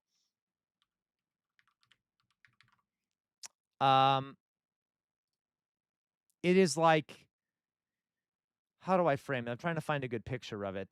So, okay, this is okay. So you can see here, it's just a lawn walk up against a beach. The beach is nice, kind of. But then it's just a bunch of shops along the ocean with a bunch of casinos behind it. It's all about spending. You can go into the casinos and spend. You can walk along the boardwalk and spend. Exactly, LaQuabwa. Or you can sit on the beach, and the beach is nice. Okay, that's the one thing you can do that doesn't require a ton of money. So it's just I don't know. It bothers me. It's just something that kind of bothers me. The Ozarks can also be, those are really the rich. I think it's mainly the rich that benefit from the Ozarks. I have to be certain. The rich guys have all kinds of fun when they go on vacations, okay? That's not for you and I, though, okay? You and I don't get to do that. The rich get to have fun on vacation. The rich get to go skiing or, like, go snorkeling or, you know, go, like, do all that other shit, okay? Like, okay, I'm kind of exaggerating. You can do that but, like, okay, it's just that most Americans don't get to do that. They have to go somewhere that costs money to have any fun at, um, which is part of the illusion because you go somewhere and you try to look at prices, especially of hotels. So you try to find hotels that are low cost, but it doesn't matter because even if the hotel is low cost, you're still going to be spending an arm and a leg to buy food, to do anything fun. Okay, there you go. Anyway, I'll stop, guys. I'm just it's just something I'm kind of going off on a little rant here. How's everyone doing out there? Yeah, Las Vegas is weird too. I'm not a big fan. Listen, I'm not, I don't, people have fun doing what you want. It's just something I think about. I like thinking about culture and how our society, it gets generated from the economic system we have and stuff and social control. I do it constantly. That's one of the reasons I'm not great to go on vacation with, because I will often bring a book, like depressing books, and then I'll constantly analyze the vacation spot. It's kind of like it's bad, but I enjoy myself. Because it's nice to analyze a vacation spot while you're sitting on a beach. Let's put it that way. That's not all I do. I also have fun. Okay, whatever. I hate all of you. You literally have to be an elite to enjoy Las Vegas. Yeah, totally. Totally, totally. Okay, totally. All right. So, okay. But also, well, okay, I'm done with that. I'm just trying to, let me put my face back up here for a second. You heard of someone who brought a chemistry text into Disneyland? That's funny. I don't blame them. Hey, whatever makes you happy, right? All right. So what I like to do is when I go on vacation somewhere, I will go to places that have a cool historical record or something, like Mackinac City. Mackinac City has a great historical record and stuff there. There's a lot of great history things that happen there. So I will bring a history book related to the local history, so that I will be immersed in the environment that I'm reading about, which I love doing that. I love doing that. Great, but anyway, okay, I love doing that shit. So you can't eat history. That's true, okay? But also something you can do, guys, is if you go on vacation, go make your own food. What I'll do sometimes is that I will go and I won't go to restaurants. I will find a local supermarket, get some get some regular food and cook it out myself, which will help you save money. There are ways to save money going on vacation. Just as long as you don't, as long as you don't focus on the vacation as, going somewhere else to eat and buy, vacations can be affordable if you can find the time to do it with your work schedule, as long as you do it in a certain way. Yeah, I see this makes sense to use, but exactly, it's much less expensive to eat out in Asia, right? Yeah, that's so cool, elevator lady. I always do a history thing too, and my kids always end up enjoying it too. Yeah. Okay, have I shown you guys the videos of myself? 1 second. I'll see if I can find one of these things. By the way, I look awful in these videos, so ignore me. I was massively bloated because I was kind of constipated because I was on vacation. Anyway, let me, I'm sorry, that was too much information. Let me find it real fast here. Let me see if I can find this shit. I'll just show you a quick video. Where is it? Discussions, would you rather, leaderboard, images, ideas. Where are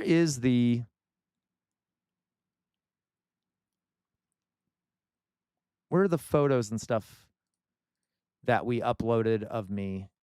Right? Didn't we have like a channel that had a bunch of photos and shit that Mayflower Kid uploaded? Which channel was that?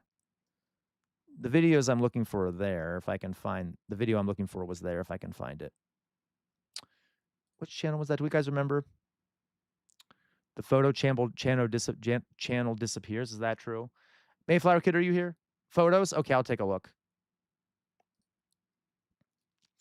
I posted, like, back when I started streaming, folks, I posted a video. I posted some videos. Here we go. Okay. That I was going to use for my students. I'll show you guys. I'll show this to you guys. And this isn't great, but hey, you're going to live with it. Oh my God, this sounds so awful too. Give me a second. How do I God damn it. I need to figure out how to open it up so that you guys can hear it. Download. I guess we'll just download it for now. Okay. Okay, 1 second. All right. Give me a second. Yes. Give me a second. This is like, again, I look awful. Forgive me. All right. I'm very self-conscious if you didn't know. Give me a second here. How do I make it so that this goes here? All right. I need to change over some of these things. Okay, that'll go there. And then audio capture. All right, give me a second. Window capture. Okay. So, all right. Now, okay, the audio is gonna be really off. There's a few of these. I'll show you just a couple of them. So this is Mackinac, right? Okay. Hey everyone, Oh, I just God. wanted to make this Sorry, video really sorry. fast. I'm here on vacation, but I'm going to be seeing some historic sites. So behind me you see what is called the Mackinac Bridge, or the Big Mac, okay? And this is the Great Lakes on the very northern tip of Michigan. Where's my face? This bridge goes over the meeting of two of the Great Lakes. On the right here you have Lake Huron. And then on the left, you have Lake Michigan. The audio is awful. I know. Have been the scene of, and were the scene of a major battle between two empires over control of this territory, namely the French and the English. And we're going to be going into a historic site that lies right underneath this bridge today. It's called Colonial Michilimackinac, and it was a fort. So let's go in. Okay, yeah, leftist audio. So real fast though, there's a couple more. They're very short. So I would make these videos, and it was actually sad because I literally, guys, I made these videos, and the day after I made these videos, I got a message from the principal saying they wanted to see me. And then when I got back from vacation, I found out that I had lost my job. So I made these videos without knowing that I was about to lose my job. So I never got to show this to my students. Okay.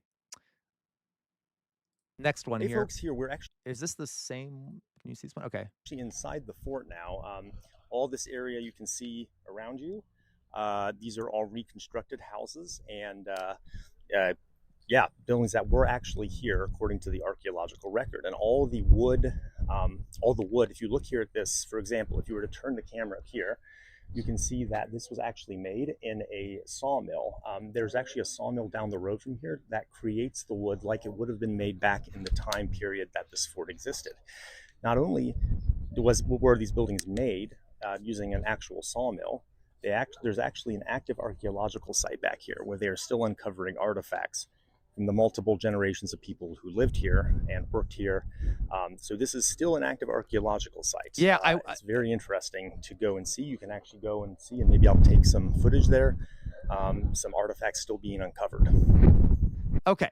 So I want to point out that if I ever start being successful being a streamer, if I ever go on vacation, I will make videos like this for you guys because I like talking about historical things. Let me show you one more here, okay? Or a couple more here, I should say. All right, give me a second here. So there's like these, there's not that many, but I'm going to show you two more that are actually interesting. So, oh God, I need to get that one to work. By the way, if you noticed, I'm wearing a hat with a red rose, which is a symbol of socialism. Okay, which is a symbol of socialism, which is nice, right? But anyway, okay. Hey folks, so behind me you'll see a big mound. You can see it here right now.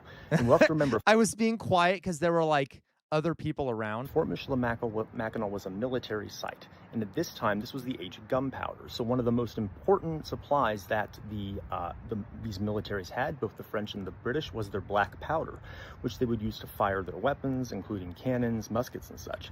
However, it is not very safe to have gunpowder stored, because even the slightest spark could set that off, all right? And it would be dangerous if you just had it spread across the fort, because then anyone could light a spark that could just set off the gunpowder. And that would actually happen quite frequently at the time. So what they would do in these forts is that they would place their powder magazines several feet under the ground and cover it with dirt, and then put all their magazine in that one location. Now, what the whole point of this, right, is that if someone does accidentally light the magazine, okay, the explosion at least would be limited to a small area and the damage would be less severe. Now, there is a problem with this, of course. If you do put it all in one place and it blows up, well, there goes all your gunpowder. But they viewed the risk as high enough that they would almost always put it in the ground in one of these locations, a powder magazine. Boop. Okay, and then the last one, the promise is the last one. I also would I would try to point out to my students, anything to do with slavery, because that wasn't talked about much in the historic I mean, well, let's see, that would be important. Okay. So, obviously, So something that is not talked about much and oftentimes not even taught about is the fact that there was slavery going on in the northern United States. And at this time, and even at this fort, there were many, many slaves. They did a great job at this fort of showing the names that they found in records of people who were enslaved. You notice that a lot of these folks are anonymous because they were oftentimes not viewed as human enough to even have a name. It should also be noted that something else that's not often talked about is the fact that many enslaved individuals were actually Native Americans, and most of the enslaved folks at this fort were in fact Native Americans and not Africans. And they would be brought in by the British, the French, mainly by the British, but slavery existed for a very long time and even far up in the north. Okay, so those are the kind of videos I did. I'm not sure why I'm showing these to you, but I thought you'd find them interesting. There's probably more I can find, but there you go. Okay, so like I try to go to places, and then I would even try to make stuff for my students based off of it. Okay, anyway, sometimes I wouldn't even end up showing them what I made because I'd be like, it's not really necessary. Okay, so you're teaching, so now you're teaching your students to be ashamed of being white, right? God. Yes, Jay Williams, I have been to a plantation. I have been to a plantation. As a matter of fact, thank you, Weird Morris Blob. I can give you one example. I've been to, honestly, going to plantations have impacted me quite a bit, because in the United States today, at least the last time I went, after Trump's been in charge, I don't know if it's that case anymore. They do a really good job talking about the history of plantations at modern day plantations, at least the historic sites. They actually do a really good job of it. They typically do a great job of talking about the impact of slavery and things like that. Even at Thomas Jefferson's Monticello, they do a great job of talking about slavery. The National Park Service is pretty good at it. Now, I'm guessing that the Trump administration has gutted all that. But typically, I do recommend, if people do ever get a chance to go to an historic slave plantation, or even like Thomas Jefferson's Monticello, that you do go, because they're really good historic sites. And it's not like they're going to whitewash stuff, because they don't. They do a really good job. Let me give you an example here. If you ever go to Lee's house, were you going to these plantations for your wedding venue? No, Jay Williams, no. But guys, it's funny you say that, because I don't know if many of you know, but that's kind of a trend in the United States. There are some Americans who decide to use former plantations as venues for their weddings. And I don't fucking know why anyone does that. It makes me want to lose my goddamn mind. I don't know why the fuck you would do that. It's disgusting.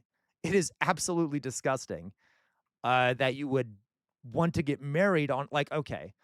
It really shows the sense of white supremacy and this lack of humanity for black people. Okay, yeah, white people, Norman, white people getting married on plantations. To be honest, I don't think black people should get married on plantations ever either, but hey, but especially white folks, okay? Oh yeah, I'll show you, Jonas. Guys, there's literally a whole video on YouTube about it too. I could find. Let me show you guys. Give me a second here.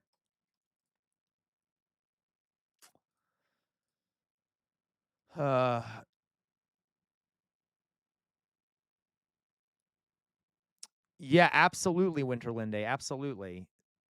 That's actually Winterlinde. One of a lot of the reasons Europe developed the way it did was because of all the wood there, and the lack of wood or having wood changed a lot of things historically. Anyway, so let me show you here. Okay, I'm gonna actually go to YouTube. Maybe we'll find a video of one.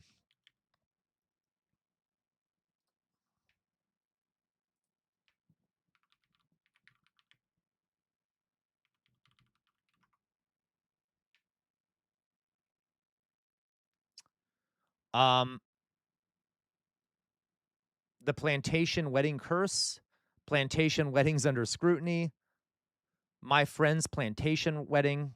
I asked my friend why she had a plantation wedding. Okay, like, all right. So plantation weddings criticized for connections to slavery. Let's see this. They're picturesque and popular settings for weddings. Antebellum plantation venues have long touted sophistication and Southern charm, but now they're coming under fire for their history of slavery. Hi. Rachel Kirkconnell is a frontrunner vying to win the heart of the first black bachelor. I really am already completely. There's also, oh my God, there's something even more disgusting too about having a black man and white women, a white woman like getting married at a plantation. There's just something weird to me about that. Maybe I'm overthinking it, but it's making my history brain lose my fucking mind. Really falling in love with you. Now she is apologizing after photos surfaced. Yeah, Peckham. I mean, no, Wet Combat. I have no problem with people who visit plantations. I'm saying having a wedding there is kind of fucked up to me. Like if you go to visit a plantation, for historic reasons, I think that's acceptable, and I recommend people do it. But like to have a wedding there is kind of dark. Okay, it's you know what I mean. Of her attending an Old South plantation party with her sorority sisters in 2018. You can see the women are all wearing antebellum style dresses. They're literally wearing like dresses in the style of slave times. Ashamed about my lack of education. I deserve to be held accountable for my actions, the 24-year-old wrote on Instagram. Numerous wedding planning sites like Pinterest and The Knot have stopped promoting plantation weddings. No amount of flowers or draping are going to hide the history of these locations, right? So I think that more and more couples have to be morally and socially aware of what they're doing. An uproar ensued after longtime Bachelor host Chris Harrison defended Rachel Kirkconnell. Now Harrison finds himself under fire and announced he is stepping aside for a period of time. I am deeply remorseful. By excusing historical racism, I defended it. I was so wrong, he writes. Rachel Lindsay, the show's first black bachelorette, had this reaction today. I'm happy that Chris is taking the steps that he needs to take to realize the gravity of the situation at hand. I think that this is the right move. Yeah. And I've heard people, guys, this wasn't the best video, but I've heard people, yeah, too many celebs have had plantation weddings. I've heard people say that you're being too woke. There are people out there, even liberals, who are like, "Oh, you're woke. It's just a plant." It's like, okay, anyway, so fucking annoying. I'd have my wedding on Robert E. Lee's grave. Do it, Jonas. I love that. I would have my wedding on his horse's grave because apparently that's something people celebrate. His horse, even though who cares? Anyway, so like, it's just really gross that this is a thing that happens. Obviously, I wanted to show you guys real fast a tour of Lee's house.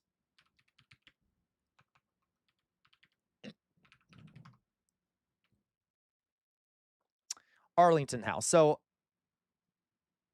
all right. Yeah, it literally is La Quabua. So this is, let me take a step back. This is going to be partially educational. So we're not going to, okay, you'll see what I mean. Arlington House. one of the interesting thing about plantations, the structures themselves, the actual houses, okay, is that they are Arlington House layout. I want to find like an architectural layout for the thing. Let me show you here, okay, is that you can see the history in the documents, in the architecture. What do I mean by that? Well, let's see if I can find an actual layout here. All right. So typically in plantation houses, there are 2 sets of everything, okay, if not more. You will have a hidden hidden areas that kind of mirror all the public areas. All right. So let's see if I can find an image here. This isn't going to help me much because I can't tell very well from these images what I'm looking at. Drawing room, south ward, greenhouse, south wing, hall. Okay. So there will be, for example, in every room, there will be 2 doors. There will be a hidden door that is just part of the wall and it's kind of hard to see. And then there will be an actual public entering door. There will be a hallway that connects all the rooms, but that is hidden and is not a public hallway. Okay, I'm trying to find a great way to explain. Let's look at someone who giving a tour, and then I'll be able to explain this better. Okay, tour of.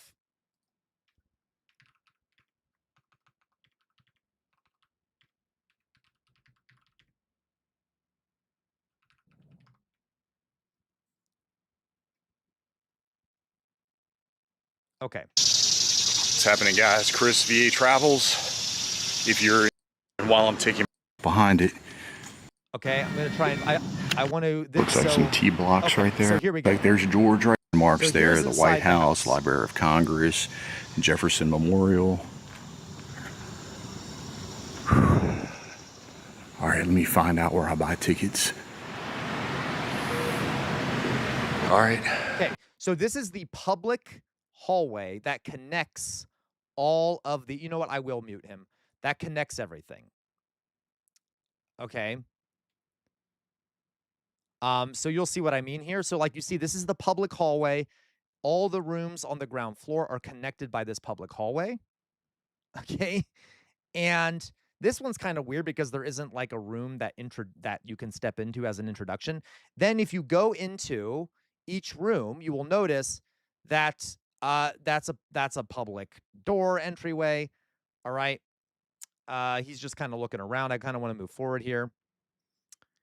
In rooms that have, 1 second here. Let's go around. Okay. You see all the room and shit. It's very rich because it's a plantation now. All right. You'll see what I mean. I want him to turn the camera to the right to see if it has one of those doors in it, one of the kind of secret back door kind of deals. It's not all of them do. Not all the rooms do. This might be the entrance room, in which case there wouldn't be one of these secret doors in it, which looks like it is. But there it is. Okay, there's kind of a door frame right here. All right. That would be the secret back. That would be like, that one isn't a secret door, but that would be the non-public entrance, okay, to the room. All right. And you can tell because it's leading into a. Okay, here's another one, right? Another room. There are a bunch of doors in here. At least one of them is a non-public entrance into the room. You always have like 2 entrances to each of the rooms at least. Okay, that's what it certainly seems like. And the reason these things exist, I really want to show you guys the especially like the dining area and the dining areas and the kitchens and things like that have more than one entrance. See, here's the non-official entrance to the dining area. That's where the enslaved people would move in and around the house because they were not allowed to interact in the public areas. They would be their owners would attempt to kind of hide them. They were to be seen. They were to help but not be heard or seen. Okay, so they would have to exist in almost a mirrored reality behind the scenes, and entering through these non-public doors, going through non-public hallways, and only the white owners of the house could really exist or operate in the public spaces. Now, the enslaved people would enter the public spaces, but only to provide labor of some sort. They even had here's this back hallway here. All right, here's the back hallway that would not have would probably have been for slaves. Okay, and I'm going to show you. Yeah, the kitchen area, the slave. There you go. After cooking in the kitchen, the north slave quarters, enslaved workers brought food here. So look, they actually do a good job telling you what happened here. This is where the enslaved people work behind the scenes. Okay, and I'm going to show you if he shows it. There is one part of this house in particular really bothered me. Just as like it's good that they showed it. Look, they even show the enslaved folks. Okay, so like they do good at these historic sites, showing these things. And then so here is the alternate entrance with this. They talk about all the enslavement stuff. I'm trying to see, is this the right?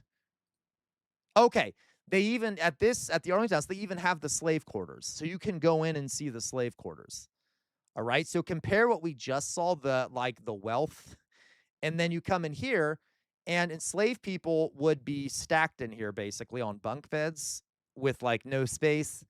And this is obviously a museum, but they talk about they actually have like the descendants of enslaved people and stuff come and visit with descendants of the family and the owning family and stuff. Okay. So they do really great at these sites. Okay, like these are great exhibits where they don't hide any of it. But what I really wanted to show you, if they allow me, if I can find it specifically, are these back. I can't find it. In the house, there is a hallway in the back, like one of these hidden hallways that is behind a lot of the public rooms. Okay. And in this hallway, the historians at this museum actually set up really low quality, almost like bedrolls. And I don't know why it bothered me so much. I mean, I know why, but oftentimes if you were, there would always have to be slaves available for their owners to use them as objects at night, whether it be for sexual purposes or for labor of some sort. Like if you need someone to bring food, you're going to want there to be an enslaved person nearby because you're a lazy piece of shit and you can't do anything yourself. So enslaved people would have to work night shifts, and they would often try to take time sleeping. So they would set up these bedrolls in the back hallway on the ground, which were extremely uncomfortable, and they would just have to sit there all night and likely, to see if they would be used for something. Oftentimes, these bedrolls would become places where they were raped. Okay? And I'm just going to say that bluntly. And if you look at the setup of the hallway, a lot of the times, these hallways were in hidden areas, oftentimes with barriers in between each of the bedrolls, which don't really make sense unless you consider that the owner of the house might want to not be seen in the public spaces assaulting a slave. Okay? So that whole thing really, like a lot of it bothered me, but just that notion of you're just an object, so you always have to be present to be used, both either sexually or for labor I don't know. It's just massively dehumanizing. You don't even have like the independence to like sleep separately from the house you're enslaved in. You have to sleep on the floor in a back hallway. Okay. Anyway, by the way, these back hallways are also often not connected to the main fireplace system of the house. So like typically these houses would have multiple fireplaces that would be used to kind of keep warmth going through the whole house, but not the back hallways. Those wouldn't be hooked up to the fireplace system. So you're going to be freezing. You're going to be very cold, probably. Even though the rest of the people in the house have a nice warm place to sleep. Okay, it's just infuriating to me. I can't.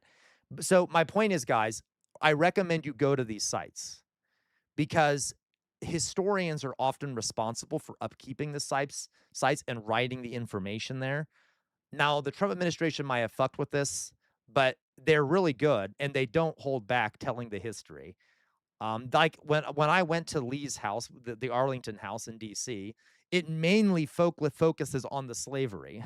Okay, like that's the main shit it talks about. All right. So anyway, not everywhere, but in this place it does. Hello, Sammy Lammy. So just letting you guys know, I do recommend it. They also, by the way, have this little house to the side that explains Robert E. Lee. And it basically talks about how much of a traitor he is, which I deeply appreciate. Okay. And I want to show you what's at the end of it. If they show it to you, I will. I know I seem like I'm obsessed with this. I kind of am. In another life, I would have wanted to be like a collections curator or like someone who set up museums because I think they're such great examples of how to teach. Like if you set them up just right, it can change people's understanding of history. I want to show you like at the end of this museum, okay, yeah, Le Bois, yeah, she would have hated that shit, okay? Um, and they did talk about the other stuff about Lee that isn't related to slavery, but they talked a lot about slavery, which I deeply appreciate. I want to show you if they come on, show us the end, show us the end. At the end of this, so in this museum, they put all these objects that he would have used, and like they talk about some of his regular life, they talk about what he did in the Civil War, they talk about slavery, and then at the very end of this exhibit, right before you walk out the door, literally right next to the door you walk out of, is something that I want you guys to see if they show it, if I can find it. You notice here it said Robert E. Lee, A Complex Legacy, and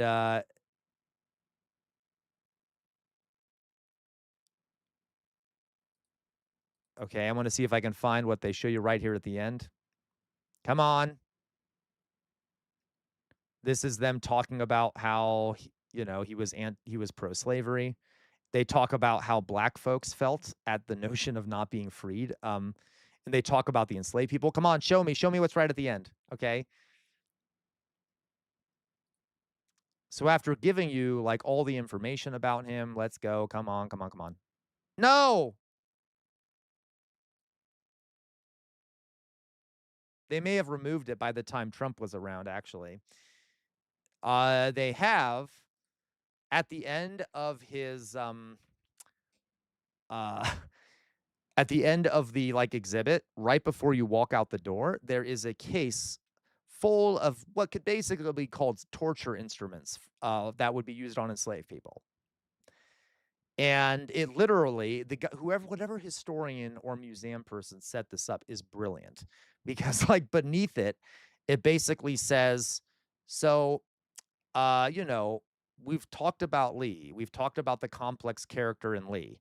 In the end, though, how do you think we should really view him? And then right above that are leather whips and different devices that would have been used to like collars that you would put on enslaved people and shackles and things like that. And you can tell the message that the historian who made this is trying to send. Like, okay, this is all well and good, but he was a monster. Like, you see what I mean? Anyway, like, I'm just saying, go to some of these things, okay? Yes, I think that may have been what they had, Kroll, like a branding iron for slaves. Okay, exactly, LaCroix. And before it was like talking about some of the slavery, some of the regular stuff he did. But then right at the end, that's what you see when you leave, is like these objects with that question. So they humanize him at first, but then at the end, it's like, but in the end, if we are to make a judgment, what do we think? Look at all these implements. Okay. So anyway, I like how you you know, setting things up like this, I think is a fascinating thing. Okay. All right. I agree, real life Cat DJ. Teaching by fire, as I call it, right? Or teaching by thunder. So you can do this shit. All right. Anyway, I'm just rambling at this point. All right. I'm just rambling. All right. Neo-Confederate. Oh, I know. It's so fucking stupid, Jay Williams. It's so fucking stupid. Okay. All right. So let's go on. Let's see what else we have here, guys, to react to. But yeah, that is as I'm finding something else to react to, that is a cool thing. I do recommend you guys visit a plantation at least once in your life, if only to see the architecture. Because the architecture is reflective of this two-tiered system of like owners and slaves. Okay. What's this? This was sent to us by Jonas. What is this, Jonas? This is Ali Dawa answered the toughest atheism questions in only 1 minute.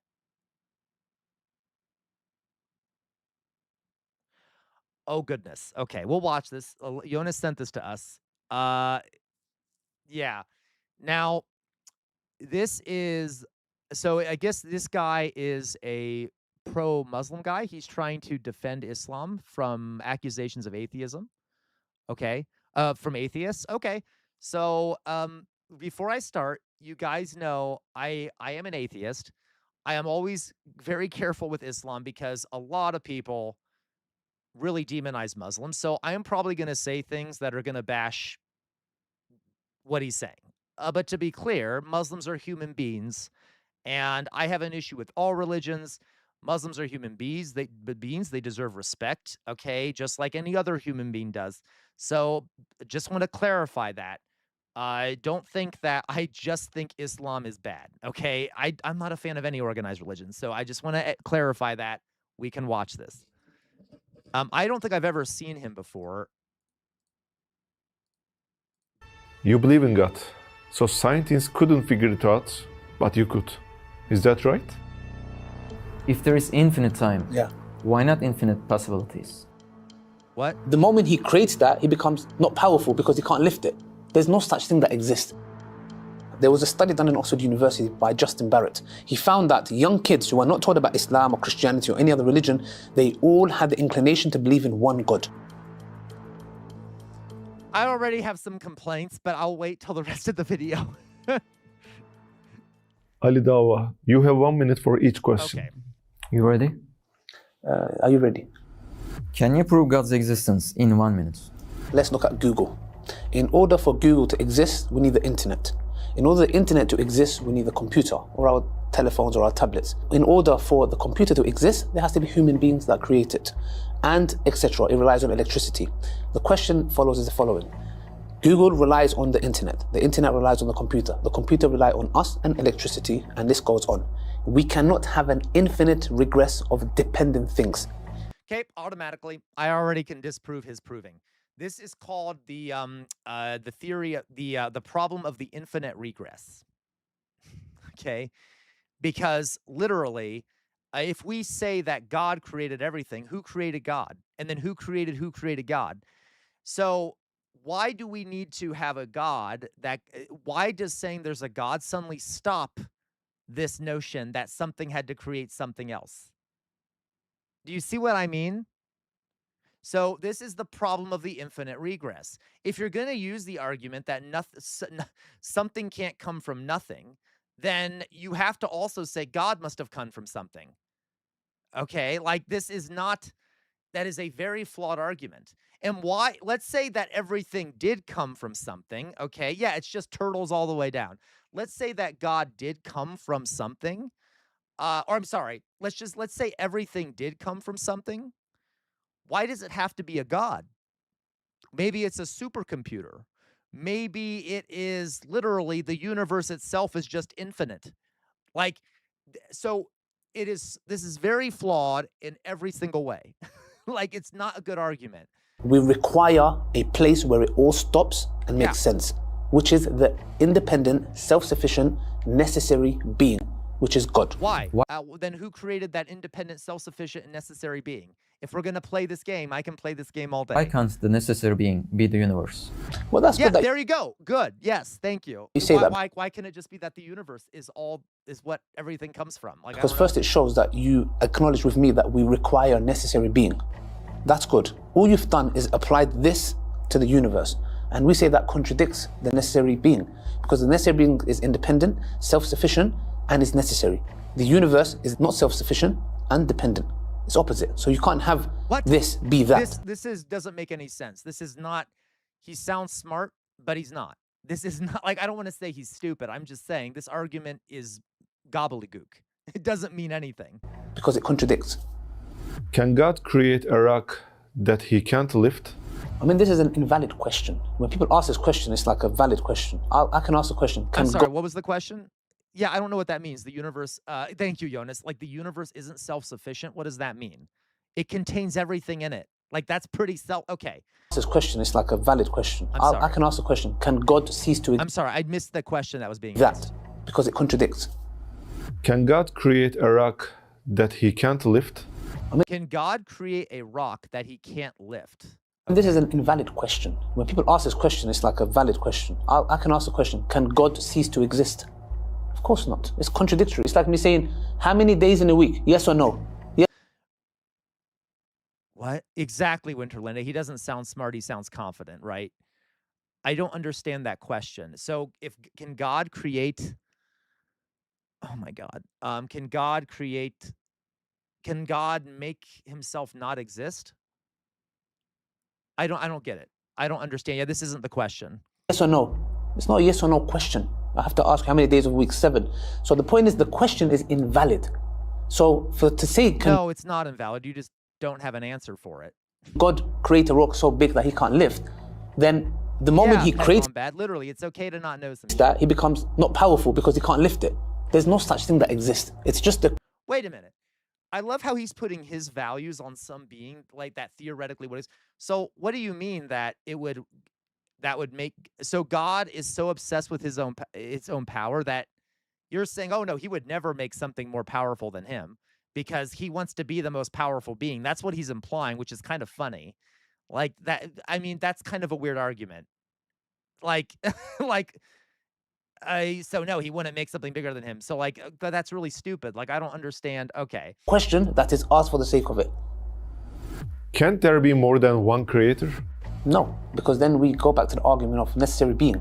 If there was more than one creator, then the question is, how could you have one necessary being? Why does it have to be one? That's the point of the question. Which is self-sufficient, independent. I honestly think, guys, you know, Tolkien's cosmology, or his, what is it called? His mythology for Lord of the Rings can easily explain the existence of the universe. It was a bunch of beings. I mean, there was one overarching being kind of, and then a bunch of smaller beings who like sung together and their song created the universe. Like, why couldn't it have been a bunch of smaller beings that were serving some greater being and that we're just confusing one of the smaller beings with like, yeah, with like a big being? Like this is nonsense, okay?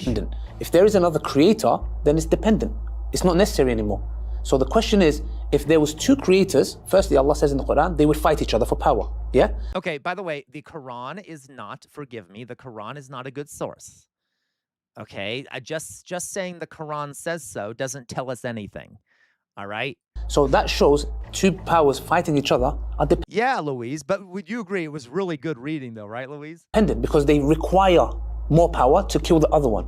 So that's why we believe there has to be one necessary being that is self-sufficient, independent, and necessary. Wait a minute.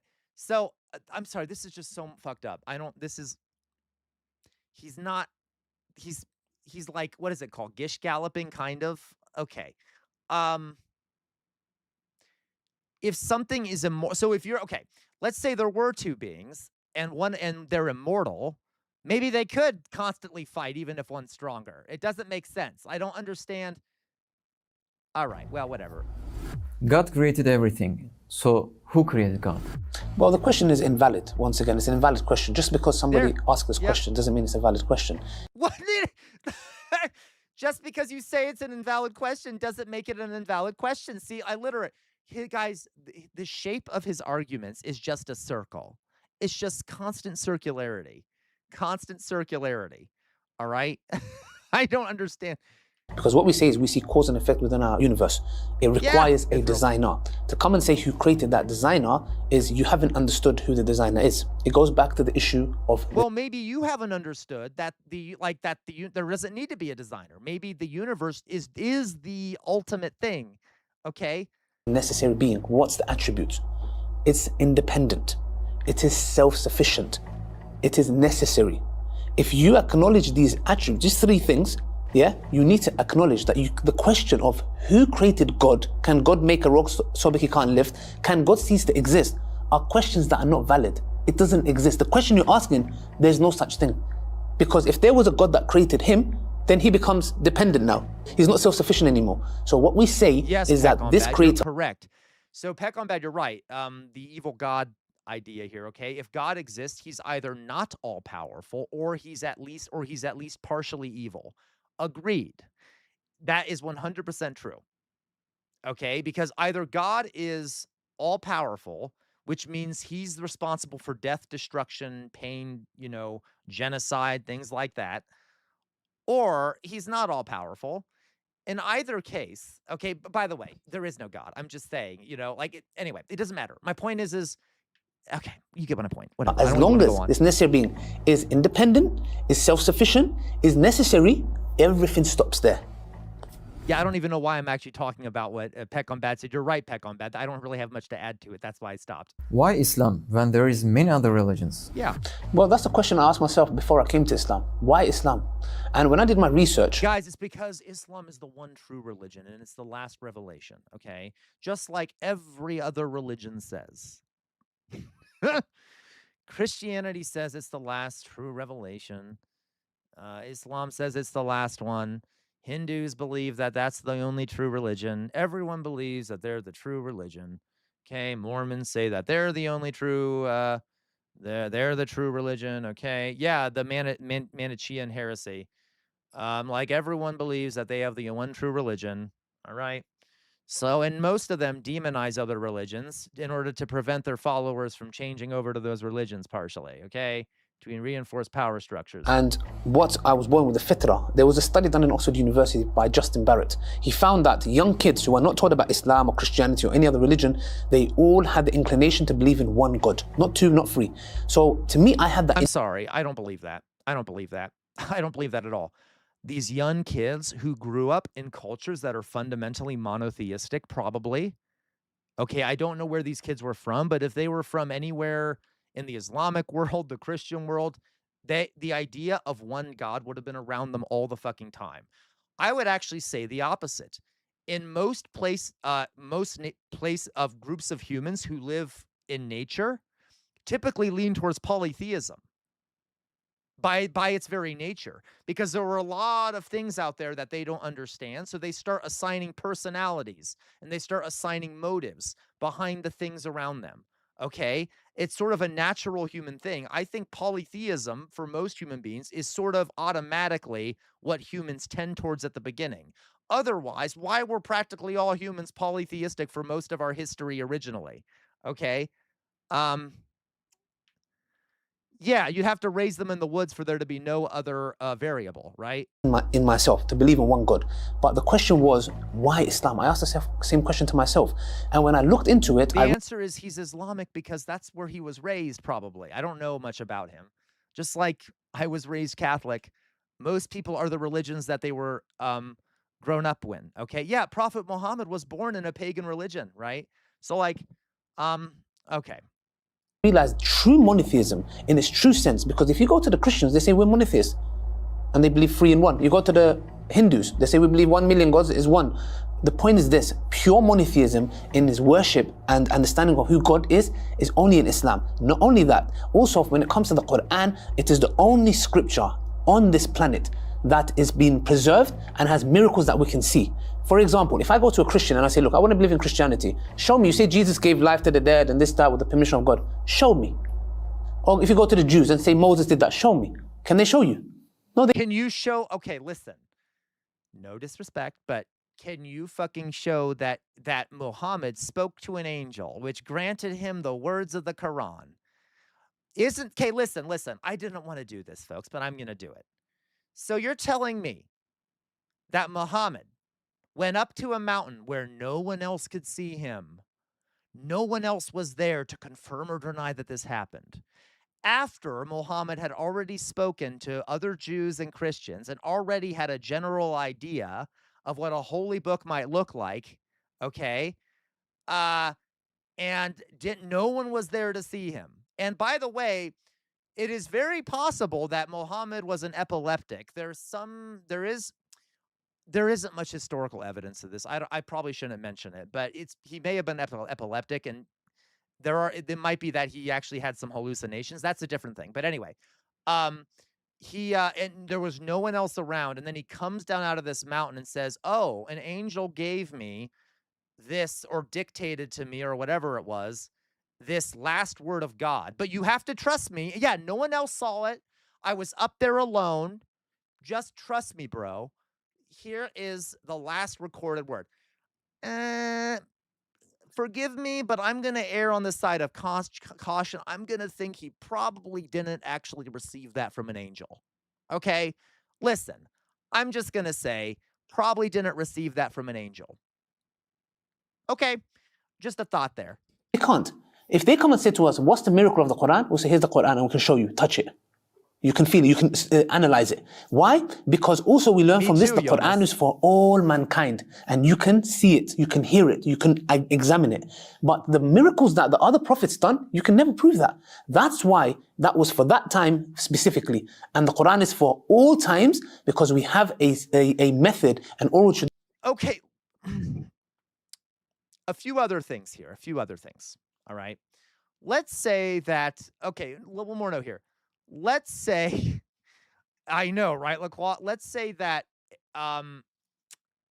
we believe that an angel came and spoke to Muhammad and gave him this word. God is kind of incompetent, because why would you, let's put it this way.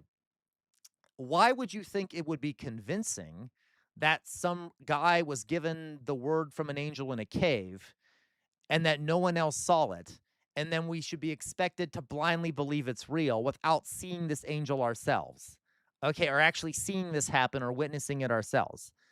Why would God make it so hard for human beings to believe that this actually happened? Because of faith, right, Jonas? But for what? Why? But why would you have faith in something like? That's why most people, you need evidence to believe shit. Like, why would God just make it so hard on people to have faith by being like, here, I'm not going to give you any evidence. You just have to believe. Just trust me, bro. Trust me, bro. Okay? While at the same time, there's all these other religions who are doing the same thing and saying things like, trust me, bro. So how would we know that one is true and not true? And why would God judge you for thinking that for having faith in a different thing, when he didn't give you any particular evidence that Islam is true over the other ones? It doesn't make sense to me, okay? All right. Which is the Quran, which I'm going to go back a little bit here. The Quran, and we can show you, touch it. You can feel it, you can analyze. You can touch the Quran. What the fuck? You can touch a Bible. You can touch the Bhagavad Gita. Okay. Why? Because also we learn from this, the Quran is for all mankind. And you can see it, you can hear it, you can examine it. Yeah, Winterlinde, just like the angel that talked to Mary, right? Like, literally, again, I'm not trying to just say this about Islam. Like, oh, wow, an angel came and spoke to Mary, and no one else was there to hear it. No one else was there to see it, and it was written years after she existed, and there's zero evidence it actually happened. Trust me, bro, it happened, okay? But the miracles that the other prophets done, you can never prove that. That's why that was for that. You can't prove what the fucking Quran says. You can't prove it. Time specifically. And the Quran is for all times because we have a method, an oral tradition, which is the Quran, which we... Listen, guys, this is not an exaggeration. Oral tradition is the worst form of evidence you can possibly have. I mean, not, Nikki, maybe not the worst, but oral tradition that's passed down orally is extremely unreliable because you've all played the telephone game. Generation after generation, parts of the story start changing. People will change the story a little bit. They'll hear it wrong. They will pass it down incorrectly from one generation to another generation. Oral tradition is a very bad source, okay? You just can't rely on it. So to be like, oh, we can trust it, it's our oral tradition. No, thank you. That is like very unreliable history, okay? Oral tradition is very bad for that. Okay. And many generations after us can examine. And that's what I did before I came to Islam. I examined it, I read it, I looked at the prophecies, I looked at the miracles. I said, this can be no other than by from Allah. You told us that there are miracles of the Quran. Yeah. Can you please just tell us one miracle of Quran? I'm going to be generous here. I'm going to give you 3. Yeah? Okay. Yeah. You have to be generous sometimes. Oh, he's going to give us a trinity of miracles. In life, you know. The first one is, I think, very profound and very important because what we are told, for example, that in Surah Balad, that Allah subhanahu wa ta'ala is talking about Abu Lahab. And this is very interesting because Abu Lahab could make one statement and the whole of Islam will fall on the ground. Allah says in the Quran about Abu Lahab and his wife that they are going to enter the fire, hellfire. They're going to die as disbelievers and enter the hellfire. Now, if you think about it, Abu Lahab, he had to do one thing and disprove Islam. Because the Quran clears you're going to go hellfire. I don't know who this individual is. Your wife, and you're going to die as a disbeliever. So the thing is this, they could have gone, Abu Lahab could have said, hold on a second, Ashhadu an la ilaha illallah. There you go. Your religion is false. Because your religion says I'm going hellfire. Your religion says I'm going to die as a disbeliever. I accept Islam. He didn't do it. What? He died as a disbeliever. To me, that is profound. Because he had to do one statement to disprove the whole. They wanted to stop Prophet Muhammad, yeah? With everything. He just had to do 10 seconds of the Shahada and crumble the whole religion. He didn't. Number 2, I don't get it. I don't get it. Ashhadu an la ilaha illallah. There you go. I'm sorry. Guys, I don't know. Okay, rewind back. I'm sorry. What is the story? Forgive me. I don't know a lot of the stories from Islam because, you know, I was raised not in Islam, but so I don't know what this specific story is. Very profound and very important because what we are told, for example, that in Surah Balad, that Allah subhanahu wa ta'ala is talking about Abu Lahab. And this is very interesting because Abu Lahab could make one statement and the whole of Islam will fall on the ground. Allah says in the Quran about Abu Lahab and his wife that they are going to enter the fire, hellfire. They're going to die as disbelievers and enter the hellfire. Now, if you think about it, Abu Lahab... That's really fucking, wow, God is kind of a dick. Right? You either say you believe in me after I've given you practically no evidence to believe in me, or I'm going to burn you in hell for all eternity. He had to do one thing and disprove Islam. Because the Quran clears you're going to go hellfire, you and your wife, and you're going to die as a disbeliever. So the thing is this, they could have gone, Abu Lahab could have said, hold on a second, Ashhadu an la ilaha illallah. There you go. Your religion is false. Because your religion says I'm going hellfire. Your religion says I'm going to die as a disbeliever. I accept Islam. He didn't do it. He died as a disbeliever. What? To me, that is profound because he had to do one statement to disprove the whole. They wanted to stop Prophet Muhammad, yeah, with everything. He just had to do 10 seconds of the Shahada and crumble the whole religion. He didn't. Number 2, there is an. So, first of all, we have no idea if any of the story is even true. It's bad evidence. We don't know. It's almost certainly not true. The oral history is terrible. The story has probably been changed generation by generation. And second of all, why does one person dying somehow prove God exists? I'm not quite sure. Okay, it's fine. I don't know. There's evidence, for example, when Allah subhanahu wa ta'ala talks. Wait, join General RQ. What's General RQ, real life Catty J? About in the Quran, about the time of Moses and the time of Yusuf alayhi salam. Yeah. And Allah talks at the time of Yusuf alayhi salam, He calls the ruler a king. So at the time of Moses, He calls him a pharaoh. But in the Bible, they call the time of I know, right, Jonas? Yusuf alayhi salam, and they call him a pharaoh. And at the time of Moses, they call him a pharaoh. This is historical error. Because when they deciphered the Rosetta Stone, it's a thing, to understand the Egyptian hieroglyphics, they found out that there was no pharaohs at the time of Joseph.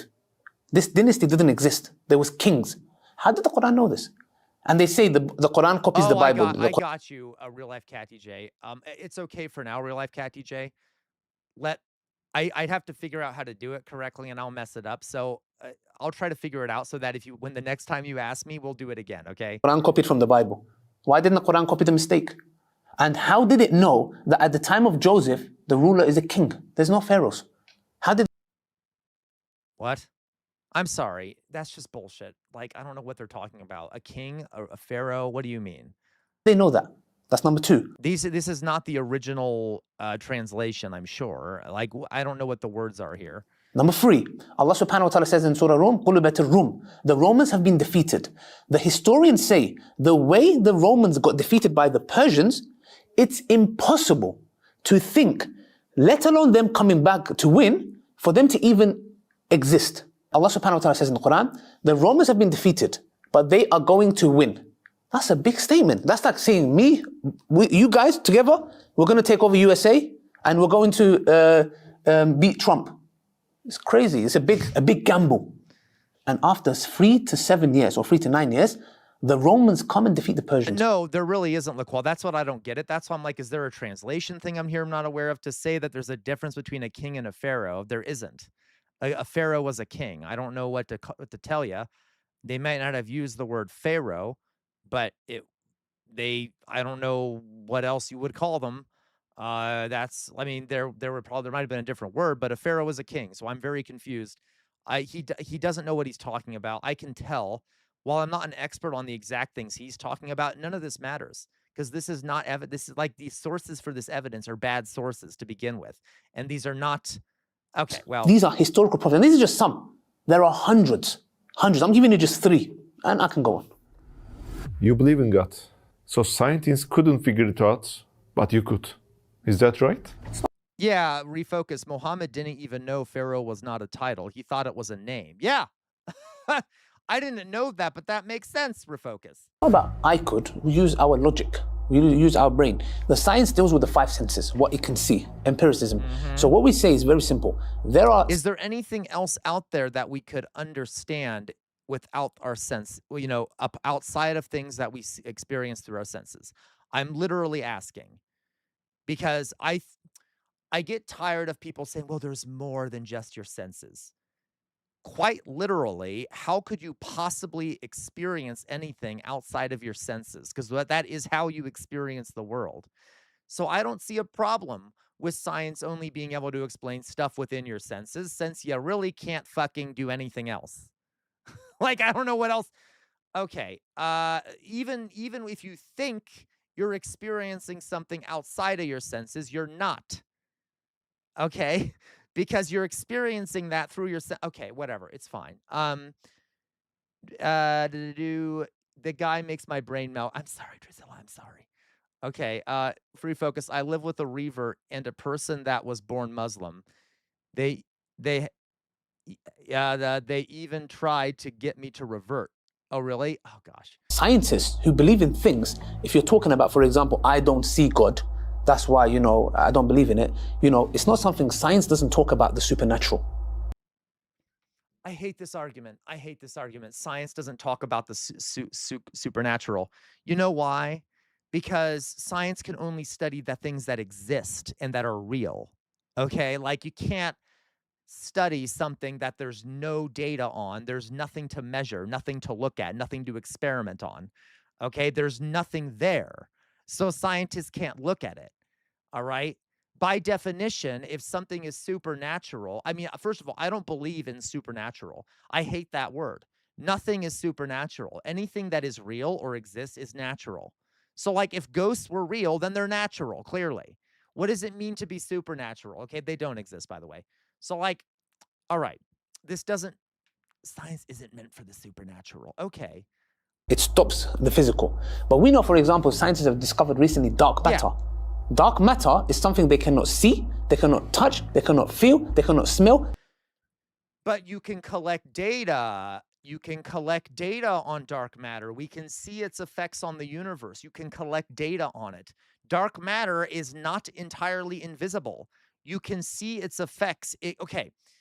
For those who don't know, it's funny. He thinks that people won't know what he's talking about and then won't question it. But luckily, I know what dark matter is, okay?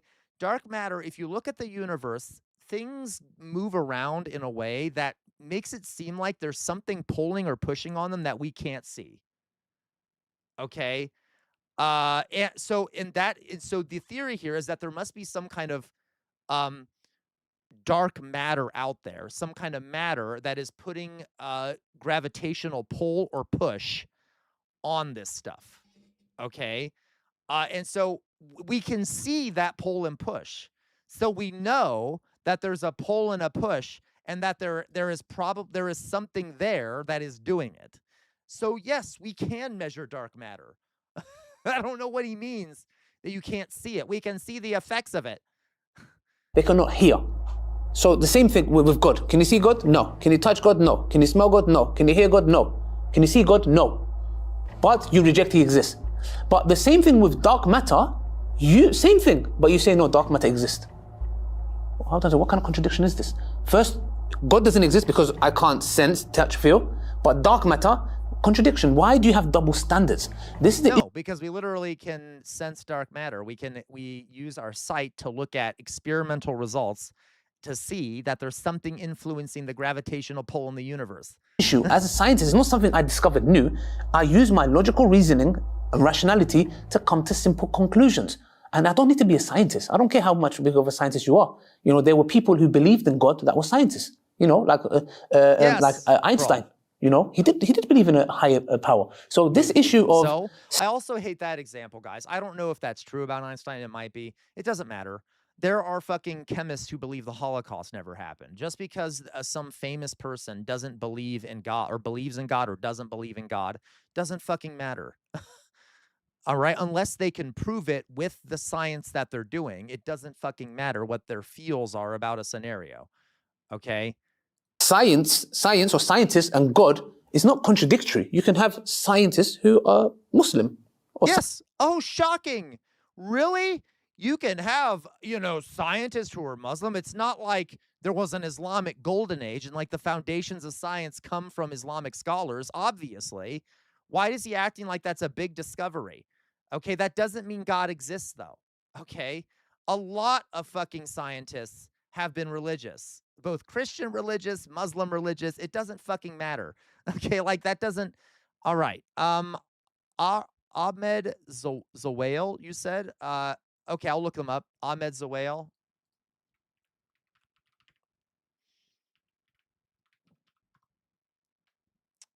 Egyptian-American chemist. What about him? He's a famous chemist. What does he have to do with what we're talking about? What do you mean? So he was part of the beginning to the... So what does he have to do with what we're talking about? Or should I ask before I looked it up? Or is it irrelevant? Okay, well, I'm going to go on here. Scientists who are Christian. So yeah, it's not a discovery. Are you brave enough to talk with famous atheists? What would you do if you encounter them? I have no problem. Because to be honest, I don't care what atheist you are, how scientists profess, I don't care. The same thing applies. That's okay. You know, I bring my same arguments and you have to answer them. I don't care. No. See, listen, I love this idea that atheists are having to answer his arguments. It is him that has to answer okay. This is how basic, like, argumentation works. If you are making a claim that is not at baseline, you have to make the claim and provide evidence to back it up. Atheists are not making a claim. It is the burden of proof. Atheists do not make a claim, okay? Atheists start at the baseline. Atheists wouldn't even think about a God existing if they didn't have to, right? So atheists start at the baseline of not thinking about God, not thinking that God exists, whatever it may be. If you want to claim that there is a God, you have the burden of proof to provide evidence that there's a God. Atheists will likely not be convinced because unless you provide evidence, you're not going to convince those atheists. So no, you're the one who has to make the argument to the atheists, right? And you have to convince them because you're the one making the claim. So the idea that atheists have to make the claim implies that the base claim is that the base understanding is that there is a God. Okay? So just to be clear, guys, you see what I mean? All right. It's like basic logic, but I know. All right. Yeah, because what I'm on, I know I'm 100% so sure, logically, rationally, that there is no way you can get out of it except that you accepting being a deist, minimum deist. Maybe theist we can work on theism. There are plenty of ways to get out of it. Like, just because you say that doesn't mean there aren't other ways to get out of it. We've talked about them here. So I don't care if you're a professor. I don't care. It's irrelevant. As long as you have aql, I hope so, we can reason, then 100% there is no way they can go. If there is infinite time, yeah, why not infinite possibilities? It's a good question. I have to drink my water to answer this. This glass is empty. Oh my God, he's kind of cringy, isn't he? He's a little bit cringy. Yes, empty. If we said infinite time, yeah, Drusilla. Because the argument here is you give it infinite amount of time, anything can happen. This is a fallacy. Because to make the properties, argument's sake, if I like a chocolate cheesecake, not chocolate cheesecake, let's talk Turkish, yeah? A nice sütlaç, yeah? If I want to have a sütlaç in here, and I say, let's give it infinite time, would I ever get a sütlaç? And by the way, I like my sütlaç burnt on the top. Let's be specific. Would we ever get it? No, because the equation of time is irrelevant. What? If the components to make a sütlaç, the way I like it, is not in there, you will never get a sütlaç. It's as simple as that. Time is irrelevant. What's time got to do with it? Let's give it infinite amount of time. Would you get Ferrari? No. Give it infinite time. Would you get a universe? No. Because the properties to make a universe or a Ferrari or my sütlaç, which is more important, is not in there. So if it's not in there, you will never get it. But that's... First of all, I don't know why the fuck this is relevant, but let me explain something to you. For my atheist and agnostic friends out there especially, if the universe is, there's infinite time in the universe, and that the universe is basically infinitely repeating, what I mean by that is if there's like, there's a bunch of ifs here. If things are constant, if there's like constantly new universes being created and destroyed, which is possible. It might be that our universe will eventually all get sucked into a single black hole and then pop out elsewhere as a new universe. Who the fuck knows? We don't know. Okay. If there is infinite time and everything is infinitely repeating and that there's all these new universes being created and they contain the same similar stuff, there is 100% chance that, yeah, one day that glass, that sütlaç will be in there and will be on fire because the whole universe is just a bunch of atoms being kind of ground together. I mean, there's also a lot of space, but like there'll be a lot of chances for atoms to come together in just the right configuration, an infinite number of chances, okay? So yeah, a lot of things are really fucking possible within the limits of chemistry and physics. Practically everything is possible. If the universe is infinite, if there is infinite time in an infinitely repeating universe, yes, there is 100% chance of everything that can happen happening, because we're all just made up of atoms and shit. So it's like having so let me give you another example. If you have a house and you demolish that house and you take all the parts of that house and you throw it into a giant shaker, okay? And for all eternity, you shake all the components of that house, there is a small chance that at some point, the house will accidentally be reformed 100% the way it was inside that shaker because you have all the components. So if you do that for an infinite amount of time, there's an infinite chance that you will eventually reform that house. Okay? All right. Let's I don't know why we're talking about this, but okay. Hopefully after this I will get a sütlaç. Okay. Our questions are complete. That's why I want to ask you a question. You know, why do you not accept Islam after I've answered all of them? You haven't. I mean, repeat after me. Ashhadu. We are Muslim, alhamdulillah. We are Muslim. Oh, they are Muslim. It was a pleasure, guys. As you can see here, we're having biscuit, Turkish tea. You know, I think I have to come often. Yeah. I do please, like let's Turkish make it desserts, regular. they're delicious. Till next time. Assalamu alaikum. Okay. All right. So okay. No. All right. No, guys. Here's the thing, right? I just got to ask, right? So again, if you're making a claim that a God exists, you have to provide evidence to convince atheists that it exists. All right. And that should be I know he is outer signal. That should be our starting point. The starting point should be if you have something, if you think a God exists, you should have evidence that you can provide to other people. Now, There is a reason why, folks, so many religions focus on teaching people to be part of their religions when they're children. Children cannot give much pushback in terms of like critical thinking. Okay? You like like when you're teaching a kid, the kid isn't going to be like, what's your evidence for that? And it is dark that a lot of religious beliefs work in punishments and incentives, kind of like you're training a dog in order to make people believe it. So if you're a kid and like your parents are like, you should believe in Jesus. And the kid's like, why would I believe in Jesus? Because if you don't, you'll go to hell. Okay.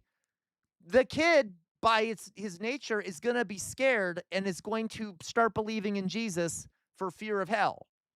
All right. Or in a lot of amongst a lot of Muslim children that literally, and this also happens with Christians too. You know, if you're learning about the Quran and you're a child and you get part of it wrong, they might hit you with a switch. Okay, like so. But as adults, we can kind of try to counteract these ways of being raised, these ways of thinking, okay, by actually stepping back and be like, okay, let's think about this rationally. Let's start from square one. And if you start at square one, the question should be, what evidence is there that there is a God? Okay. And what evidence is there that there's a God? And I can guarantee you pretty much certainly that you will not find good evidence, okay? There is no good evidence for a God, okay? There is no significant evidence for a God. And I want to point out that if there had been good evidence for a particular God, everyone would be religious and everyone would follow the same religion probably.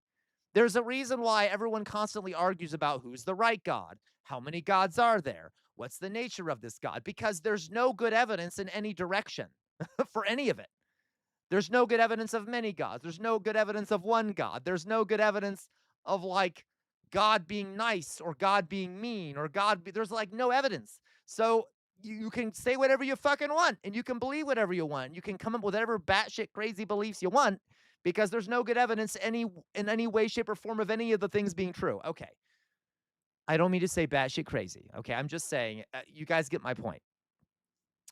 Religion is often done through indoctrination. As a matter of fact, let me find a fact here for you.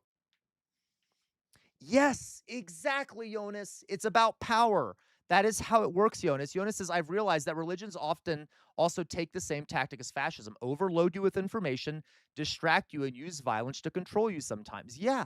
Yeah, Jonas. And it doesn't help that you're a kid. And there is also literal violence there's actual literal violence that happens in religious groups, okay, which you guys can be, we could talk about how, you know, there are some people who practice things called honor killings or violence against women when they don't adhere to religious values, or violence against gay people that gets done in the United States and elsewhere if they violate religious values, or if you don't. There are a lot of religions, guys, who will publicly shun you or cut you off from your community or your family if you stop believing in it, which makes it really hard to leave. These are like, if the religion, guys, if a religion was so convincing and had so much fact-based backing it up that like it's obvious, why would religions need to use all these fear tactics in order to keep people in them? Okay. Yeah, that's how cults operate. And that's how religions are. Guys, religions are just cults. They are literally just fucking cults. They're just big cults that have become normalized, okay, and have become so big that they can't really be questioned anymore. And if you think I'm exaggerating, I'm not. There was actually, when I was becoming an atheist, or I'm not becoming an atheist, when I was getting my degree in anthropology, I had a class where we had a whole class where we talked about what's the difference between a cult and a religion. The difference is that a cult is small and hasn't been recognized by larger society. Whereas a religion is something that society recognizes as an acceptable form of cult. Okay. All right. By the way, okay, one last thing on that point. The notion that, have you noticed how a lot of these religions start with charismatic men who are leaders? Not always men, but like you have Moses, you have Jesus, you have Muhammad. How do most cults start in the United States? What do most cults, and in the world, what do most cults look like? There is a single charismatic male leader,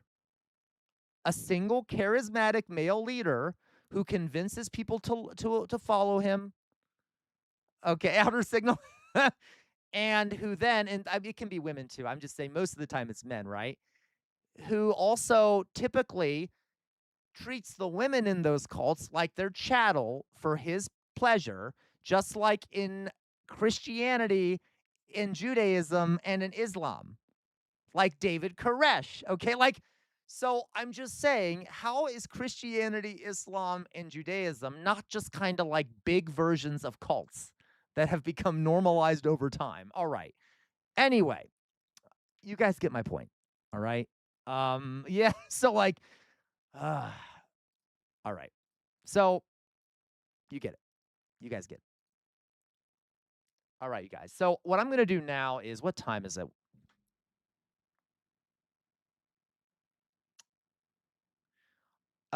It is currently 5:18. Give me a second, folks. Well, I want to talk a little more about this. I'm gonna go get some food. Give me 1 second. I'll be right back. It is 6 o'clock. I'm gonna get more. I'll stream a bit more, but I'm gonna get some food. Give me 1 second.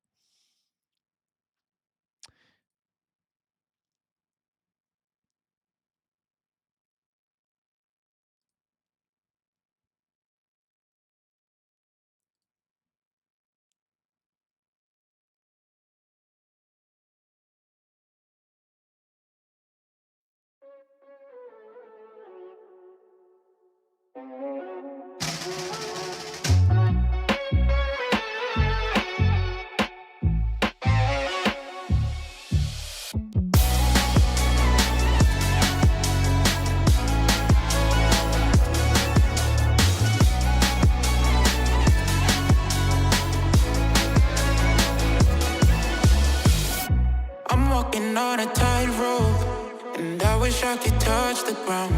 My future's covered in smoke, but my head is up in the clouds. And maybe this will all fade after one bad day, and I'll be okay. But my life is in the worst place, and I can't wait for heartbreak from my mistakes.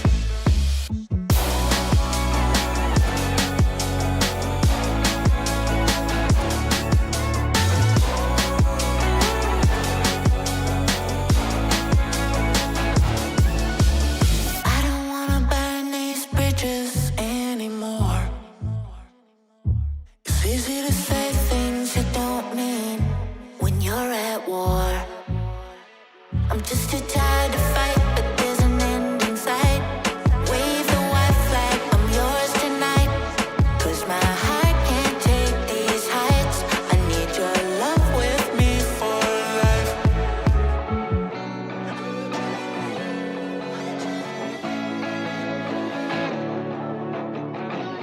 I need your love, I need your love with me for life.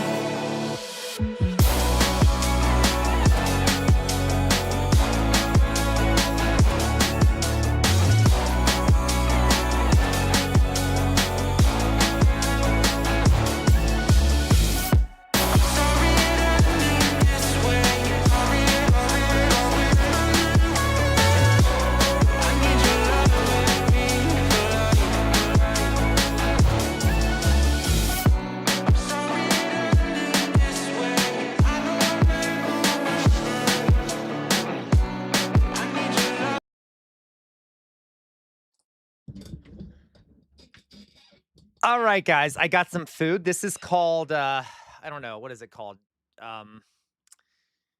Something suey, something suey, Chop City Suey, which is it's a Midwestern thing. Ignore me. I think it actually might be an Ohio thing. It's just like ground beef in this like tomatoey kind of sauce, with like lettuce and cheese and stuff. Okay.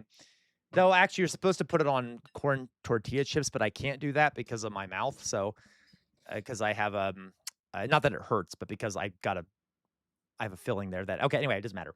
All right. So, yeah, not chop suey. It's called what is it? Chop city suey? I can't remember what it's called, but it's not chop suey. Yes. So no, I swear to God, no, I didn't. This actually isn't spicy. Unfortunately, it isn't spicy.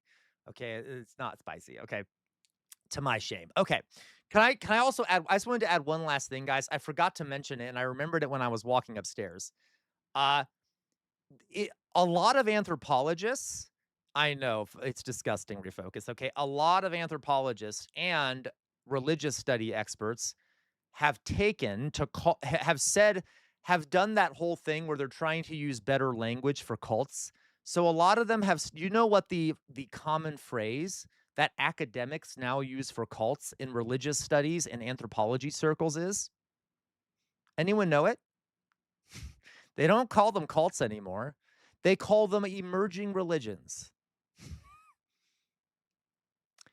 Anyway, does that back up my point? All right. So, this is okay. I'm gonna try some of this stuff. I know it's too PC. I agree, Pet Gone Bad. But I don't like it because it makes it sound like they're nice, and I don't like that. But okay. All right. I don't know. Refocus. I don't really want to do that either. I got to tell you, I'd rather there not be any religions. Okay. Listen, it's not that I mind. Like, I prefer like some of the nature based religions. I feel like those aren't as vile, or like some of the spirit based religions, animist based religions. Those are kind of nice. Those aren't really hurt anyone, but they're still kind of they have some things within them that are kind of problematic. I just wish we would get over it, but I don't think we ever will. I totally agree, LaQuable. I don't like the notion of like emerging cults. Um, all right. If we're in, yeah, that is true. Refocus. I'd prefer we believe that stuff. Okay. Yeah, they should. I agree. We should call all of them cults. Alas, we're not going to because that would be offensive and people can't handle it. All right. So, okay, I'll stop being an ass now. If you guys don't think I'm being too much of an ass here. All right, let's see what else here we have here. And all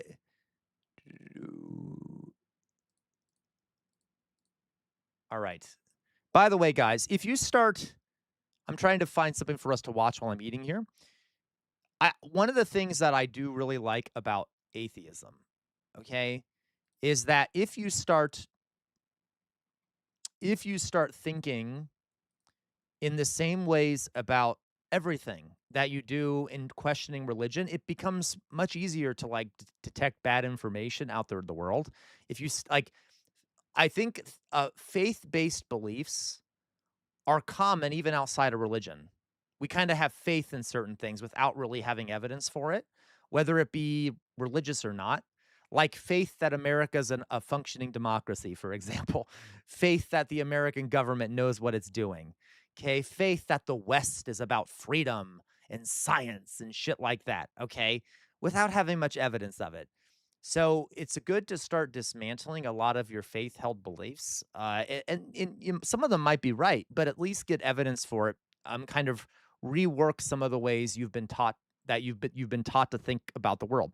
And guys, I'm saying this as a teacher. You know, some things you might have even learned in school from your teachers might need a second look at as an adult. Don't just take it on faith. Okay. Anyway, all right.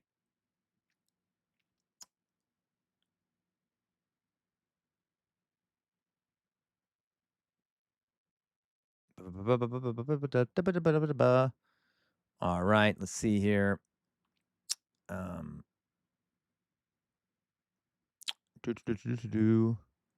So Redmond Berry, I agree with you partially that yeah, you can exit conservatism, but you can also exit religions and cults. Some people say that something is a cult if you're not free to leave it. Nah, I disagree with that. There are mainstream religions where it's very hard to leave them. So, like, are those cults then? If you like, my point is that they're all cults. Okay, whether you can leave it or not. Some are softer, but all of them kind of have a built-in punishment or a built-in something that makes it hard to leave them.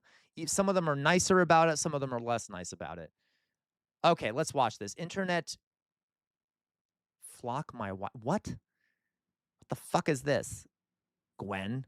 Are you here, Gwen? All right, let me I don't think I think Gwen left actually.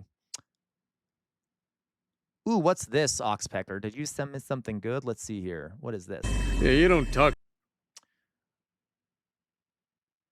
much, do you, Israel? Israel. Oh, this is funny. Let's watch it. It should be a fun clip. And then we'll watch something longer. Jonas, 1 second. I'll answer that question. This is sent to us by Oxpecker. This is really quick. It's only 55 seconds, and then we'll watch something longer. Where's my face? Okay. Let's see here. Jonas says, Jonas, I don't know if I have a set answer. Okay. So, but Jonas asks, how do atheists find meaning in life when most of us will never accomplish anything that will leave a dent in history? So, Jonas, there is not a good answer for this question. Okay. You have to understand that there have been hundreds of years of philosophy trying to answer this question. The fundamental answer here is that you make that meaning, which means that a lot of times society makes us think that we need to do certain things in order for our lives to have meaning. You have to begin a process of dismantling those beliefs and realizing that that's not true. I decide what gives my life meaning, and which to me is very liberating. When I first became an atheist, guys, when I first turned away from like the Catholic beliefs, it was not that easy. It's not easy because you've been trained to think certain ways, and Dolly boy, you start questioning like, well, am I going to go to hell? You have to get over that. You have to start thinking like, oh my God, then there's no meaning. Nothing means anything. And it takes time to over time, come up with your own way of thinking and doing stuff. That being said, that's okay, Dolly boy. Once you get over that first hump, I feel so much more liberated now. Like, I feel so much better. Okay, guys, I honestly think that I would not be able to be so blunt about my beliefs, about how I view the world, about how I view politics if I didn't have that change. Because now I'm not afraid of like sinning or like making saying things that might piss off Jesus. You see what I mean? I don't feel like I feel like I can be more honest. I can be myself more. I can be happier, right? And I can then say to myself, fuck it. I think I'm doing okay. I like the impact I'm having on the world. And that doesn't mean you should excuse all of your own behavior. It means you should hold yourself to certain standards, obviously. Like I critique myself if I do something that I don't think is morally good. But it's a process. Okay? And it's very liberating though because you're valuable, right? Like you don't have to worry about mistakes. Okay? If you make a mistake, who really cares? I mean, yeah, if it's a really bad mistake, make amends, but like it's okay. You're human. There's no you're not going to be punished for it. There is no infinite punishment or anything like that. Okay? You're allowed to be human. Okay? You're allowed to be human. You're allowed to make mistakes. You're allowed to not be perfect. We all do our best. Okay? And one thing that also makes me feel better is knowing that there have been billions, if not, I don't know the exact number of humans that have come before us who have had to deal with the exact same questions and problems. All of them have been born and all of them have died. All of them have had to experience the same stuff we have. What we're experiencing is just part of the human experience. All right. And I know that doesn't make us might not make you feel better, but we here on this planet are surrounded by people who are going through the exact same stuff we are. We are not alone in that regard. Okay. Anyway, so yeah. Okay, let's go on here, guys. Let's watch this. This is well, Remenberry. Again, I agree with you, Remenberry. I don't think conservatism is that much of a cult in a lot of ways, but I can guarantee you, Remenberry, that like as a gay person, you definitely get punished if you turn away from conservative values and you start showing that you're gay and shit like that. Okay, for sure. So anyway, but let's just watch. This will just be a really funny little clip. And that was cute. I like that. I will say it's not true that the Middle East is fundamentally a dangerous place for Israel. It's the fact that they're doing genocide there. But other than that, I love that. Okay. That's good. So, by the way, Low Tier said, yes, read Sartre. Maybe I'll do a presentation on Sartre sometimes because Sartre makes me feel better about there not being a God. Okay. Laquabwa, it is very liberating. I would suggest reading Sartre if you're trying to learn how to find meaning in a universe that is indifferent to us. Yeah. Okay. Low Tier, we have a Destiny Church here in New Zealand, and their leader is an absolute maniac. Very predatory cult that take advantage of our Pacifica people and recovering addicts. Oh my God, I'm sorry, Low Tier. Trust me, our country, America is like full of insane lunatic cults. So I feel your pain, okay? All right. Let me see what else have we got here, guys. Yeah, you're right, Remenberry.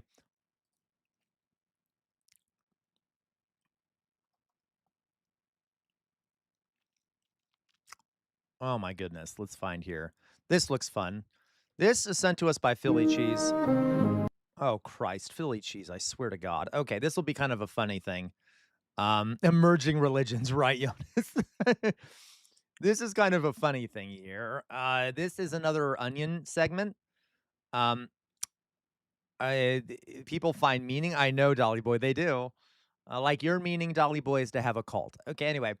So this guy, this is another one of the Onion bits. This is called Conservative Hero. Lucas Riley is fighting for the Second Amendment. All right, let's go. Let's see what he has to say. The Second Amendment, our God-given right to own and operate firearms without government interference. America's forefathers made sure it was the very first thing in the Constitution for a reason. Now, some days it feels like the Second Amendment is the only thing. Don't worry, Louise. We'll watch some of Jay Williams' videos, okay? Don't you dare point out it's dismissive. Okay. So, first of all, that's just not true. I know this is a joke, obviously, but the first part of the Constitution is actually the First Amendment, which is, well, the first of the 10 amendments, the Bill of Rights, is the right to freedom of speech, assembly, and religion, and the press. Okay, so like, and the right to petition the government. So that's just not true. Standing between a functioning society and some kind of woke communist nightmare. It's what separates law-abiding American citizens from the... Oh, of course I'm dismissive of Dolly Boy and his cult, Louise. Are you crazy? Okay. It is satire, Remenberry. It is 100% satire. Animals and criminals and demons and bugs. Hey, J-Mac. Just like anything good in this life, the Second Amendment is under attack. But thank God a new generation of brave young Americans is fighting for our right to bear arms and so much more. My guest today is a rising star of the conservative movement, and rightfully so. I've been impressed by the clear-headed and But I worked hard to be a thorn in your side with my cult. Dolly Boy, I deeply appreciate your cult. I hope you know that. I like your cult. Okay, I think you're just saying that to make me apologize so that you can declare victory, but I'm weak, so I will say that I like the cult, okay? Apologetic celebration of gun ownership and American Christian values. He stood his ground, made liberals furious, and the best part? Yeah, he's only 8 years old. Lucas Riley, welcome to the Jim Haggerty Show. God. Hi. For 35 years, I was part of the problem. Oh, God, this is fucked up. A mouthpiece for the mainstream media, spewing their lies and kissing their feet, all while they turn me into something I'm not. But now I'm free of my corporate shackles, and my only business is freedom. I don't know, LaQuadra. My name is Jim Haggerty, and you are being lied to. Lucas, you've been everywhere lately. Glad you're able to find the time. Now, in case anyone out there has been living under a rock lately, tell us how this all started. So basically, I went to my dad's closet, because that's where a lot of my toys are in there. And I opened a drawer. I saw his gun by accident. He showed me how to use it before, so I picked up the gun. And it felt basically the same size as my BB gun, but a little heavier.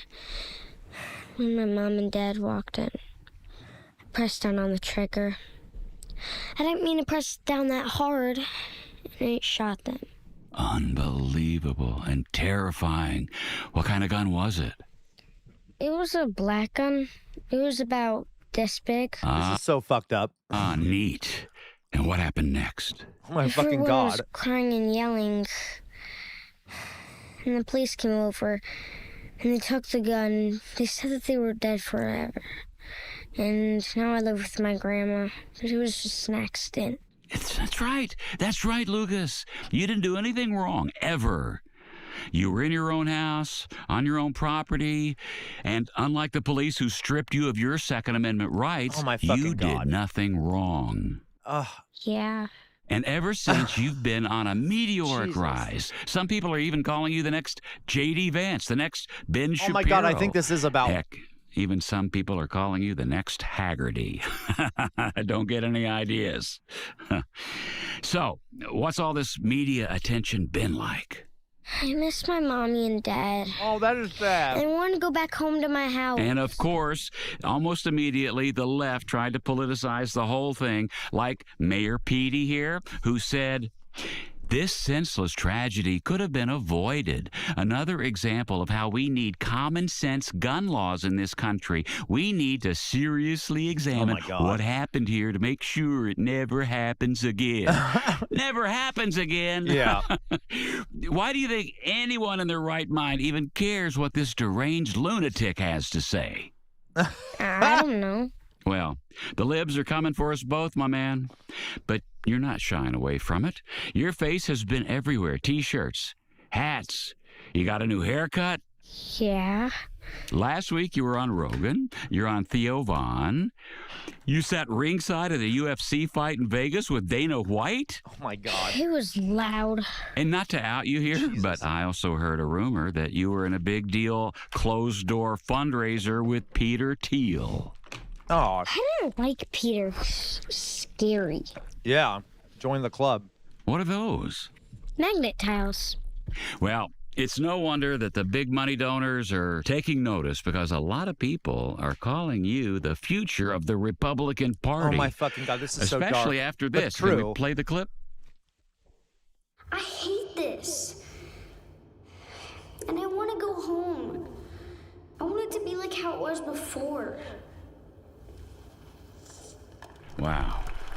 You want it to be like how it was before. I think a lot of Americans feel the same. Like, this actually makes me feel kind of sad, because like this happens like all the fucking time, guys. Like, way. We want it to be like it was before all this DIY nonsense, before Biden and DIY Kamala nonsense. Harrison and all that. Oh, was that CPAC? They asked you to speak at CPAC? That's funny, because CPAC never got back to me. Who reached out? Oh, God. Was it Christy? Did Christy reach out? Oh my God, this is depressing. It was Christy. I know it was Christy. Unbelievable. Fucking bullshit. Yeah, Kamala Harrison. Attention, Patriots. If Oh, you're like God. me, you practically can't live without hog water. Oh. And now... Hog water. Yeah, brother. Gotta love hog water.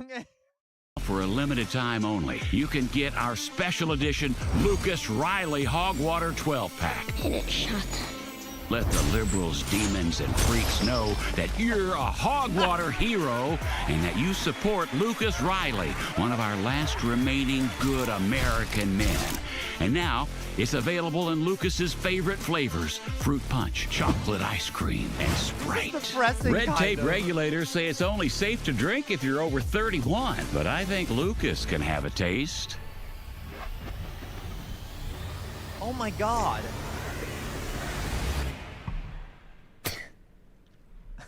Did you like that?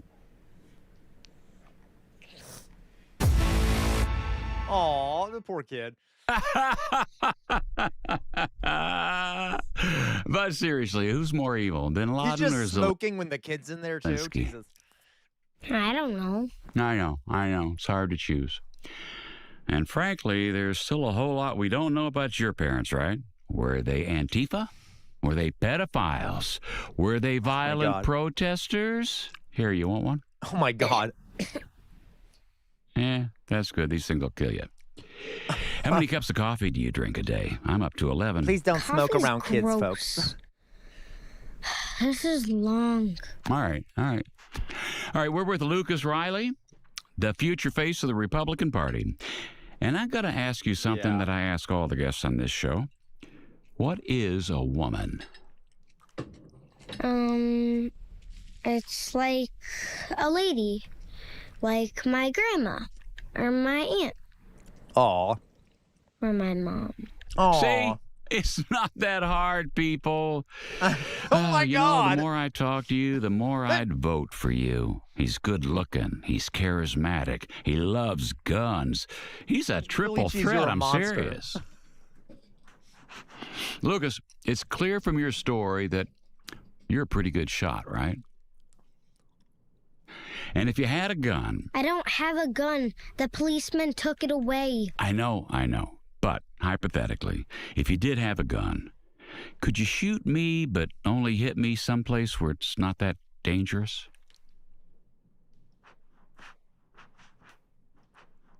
I just want to go home. Oh, Lucas, you are home. In the conservative movement. Oh my fucking God. Yeah. Maybe like in the shoulder or the leg, someplace where it seems like I could die, but I survive. Maybe I'd do like a fist bump in the air, that kind of thing. Okay, yeah. I really don't like guns. They're scary. For our full, in-depth 6.5-hour interview with Lucas Riley, click the link now.